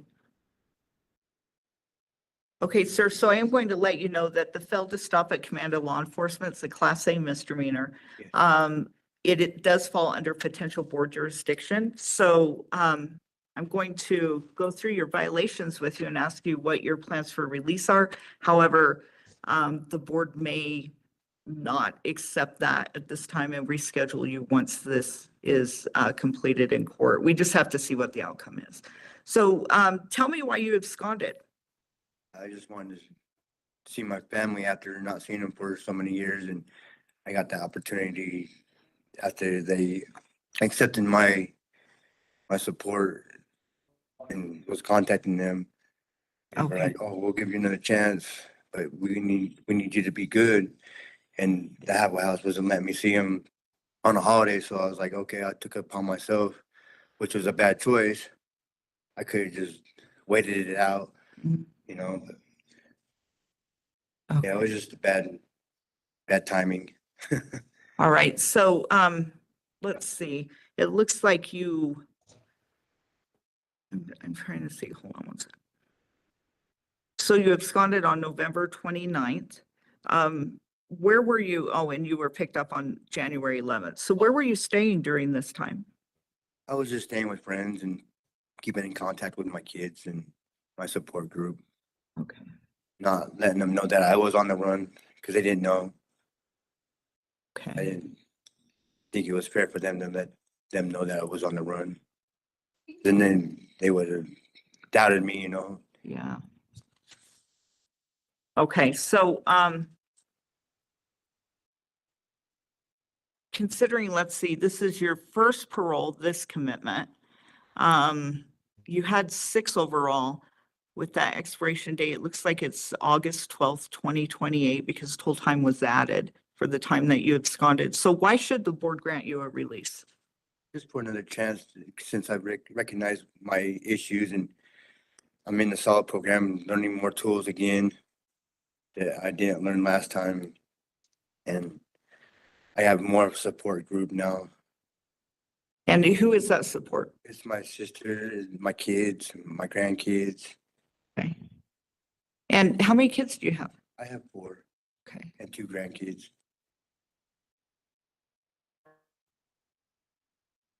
And your attorney said that you'd like to go back to PVP, and APMP recommended residential treatment. How do you feel about doing residential? I would do both. I'd do the fortitude and then sober living after, Okay. if needed, you know. And do you have any idea of what sober living you'd want to go to? I'd probably go to like First Step or Epic. Okay.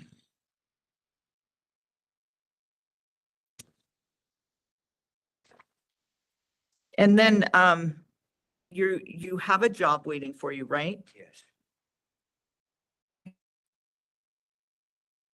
And then do you eventually plan on living with family, or is that just too far down the line? I'm not sure where I'm gonna be. I want to get my treatment and my programming done and my parole done before I can decide that. Okay. And since you've been back in custody, have you worked with mental health at all? I got a therapist. Okay. But they don't really come in very often because their caseload's so busy and. Yeah. Are you on any medication? I'm on trazodone, depressant and anxiety medication, and it helps me sleep. And I'm also in the kitchen working. Okay. And is the medication helping? Yeah, it's keeping me level-headed, and I'm hoping I can continue when I get out there to maybe help me make the right decisions. Okay. Now, during the time that you were absconded, did you use? I did. Okay. What were you using? I was using marijuana and meth. Okay. And do you think you'll have a problem getting your mental health medications upon release?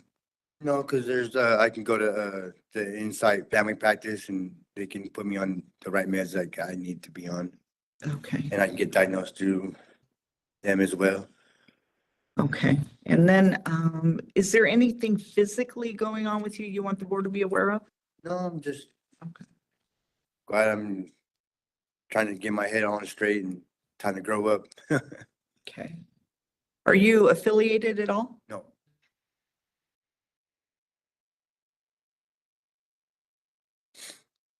Is there anything else that you want to tell me about these violations or your plans for release that we haven't discussed? No, there's no excuse for why I did what I did. Okay.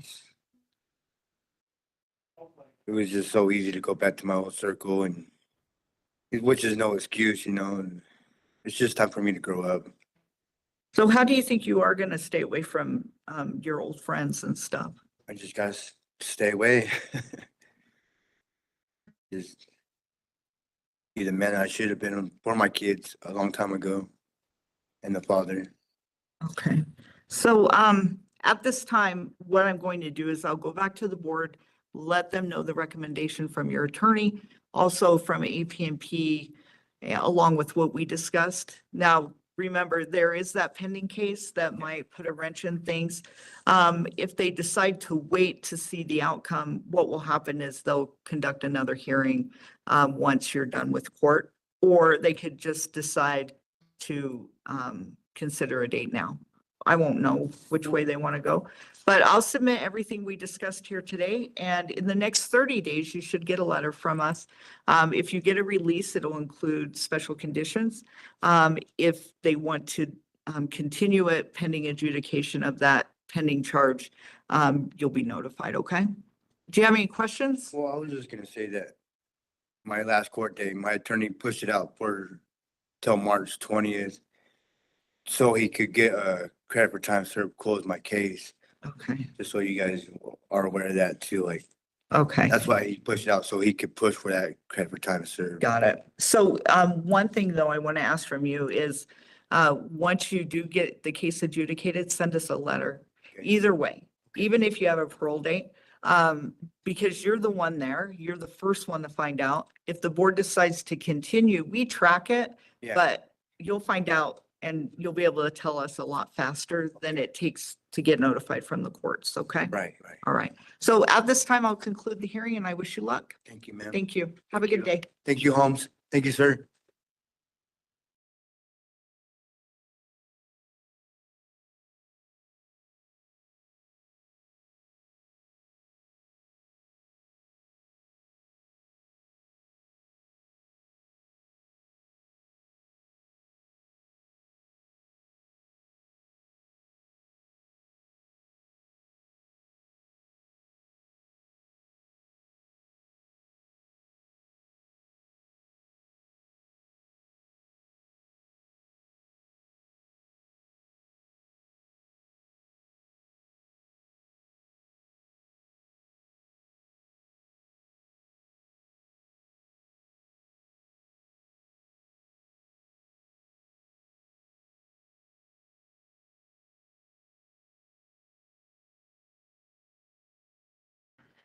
This is the time and place set for a parole violation hearing for Jacob Bill, offender number 221293. UBC staff has indicated he is opted to not show for this hearing and is willing to allow Mr. Nick Conti to represent him. We also have Agent Mark Thompson from APMP with us for this hearing. So with that, Nick, he does have a pending case, case number 251900662. He has been charged with 3 counts of aggravated child abuse intentionally or knowingly, and set for a scheduling conference on March 31st of 2025. So you do waive formal reading of the allegations, and are there any motions, please?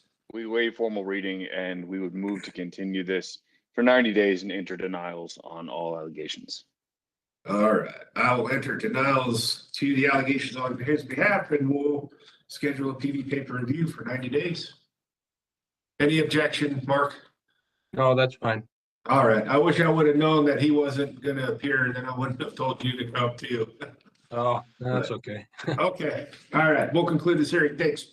Okay, thank you.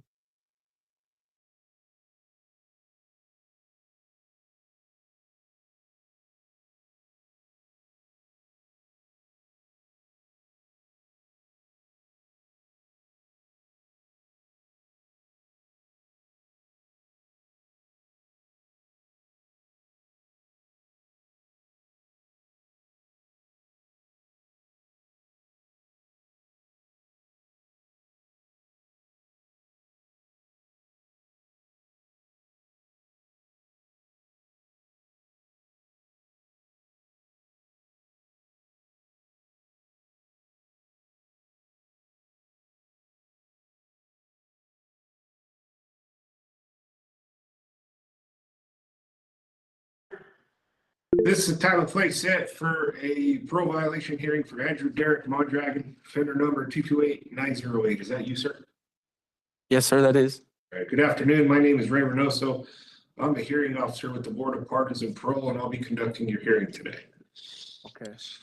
With us, we have your attorney, Mr. Nick Conti, and Agent Zia Taufa from APMP on video. Can you see them both? Yes, sir. Yeah, thank you. I'll be taking testimony from both you and the agent, so I'll need to place you under oath. If you could raise your right hands for me, please. Do you swear or affirm the testimony you're about to give will be the truth, the whole truth, and nothing but the truth? I do. Yes. All right, thank you. You can put your hands down. Mr. Mondragon, did you receive 7 days written notice of this hearing? Yes, sir. Did you receive your blue disclosure packet? Yes, sir, I Did did. you have a chance to read your disclosure packet? Yes, I Did you have a did. chance to speak with counsel on Monday? Yes, I did. Thank you. So Nick, APMP has 2 allegations. You waive formal reading, and are there any motions or pleas? Yes, we waive formal reading, no motions. Mr. Mondragon will be admitting to both allegations here.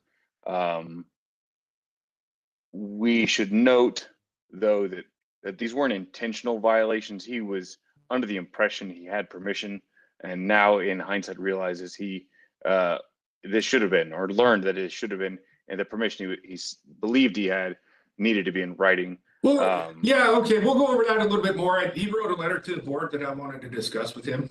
Okay, I'll leave that to that So then. that- okay. Are you ready for my recommendation or?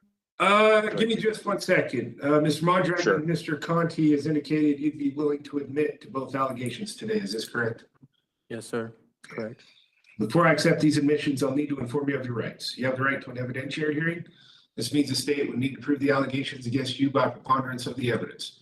The state would have the opportunity to present witnesses and evidence against you. You would be represented by an attorney at no cost to you, would be able to confront and cross-examine the state's witnesses. You would also have the opportunity to present witnesses and evidence on your own behalf. If you admit to these allegations today, you'll be giving up your right to an evidentiary hearing. Do you understand this? Yes, sir, I do. I'll accept your admissions to both allegations. Recommend the board revoke your April 30th of 2024 parole. And now I'll turn the time over to you, Nick. Thanks, Ray. Sorry, a little rusty on our timing here. So our recommendation is going to be 120 days and release. You already noted that the letter to the board that he's written. My understanding is that his fiance and the alleged victim in one of these cases wrote a letter as well. Yes. So I'll let Mr. Mondragon and those letters speak, because you'll be able to do it better than I will. Okay. But I'll just reiterate that I think, given that this is I don't want to say misunderstanding, because that sounds like we're minimizing the allegation here, but the lacks of intent or certainly a safety violation here. I think that's why 120 days is a more appropriate sanction here. Okay. Sir. All right. Thank you. Agent Tofa, what's your recommendation? So yeah, I've never met Mondragon yet, so this is my first time meeting him. Our recommendation is that he spends at least 12 months in prison before looking at another chance at parole. Only reason for this, I mean, I don't know anything about the letters. It's just all I know is he's been having conversations with his agent prior to his arrest in December. And his agent told him multiple times not to go back to the address. He was not approved by his agent, and he did not complete any DB classes or anything like that. He was requested to do so. And that's just the reason for us to request that a year at least. Just the concerns for the safety of Monica, because we don't know anything can happen. Okay, thank you.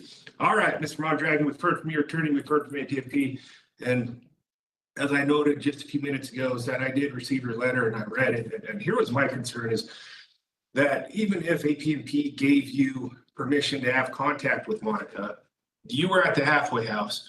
You told the halfway house you were going to the hospital. Instead, you went to Monica's address. Yes, Right? I did, sir. She has all my property. Again, And I understand that. Yeah, so I went. My concern. Yeah. You needed to go to her house. You knew you needed to go to her house. Why didn't you tell AT&P or FTC, hey, I need to go to her house, or somehow, some way, get a copy of my medical insurance card, and then I can go to the hospital? That's the concern, is that you weren't 100% honest with AT&P. I understand, sir. I was not, mainly because I knew I was not supposed to have contact with her yet. Again, she had my insurance card, and from there I did go to the hospital, and there are discharge records. So I did really go and check up on my high blood pressure. I had been having chest pains and complications when I was in Davis County. And from Davis County, that's when I went to the PVP program, and I let them know that I would have those complications.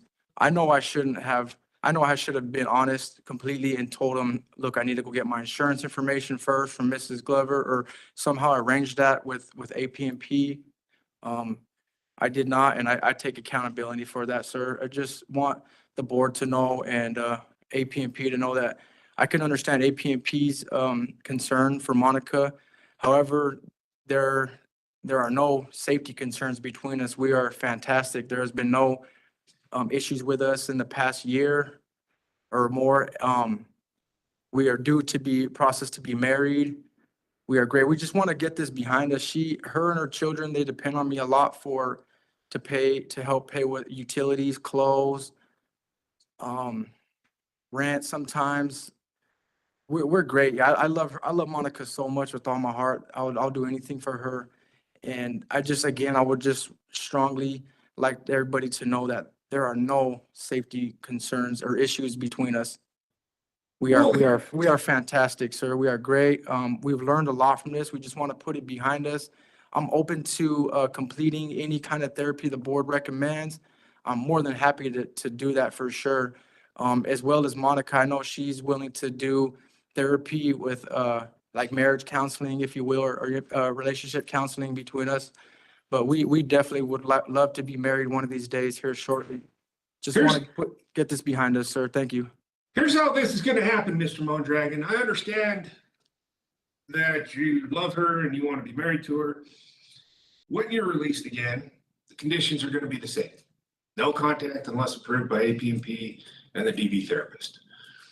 Okay, what that does is that puts the responsibility on you. Get into DV treatment, complete treatment. You're saying that there's no issues and there's fantastic, you're fantastic. And I'm gonna qualify that by saying right now. Right, there's a reason that condition and those DV conditions and no contact were put in place because things have not always been fantastic. I understand. And maybe they're fantastic for the first week you're released, and the second week they're not fantastic anymore. This is not only to protect Monica, it's also to protect you. Thank you. Okay, the reason why this becomes important is that your commitment offense are 2 aggravated robberies, which are first-degree felonies, which means if you continue to violate parole and come back to prison, sooner or later, I know you want to be married and you want to support her and her children. Sooner or later, the board's going to say, Mr. Mondragon, you're going to spend the rest of your life in prison. And you cannot support them if you're sitting where you're sitting right now. True, sir. True. Very true. Okay. I understand. So I want you to be aware of that. Yes, sir. I will be. Even if AP&P gives you permission to have contact with her, if things start to go south, they can withdraw that permission. I understand. Okay? Yes, sir. Thank you for explaining that, and thank you for your concerns and considerations. Okay. Did you use controlled substances on this parole? Yes, I did, sir. What'd you use? I know I relapsed on methamphetamine. Okay.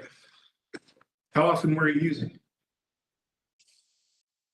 Once a week or so. It was mainly around when I had to work overtime. Okay. I mean, that's my other concern. How old are her children? Her children she has a 9-year-old and a 6-year-old. Okay. Were you using meth while you were around them? No, sir. Were you under the influence of that meth while you were around them? To be honest, there were probably times that I was, but I know I made sure I did not take it around the house or around the children or be around Monica when I was under the influence. Okay. I mean, that's my other concern. 9-year-olds and 6-year-olds don't need to be exposed to that, right? No, sir. You're correct. Even if you don't use it and it's not in your possession while you're there, if you use it somewhere else and then you go to that residence and you're still under the influence, bad things happen. Yes, sir. It's possible, very possible. Okay. May I say, sir? Yeah. So I understand my addiction with relapsing was spiraling out of control. I did. I don't know if the board knows. I just want them to know that I did go and do an evaluation. And I was due process to be placed in rehab or substance abuse treatment. Okay. So I was recognized, and I just want the board to know that I recognize that, and I totally agree with everything you say, sir. And I was seeking help. And I would love more help on that and help controlling with that, so I could put that behind me. And I know. Do you remember if it was called an ASAM? An ASAM? Oh, yes, sir. Here in prison, I believe they gave me one. I think that's what you're talking. Yeah. Okay. Do you remember what level they gave you? I do not. She didn't. Okay. All right. If you don't know, that's fine. Okay. Are you gang affiliated? No, sir.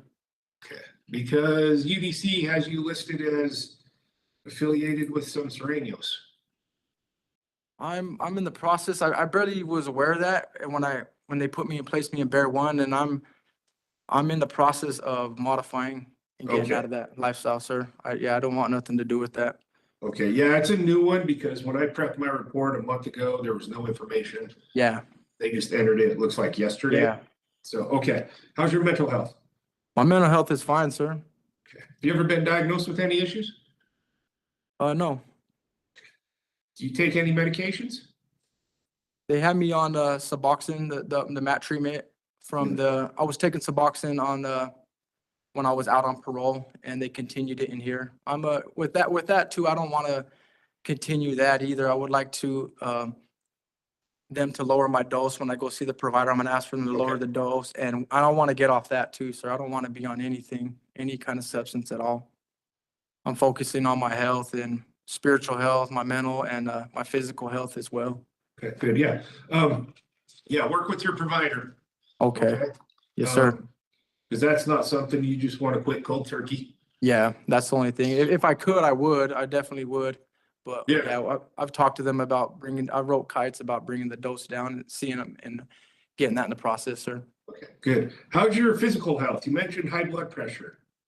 Yeah, I've had high blood pressure. Matter of fact, when I went the last time I went seeing the provider, it was a bit high, but it is getting better. I believe the meth use was bringing it up, but it's getting better. I exercise daily. I do a little something in the sections and in the gym here provided for us here. Okay. But yeah, it's not terrible.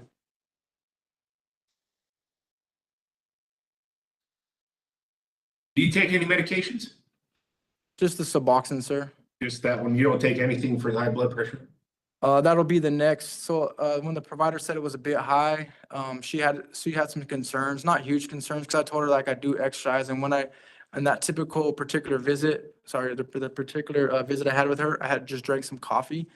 So she said sometimes caffeine can make it high, but however, she said if it's high next time we do a checkup, that she will recommend a high blood pressure medication. Okay, good. Yeah, caffeine makes it high, so Does it? your Okay. coffee, definitely do not drink energy drinks. Okay. Yeah. No, I've heard bad things. That's yeah. Okay. Sir, thank you for that. Are you doing any programming right now? I put in for the solid program. Okay. It's here. Yeah, I'm pretty sure you're pretty familiar with it, sir. Yeah, heard great things about it, and from my understanding, I'm on the requested list, so they approved my application. Okay. You have one pending disciplinary violation? Yes, I'm supposed to see Omar about that. Okay. We'll talk about it then if you haven't seen Omar yet. Oh yeah, I haven't seen Omar about it. I have a good chance of getting dismissed, sir. So I've talked with officers and it's looking like a misunderstanding. To be honest, it was. Okay. So, but yeah, we'll see them here soon. All right. What's your plans for release? Where are you gonna live? I live at my mother's. It's a good residence. My mother, she's an amazing woman. She's really my rock. She's a state employee as well. She's been with Utah Ocean Labor Commission for 32 plus years. Okay. We have a great house. No vicious dogs, no firearms, drug and alcohol free environment. My mother condones that. She hates it. She does not. No, here's my concern with that, because in your letter you wrote sometimes you and your mom have disagreements. Yeah, that was at the time when I mainly went and seen Monica and would stay with her a few nights. We've been great. I've been talking to her a lot and writing her a lot of letters. And most of it, sir, was when I was being selfish and in my relapses and my addiction. And that was mainly what it was about. Okay. Was with that. And I take accountability for that. But I love my mother and I won't let her down no more. But as far as the disagreements and arguments, sir, they're great, right? They're good. We're good on that right now. So what's gonna happen if you relapse and you're living at your mom's house? If I relapse, I plan on going to getting with APMP, really talking with my agents and work with APMP, because I know APMP, they've been great. Eric Ortega's been great. We have a great relationship. He's my parole officer. I'm gonna ask to be placed in an inpatient. Okay. Sir. Okay. Yes, sir. Do you have plans for employment once you're released? Yes, I do. I work for a great company called Gear Launch. I'm personal friends with the owner himself. It's a small graphic design t-shirt company. Well, we do like sweaters as well too. We do like a lot of graphic tees and hoodies and sweatshirts. But yeah, they've took me back every time. I'm not that I'm saying I'm entitled to go back and all that, but I'm almost 100% sure Pete will take me back, especially he knows that I'm sober and just upon release of incarceration. I know my job well over there. I do extraordinarily well over there, outstanding. I know everything like the back of my hand. I do a lot of the inventory. He trusts me with all that. I've never had any issues there. I just go to work and I work hard and go home. That's really it, sir. I don't hang out with nobody on the streets and just mainly with family. Okay, good. But Is there yes, I anything do. else you'd like the board to know? Also, I have plans on, my older brother's master electrician and I'm already enrolled in Salt Lake Community College. So I want to go to school and get a trade to be an electrician with my older brother. So I'll be doing that on the side as well as working for Gear Launch full time. Okay. But work in school. And the board, I just want to thank you guys for your consideration and your time. Okay. As Yeah, well- I mean, as well as the attorney. Sorry, I didn't catch his name and as well as APP. Thank you Yep. guys as well for your Here's- concerns. here's my piece of advice to you, Mr. Mondragon. Yes, sir. Take it as you will. If you want, if you don't, it's up to you. I definitely You want to be an electrician.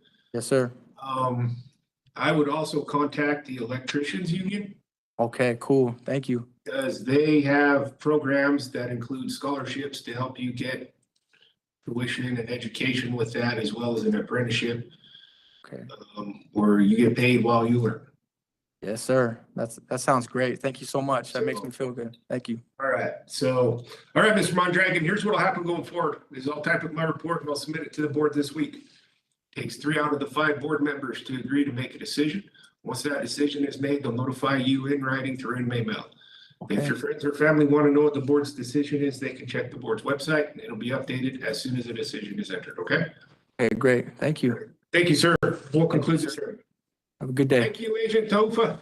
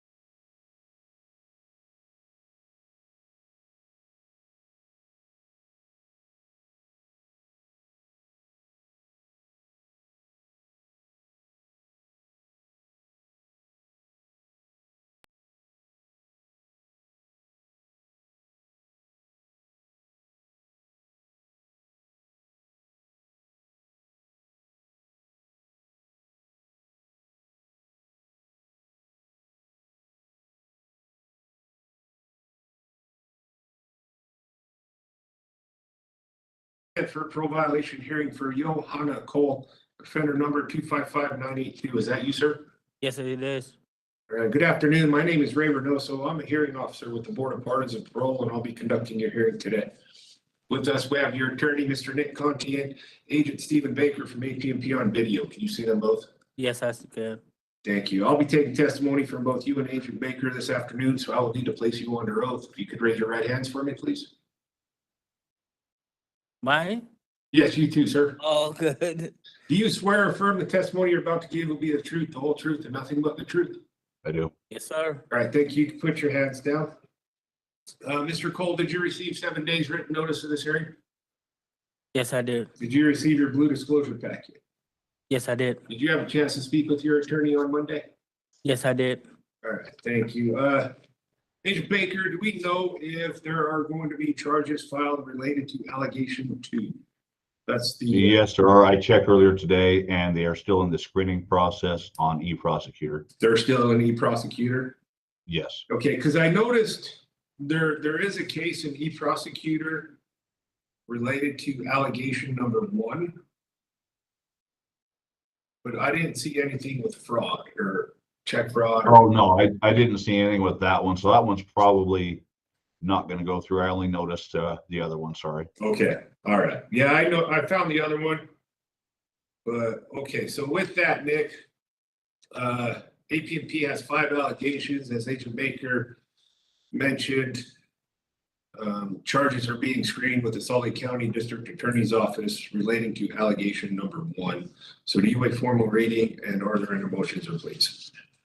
We'll waive formal reading, we'll enter denials and move to continue this for 90 days to let that process percolate. All right, okay. All right, Mr. Cole, here's what will happen is I will enter denials to the allegations on your behalf. The board will schedule what's called a PD paper review in 90 days. It's not an actual board hearing. It's just a chance for the Salt Lake District Attorney's Office to decide whether or not they're going to file charges. Okay. If charges are not filed, then the board will schedule another PD hearing, a parole violation hearing, and we'll conduct a hearing at that time. If charges have been filed within that 90 days, the board will just continue that PD paper review to allow that court case to be resolved. And then we'll watch it too, okay? Okay. If charges are filed, once they are resolved, will you please write a letter to the board, letting them know it's been resolved, and then we'll schedule a PD hearing again. Okay? Yes, I could do that. All right. Do you have any questions for me, sir? No, that's all. All right. Okay. With that, we will conclude this hearing. Thank you, sir. Thank you. Thanks, Baker. Yep.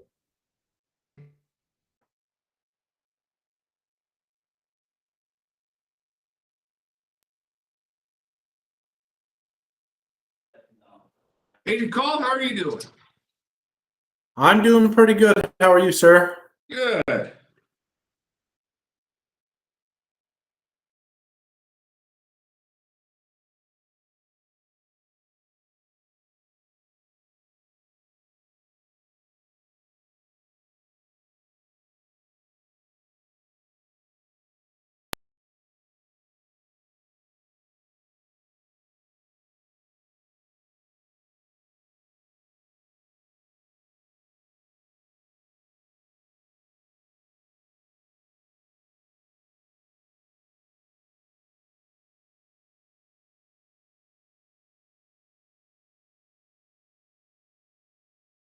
Time and place set for a parole violation hearing for Jesbert Yazzie Black, offender number 250568. Is that you, sir?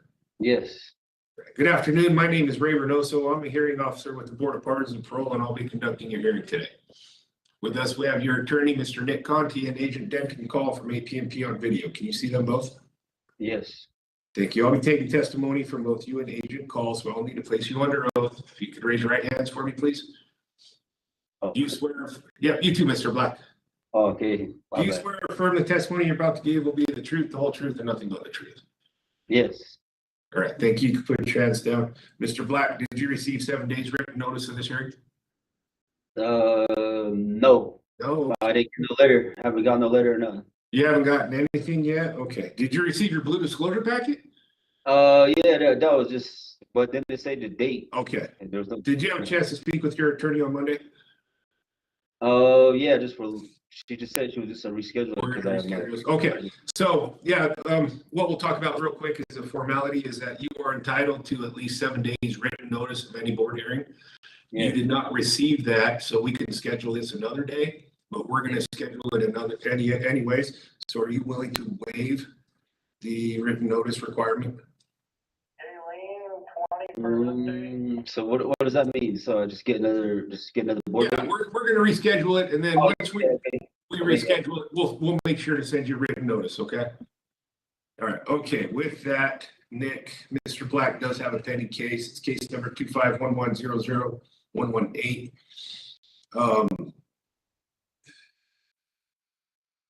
That case is set for an initial appearance on April 7th of 2025 and is related to the allegations. So do you waive formal reading, and are there any motions, please?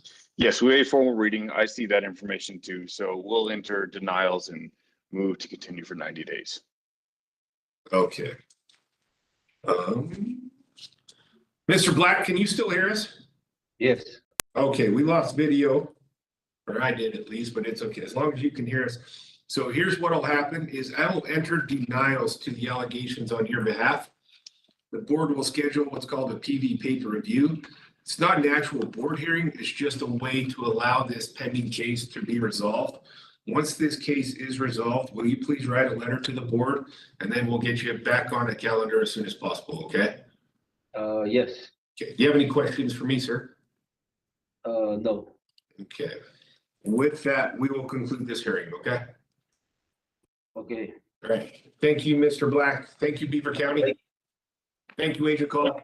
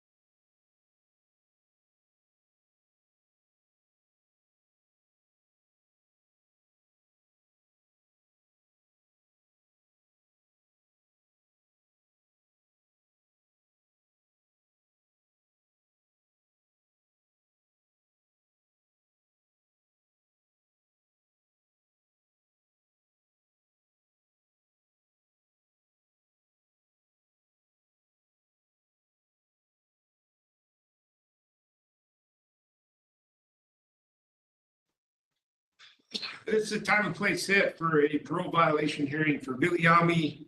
Is it Failo Ingela? Yeah, yes, sir. Your offender number is 216687? Yes, sir. All right. Good afternoon. My name is Ray Reynoso. I'm a hearing officer with the Board of Pardons and Parole, and I'll be conducting your hearing today. With us, we have your attorney, Mr. Nick Conti, and Agent Alfredo Guillen from AT&T on video. Can you see them both? Yeah.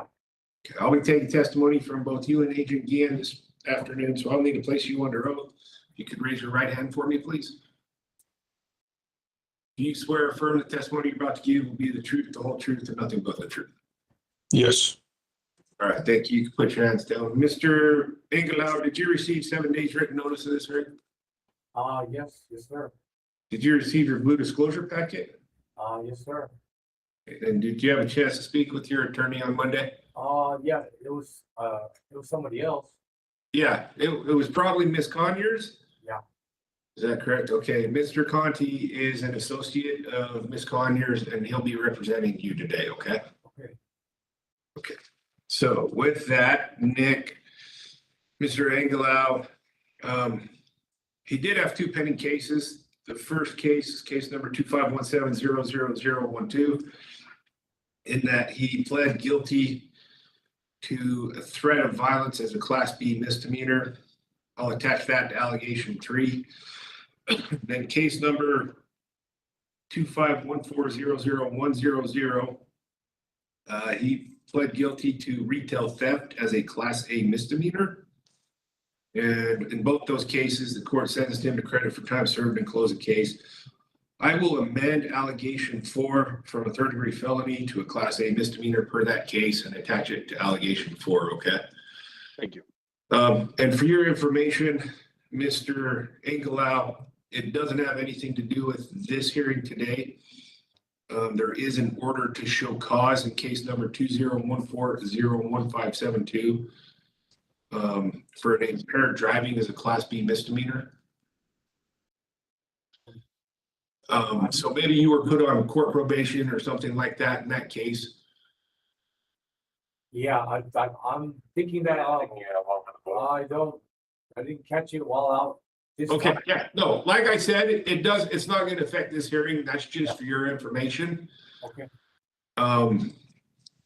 The next date scheduled for that case is April 30th. So if you're released before April 30th, make sure you contact the court. I think that is the Salt Lake City Justice Court. Yeah, I don't know why they prolonged this so long ago. Like, man, this is like years ago. Yeah. I don't even know why that's still a goal. I don't know. Just make sure you contact them and see what's going on. Okay. Yeah. Okay. So with all of that, Nick, APMP has 7 allegations. Do you waive formal reading, and are there any motions or pleas? Yes, we'll waive formal reading. No motions, but these are the pleas I anticipate.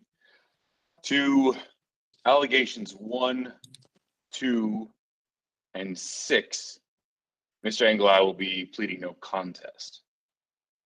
To allegations 3, 4, and 7, he'll be making admissions. And to allegation 5, a denial. Okay. All right. Agent Guillen, what do you want to do with allegation 5? I'm okay to dismiss it. Okay. Okay, Mr. Engelau, Mr. Conti has indicated you are willing to plead no contest, allegations 1, 2, and 6, and then admit 3, 4, and 7, and deny allegation 5 today. Is this correct? Yes, from what I went over with was it Mrs. Richardson? Ms. Conyers? Ms. Conyers. Yeah. Okay, before I accept these pleas, I'll need to inform you of your rights. You have the right to an evidentiary hearing. This means the state would need to prove these allegations against you by preponderance of the evidence. The state would have the opportunity to present witnesses and evidence against you. You would be represented by an attorney at no cost to you, would be able to confront and cross-examine the state's witnesses. You would also have the opportunity to present witnesses and evidence on your own behalf. If I accept these pleas today, you will be giving up your right to an evidentiary hearing. Do you understand this? Yes, sir. Okay, I'll accept these pleas. Recommend the board revoke your December 3rd of 2024 parole. I'll turn the time over to you, Nick. So we'll recommend 90 days as a sanction here, CTS, and then another opportunity of parole. He's interested in entering into the building beginnings program and a sober living. He's lined up work in the concrete field, and he recognizes that he needs stabilization so that he can eventually be with his family, spend time with his family. So the main thing is his goal is to be stable, and he's willing to do the work and take the supports necessary to get there. Okay, thank you. Agent Guillen, what's your recommendation? I would like Mr. Angelout to complete some kind of treatment while incarcerated. His past history, he's never completed any treatment. It's always been unsuccessful. Before he gets another chance at parole. If that's not an option, I would like him only being released to a residential treatment program as a condition, complete residential treatment. And I would also like a no contact order through the board so he has a protective order against his father that was already served. Okay. And I would like to also make it a board no contact order. Angelao Sipoe, that's his father's name. Okay. So he won't be allowed to live at his parents' house. So he'd have to, that's why I want him to do residential treatment.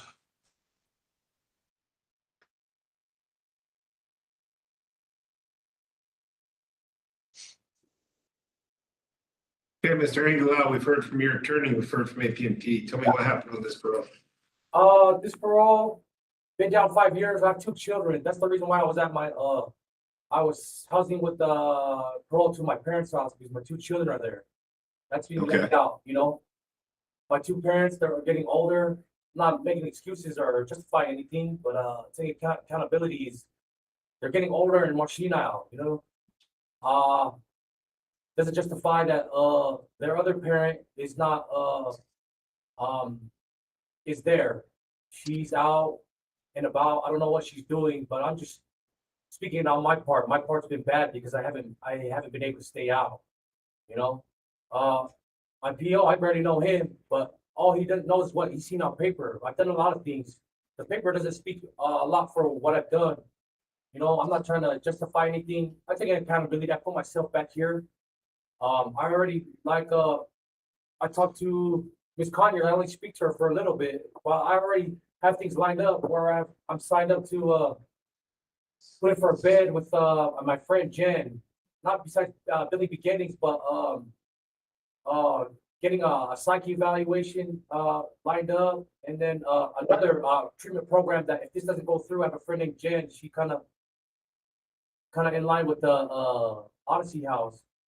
I want to be able to find a place just on my own through treatment, you know, but you know, to find stabilization because I have work, you know. I just knew the environment that was for me that I understood at my parents' house. You know, things were just not getting along. It was not getting a lot of police were involved that didn't have to be involved. Well, because my children are there, you know. I'm older, you know. There's more things that I needed to be responsible for, but the main thing is my children that I understand they're my parents, they're sick, they're getting older. I got a sister she's diabetic, going through dialysis, trying to help and take care of my children, you know. How old are your kids? I have a child that is 7, gonna be 8 in June, and then I have another child that she just turned 4. Okay. And you know, I'm not trying to justify. I pled guilty to the domestic charge, and I didn't know that that was. I think West Valley came and pursued that, even though I know my father that didn't want to sit there and pursue that because it's taken away from my children. The whole what is it called? Understanding being away from my dad, but that's not why I'm trying to. I understand that, but my children are there, you know. Right. So I know you're. So you got a copy of the warrant request, and the probable cause says that your dad reported you've been using drugs and drinking alcohol, which he doesn't allow in his house.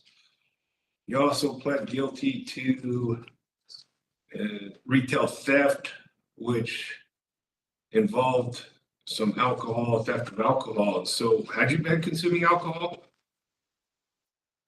Yeah, Okay. so.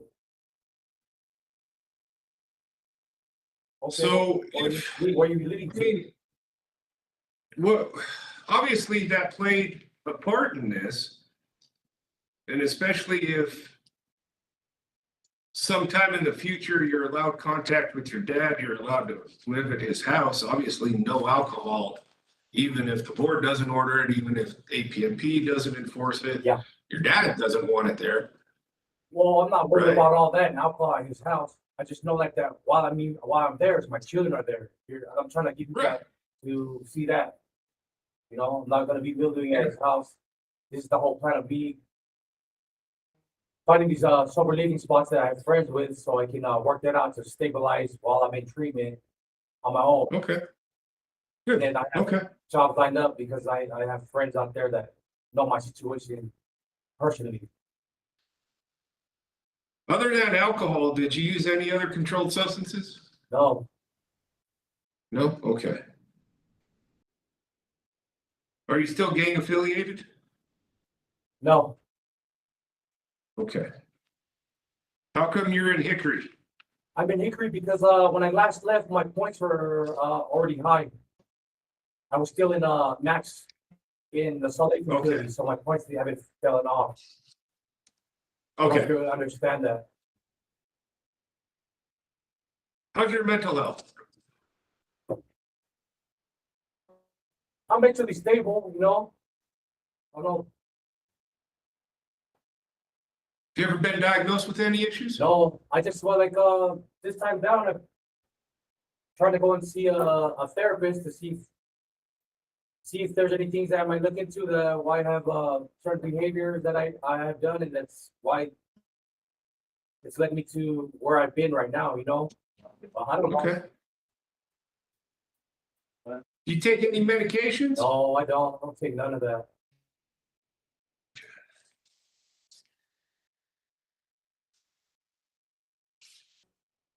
How's your physical health? I'm healthy as an ox, man. I'm almost 40 years old. The shape of a 20-year-old.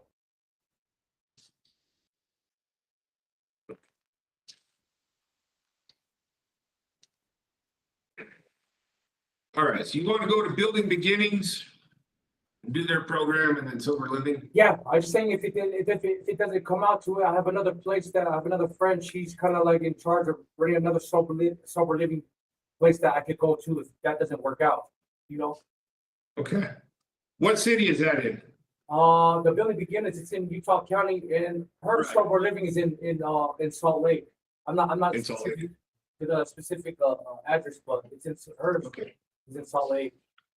Nope, that's okay. Is there anything else you'd like the board to know? No, I just want to know that I'm accountable for everything that's shown that I'm here for, you know, not to be, I'm 38 years old and still. Yeah, I need to know better to do better. Okay. That's it. All right, Mr. Angelou, here's what'll happen going forward. I'll type up my report and I'll submit it to the board this week. It takes 3 out of the 5 board members to agree to make a decision. Once that decision is made, they'll notify you in writing through inmate mail. If your friends or family want to know what the board's decision is, they can check the board's website. It'll be updated as soon as the decision is entered, okay? Okay. All right, thank you, sir. Thank you. We'll conclude this hearing. Thanks, Sedgwick. Thanks, Alfred.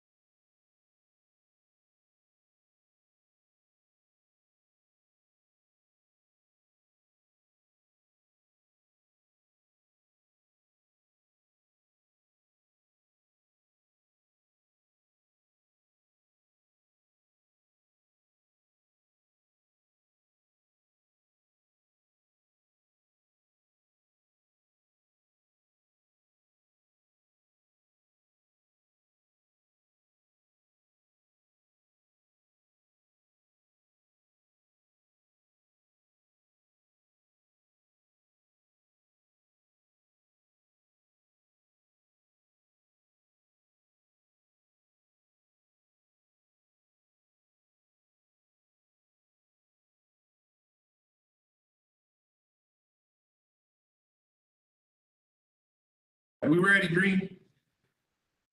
All right, this is the time and place set for a parole violation hearing for Ismael Ruiz, offender number 185377. Is that you, sir? Yes, that's correct. All right, good afternoon. My name is Ray Reynoso. I'm a hearing officer with the Board of Pardons and Parole, and I'll be conducting your hearing today. Okay, good afternoon. Good afternoon. With us, we have your attorney, Mr. Nick Conti, and Agent Matthew Jensen from AP&P on video. Can you see them both? Yes, I can. All right, thank you. I'll be taking testimony from both you and Agent Jensen, so I'll need to place you under oath. If you could raise your right hands for me, please. Do you swear or affirm the testimony you're about to give will be the truth, the whole truth, and nothing but the truth? Yes. All right, thank you. You can put your hands down. Mr. Ruiz, did you receive 7 days written notice of this hearing? Yes, I did. Did you receive your blue disclosure packet? Yes, I did. Did you have a chance to speak with your attorney on Monday? Yeah, it was a different attorney? Yeah, it was a different one, but we vaguely went over important stuff. So you probably talked with Kate Conyers. Mr. Conti is an associate of hers, so he knows what's going on. They've spoken, okay? Did you also receive, the board received 2 letters from your friends earlier this week? Did you receive copies of those? Yes, I did. Okay, good. All right. Okay. So Nick, Mr. Ruiz, he has one pending case, and this is more of just an FYI. It's not related to any allegations. So, Mr. Ruiz, once you're released from prison, make sure you contact the court and get this case resolved. It's case number 245901940. And in that, you were charged with using plates registered to another vehicle and operating a vehicle without insurance. They're both Class C misdemeanors, and this offense occurred back in March 16th of 2024, okay? Okay. So that's just an FYI that you know. Yeah, I try to write the courts to see if we could get something scheduled, but with me being already on a commitment, they have to like run a warrant check. Sometimes they don't. It's up to the court. Yeah. It's just. But it is something that I know I need to take care of and that I'm trying to, and if not, I will as soon as I can. Good, okay. So with that, the second court case is the important one. It's case number 241404433. And in that, it looks like you pled guilty to possession of a controlled substance as a Class A misdemeanor. So I'll attach that to allegation number 4. And then you also pled guilty to drive with measurable controlled substance as a Class B misdemeanor. So I will amend allegation number 1 from a DUI to that drive with measurable controlled substance. The court sentenced you to credit for time served and then close the case. And then obstruction of justice as a Class A misdemeanor, possession of drug paraphernalia, Class B misdemeanor, and operating a vehicle without insurance as a Class B misdemeanor were all dismissed. Does that sound about right? Yes, that's correct. Okay. So with that, Nick, do you waive formal reading of the allegations and are there any motions or pleas? Yes, we'll waive formal reading. At this point, I anticipate that Mr. Ruiz will be admitting to the amended allegation 1 for DMCS and the amended allegation 4 as a possession as an MA. Yeah, okay. So then we would deny and move to strike allegations 2, 3, and 5. Okay. And Jensen, what do you want to do with allegations 2, 3, and 5? You're on mute. Yeah, that's fine. Okay. All right, Mr. Ruiz, Mr. Conti has indicated you'd be willing to admit to allegation 1 as amended and allegation 4 as amended today. Is that correct? And yes, and it's just a guilty, not guilty, but is there no contest or does that not exist in the? You can plead no contest if you want to those 2 allegations. Well, because the possession one, I wanted to plead guilty to that one, and the driving with measurable amount, is that one a person or non-person? It's listed as person, but I don't think it is a person. Yeah, because if it's a person, I wanna do no contest because obviously it's not in my benefit. Well, I know if I'm guilty of one allegation, basically I'm guilty of all of them, correct? No, that's not, if you're guilty of one allegation or you admit to one allegation, you are guilty or admitting to that allegation. Yeah. Okay? So I don't know if that's possible, but I would like to admit to the possession for the misdemeanor A, and then the other one, no contest, if that's If a, you if want that's to an plead no option. contest, that is an option. Now, just like the court system, if you plead no contest to any allegations, the board treats it similarly as an admission. Okay, yeah, that's fine. Okay, all right, so I will note that you're willing to plead no contest to allegation number 1 and then admit to allegation number 5. Or 4, sorry. Is that correct? That's correct. Okay, before I accept these, please, I'll need to inform you of your rights. You have the right to an evidentiary hearing. This means the state would need to prove the allegations against you by a preponderance of the evidence. The state would have the opportunity to present witnesses and evidence against you. You would be represented by an attorney at no cost to you, would be able to confront and cross-examine the state's witnesses. You would also have the opportunity to present witnesses and evidence on your own behalf. If I accept these pleas today, you will be giving up your right to an evidentiary hearing. Do you understand this? Yes, I do.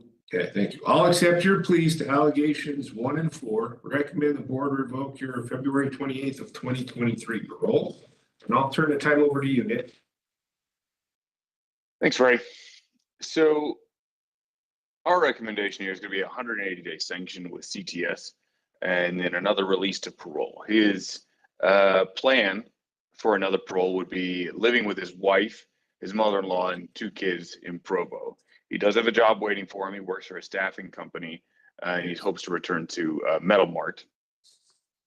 He'd like to continue with the PATR program and do MAT services.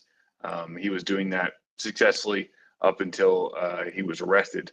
Then the last steps, he's got on his last steps in vocational rehab, so he'd like to return to that for permanent tattoo makeup and microblading. Last thing we've got here is, oh, I see. So his wife's also pregnant with children, and he recognizes his role in supporting her and wants to be there for her and upcoming kids. So with that, I'll submit, Ray. Okay, thank you. Hey, Jensen, what's your recommendation? That sounds good to me. Ismail, are you on Suboxone right now? Are you on any meds? Well, I'm not currently. The only thing I'm concerned about is you've got a bunch of positives at the prison for Suboxone. Yeah, so the reason why that's positive is because if you remember, I was getting the Subucate shots. That was a monthly injection, and I was doing that up until November was my last shot I received. And so when I got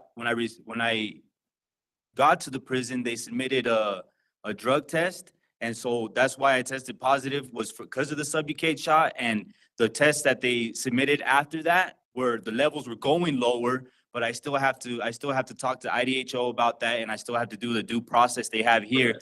But I haven't been found guilty. I haven't been found guilty of those yet. And I grammar requested my medical records because I've been a part of MAT services since the day I paroled up until I was incarcerated. So the shelf life that I'm going to be testing positive for bupropion is a year.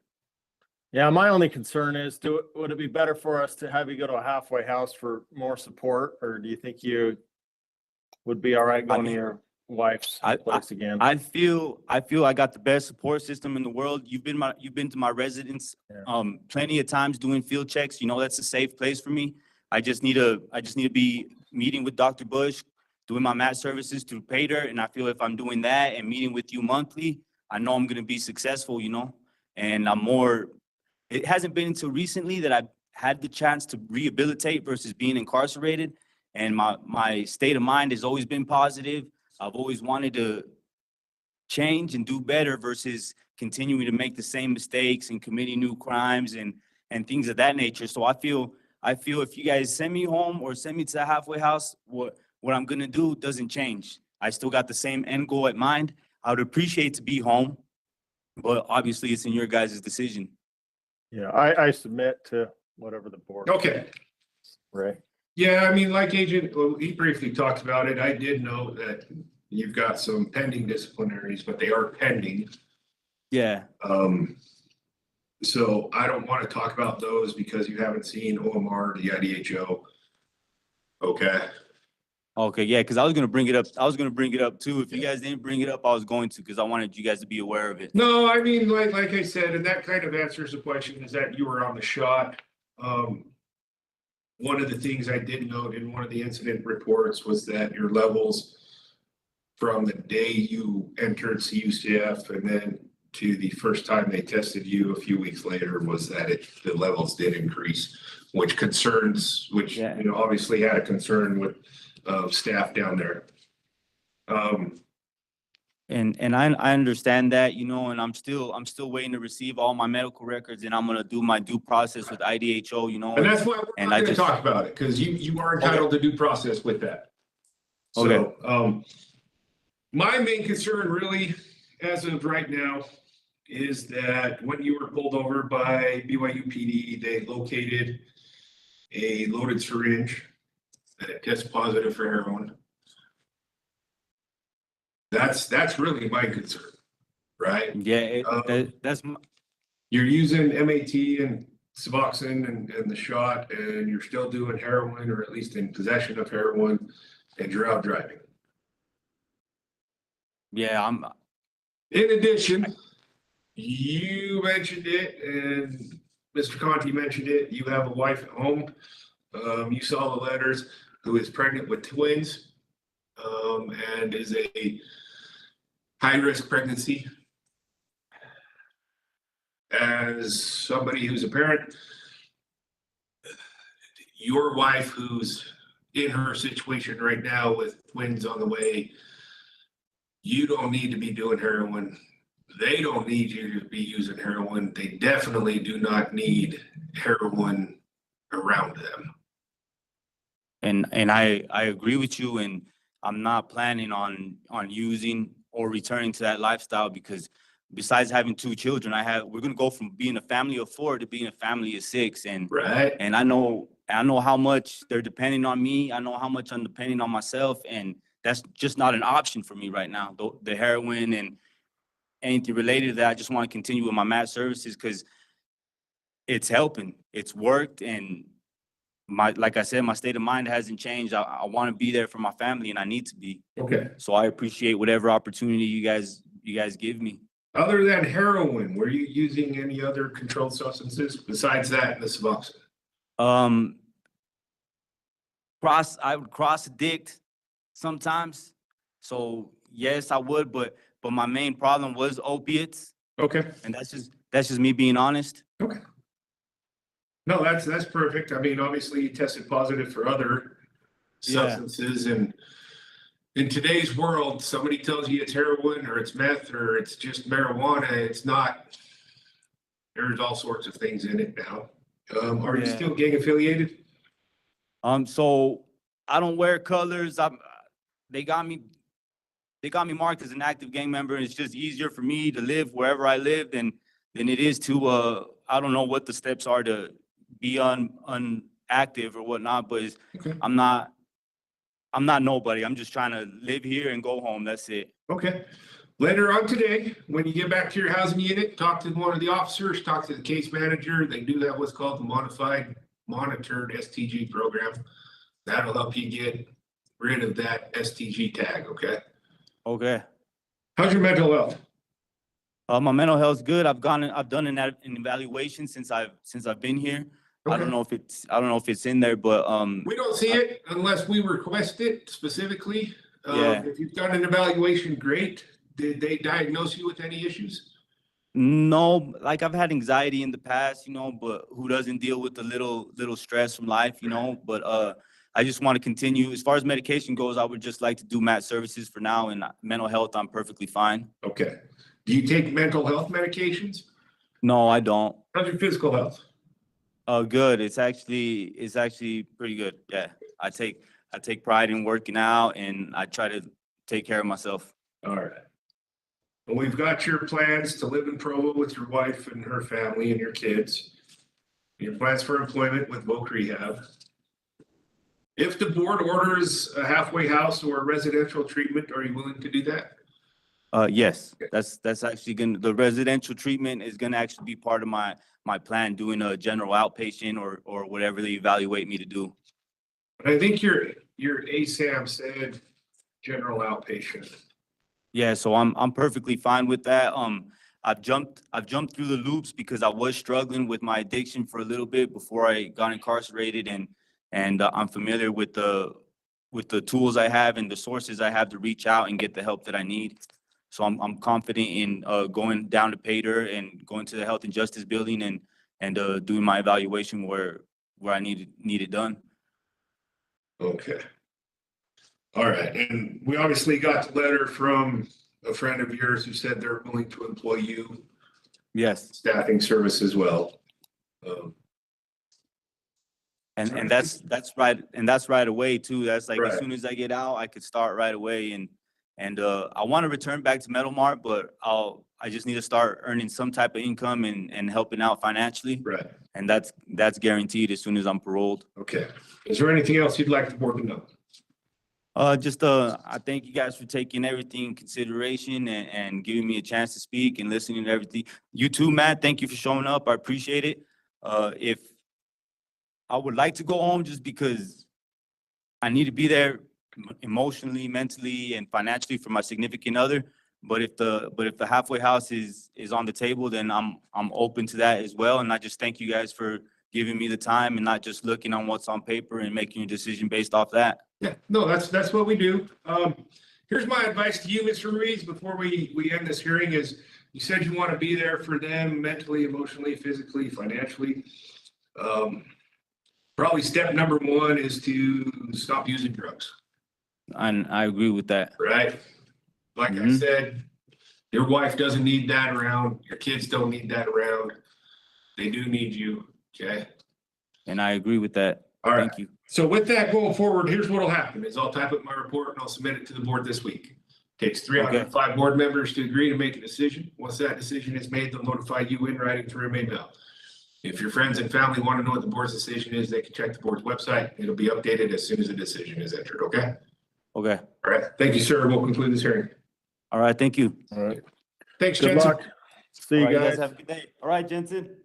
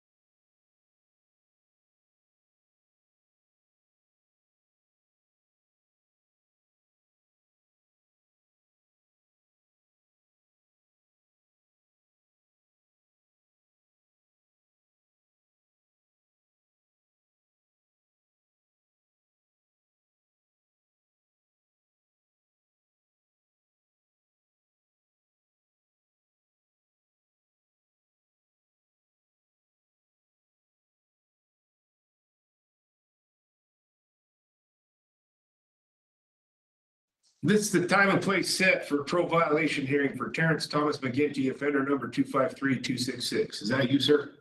Yeah. Okay, good afternoon. My name is Ray Reynoso. I'm a hearing officer with the Board of Pardons and Parole, and I'll be conducting your hearing today. With us, we have your attorney, Mr. Nick Conti, and Agent Brandon Boyles from APMP on video. Can you see them both? Yes. Thank you. I'll be taking testimony from both you and Agent Boyles this afternoon, so I'll need to place you under oath. If you could raise your right hands for me, please. Do you swear or affirm the testimony you're about to give will be the truth, the whole truth, and nothing but the truth? Yes. Right. Yes. Thank you. You can put your hands down. Mr. McGinty, did you receive 7 days written notice to this hearing? Yes. Did you receive your blue disclosure packet? Yes. Did you have a chance to speak with your attorney on Monday? Yes. Okay. For the record, you probably spoke with Ms. Conyers, and Mr. Conti is an associate, okay? Okay. So with that, before I get to you, Nick, Agent Boyles, Before we went on the record, I asked about my email I sent to you, asking you to contact the police department in Ohio to see if they have filed charges or plan on it. Do you know the status of that? Yeah, so I contacted the detective that was over the case, and he said that there are 2 active warrants in Ohio for 2 misdemeanor charges for protecting a protective order. Okay. Are these extraditable or are they extraditable or just Ohio only? Yeah, it sounded like Ohio only. Okay. All right. Or do they plan on lodging a detainer? Or I'm guessing not if they're Ohio only warrants. Yeah, it didn't sound like it. He made it sound like, you know, it won't go out of state unless he's in Ohio, he'd get picked up, but it kind of would just stay there. All right. Okay. All right, Nick, given that information, APMP has 2 allegations. Do you waive formal reading and are there any motions or pleas? Yes, we'll waive formal reading. I anticipate that Mr. McGinty is going to plead no contest to the first allegation of contact with this individual named Courtney. Right. And then I anticipate a denial and then moving to strike the second allegation with a justification for that. Then that's okay. I figured that. Agent Voiles, what do you want to do with allegation 2?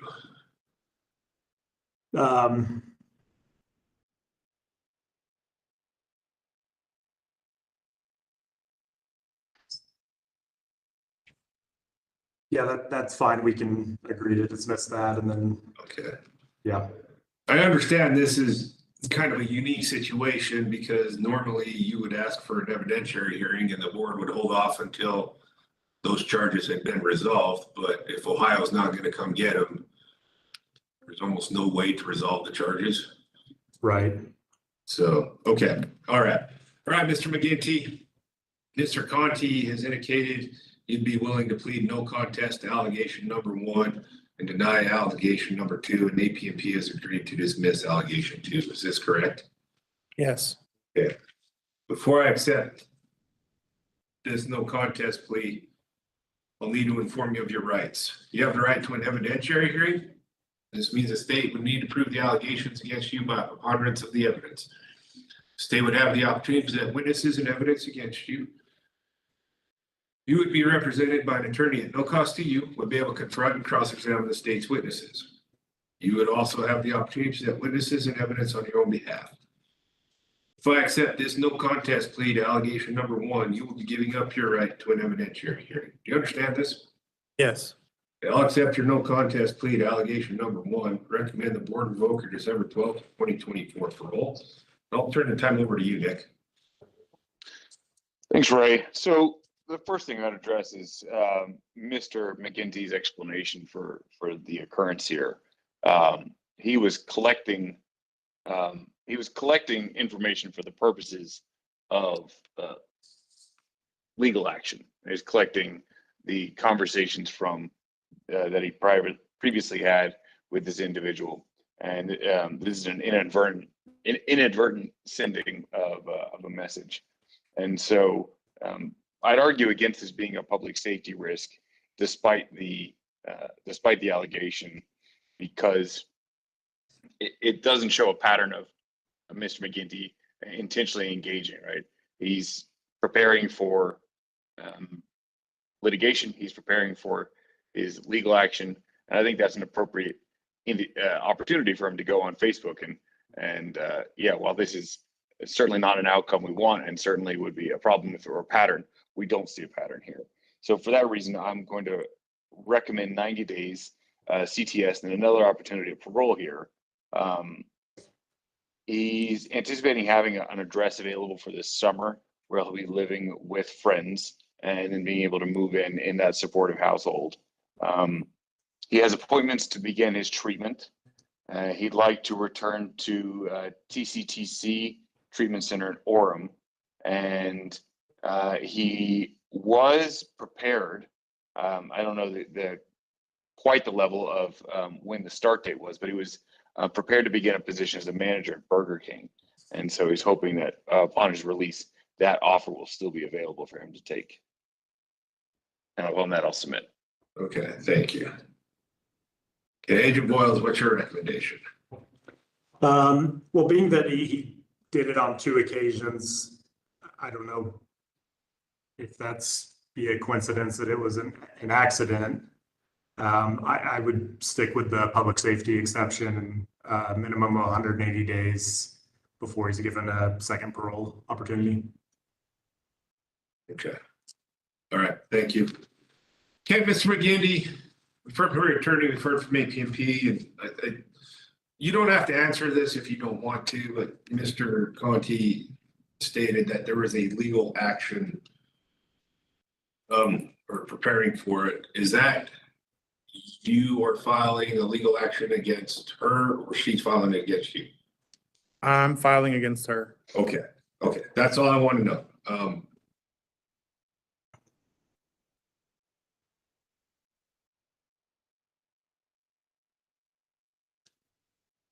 Okay, tell me what happened on this parole.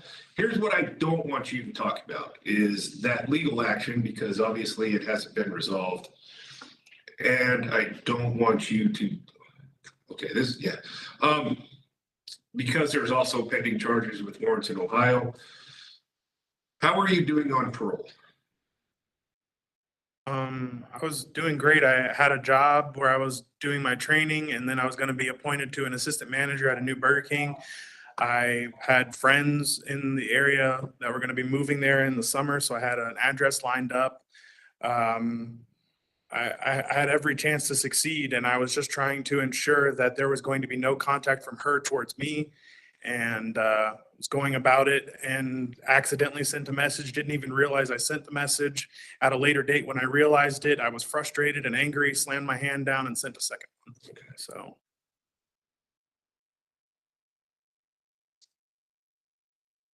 Yeah, both times were accidents, and it's unfortunate, but that's what happened. Have you already hired an attorney for this legal action? No. Okay.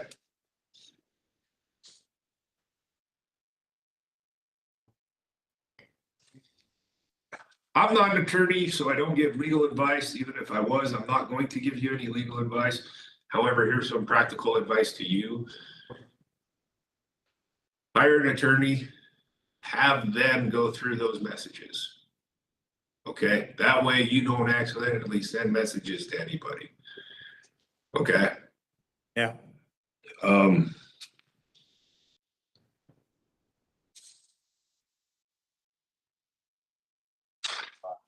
You received a copy of the email she sent to the board? Me? Yeah. No. No, you haven't? Okay. No. You should receive a copy of the email she sent to the board. In this email, she's very clear that she doesn't want contact for you. Okay. Okay. Did you use any controlled substances on this parole? No. Okay. No gang affiliation? No.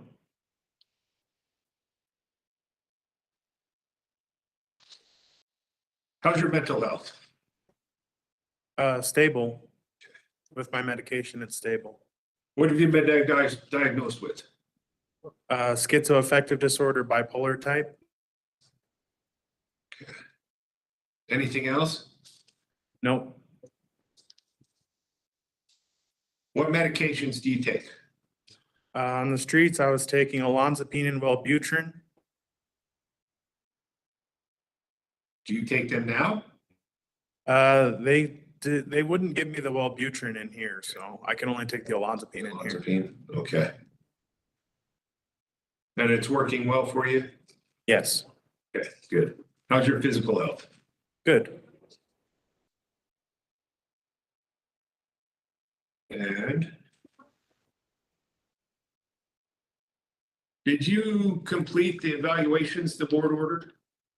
I had appointments set up. I was supposed to get that taken care of the following week that I was arrested. Okay.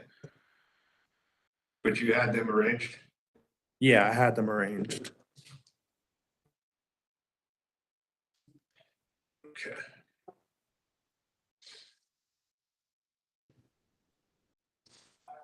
And you have one pending disciplinary violation, is that correct? Yes, I was assaulted. Okay. So that's, okay. You haven't seen the IDHO or RMR or anything like that? No. Okay, all right. You want to go back to TCTC? Yes. And then once your friends move here, do you know what city they plan on? If I remember correctly, it's Spanish Fork, I believe they're moving in that area. Okay.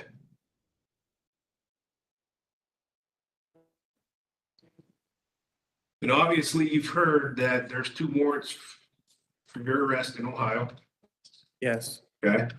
Once again, I'm not an attorney, Mm-hmm. so I'm not gonna give you legal advice, but unless you handle those warrants are gonna remain outstanding, okay? Okay.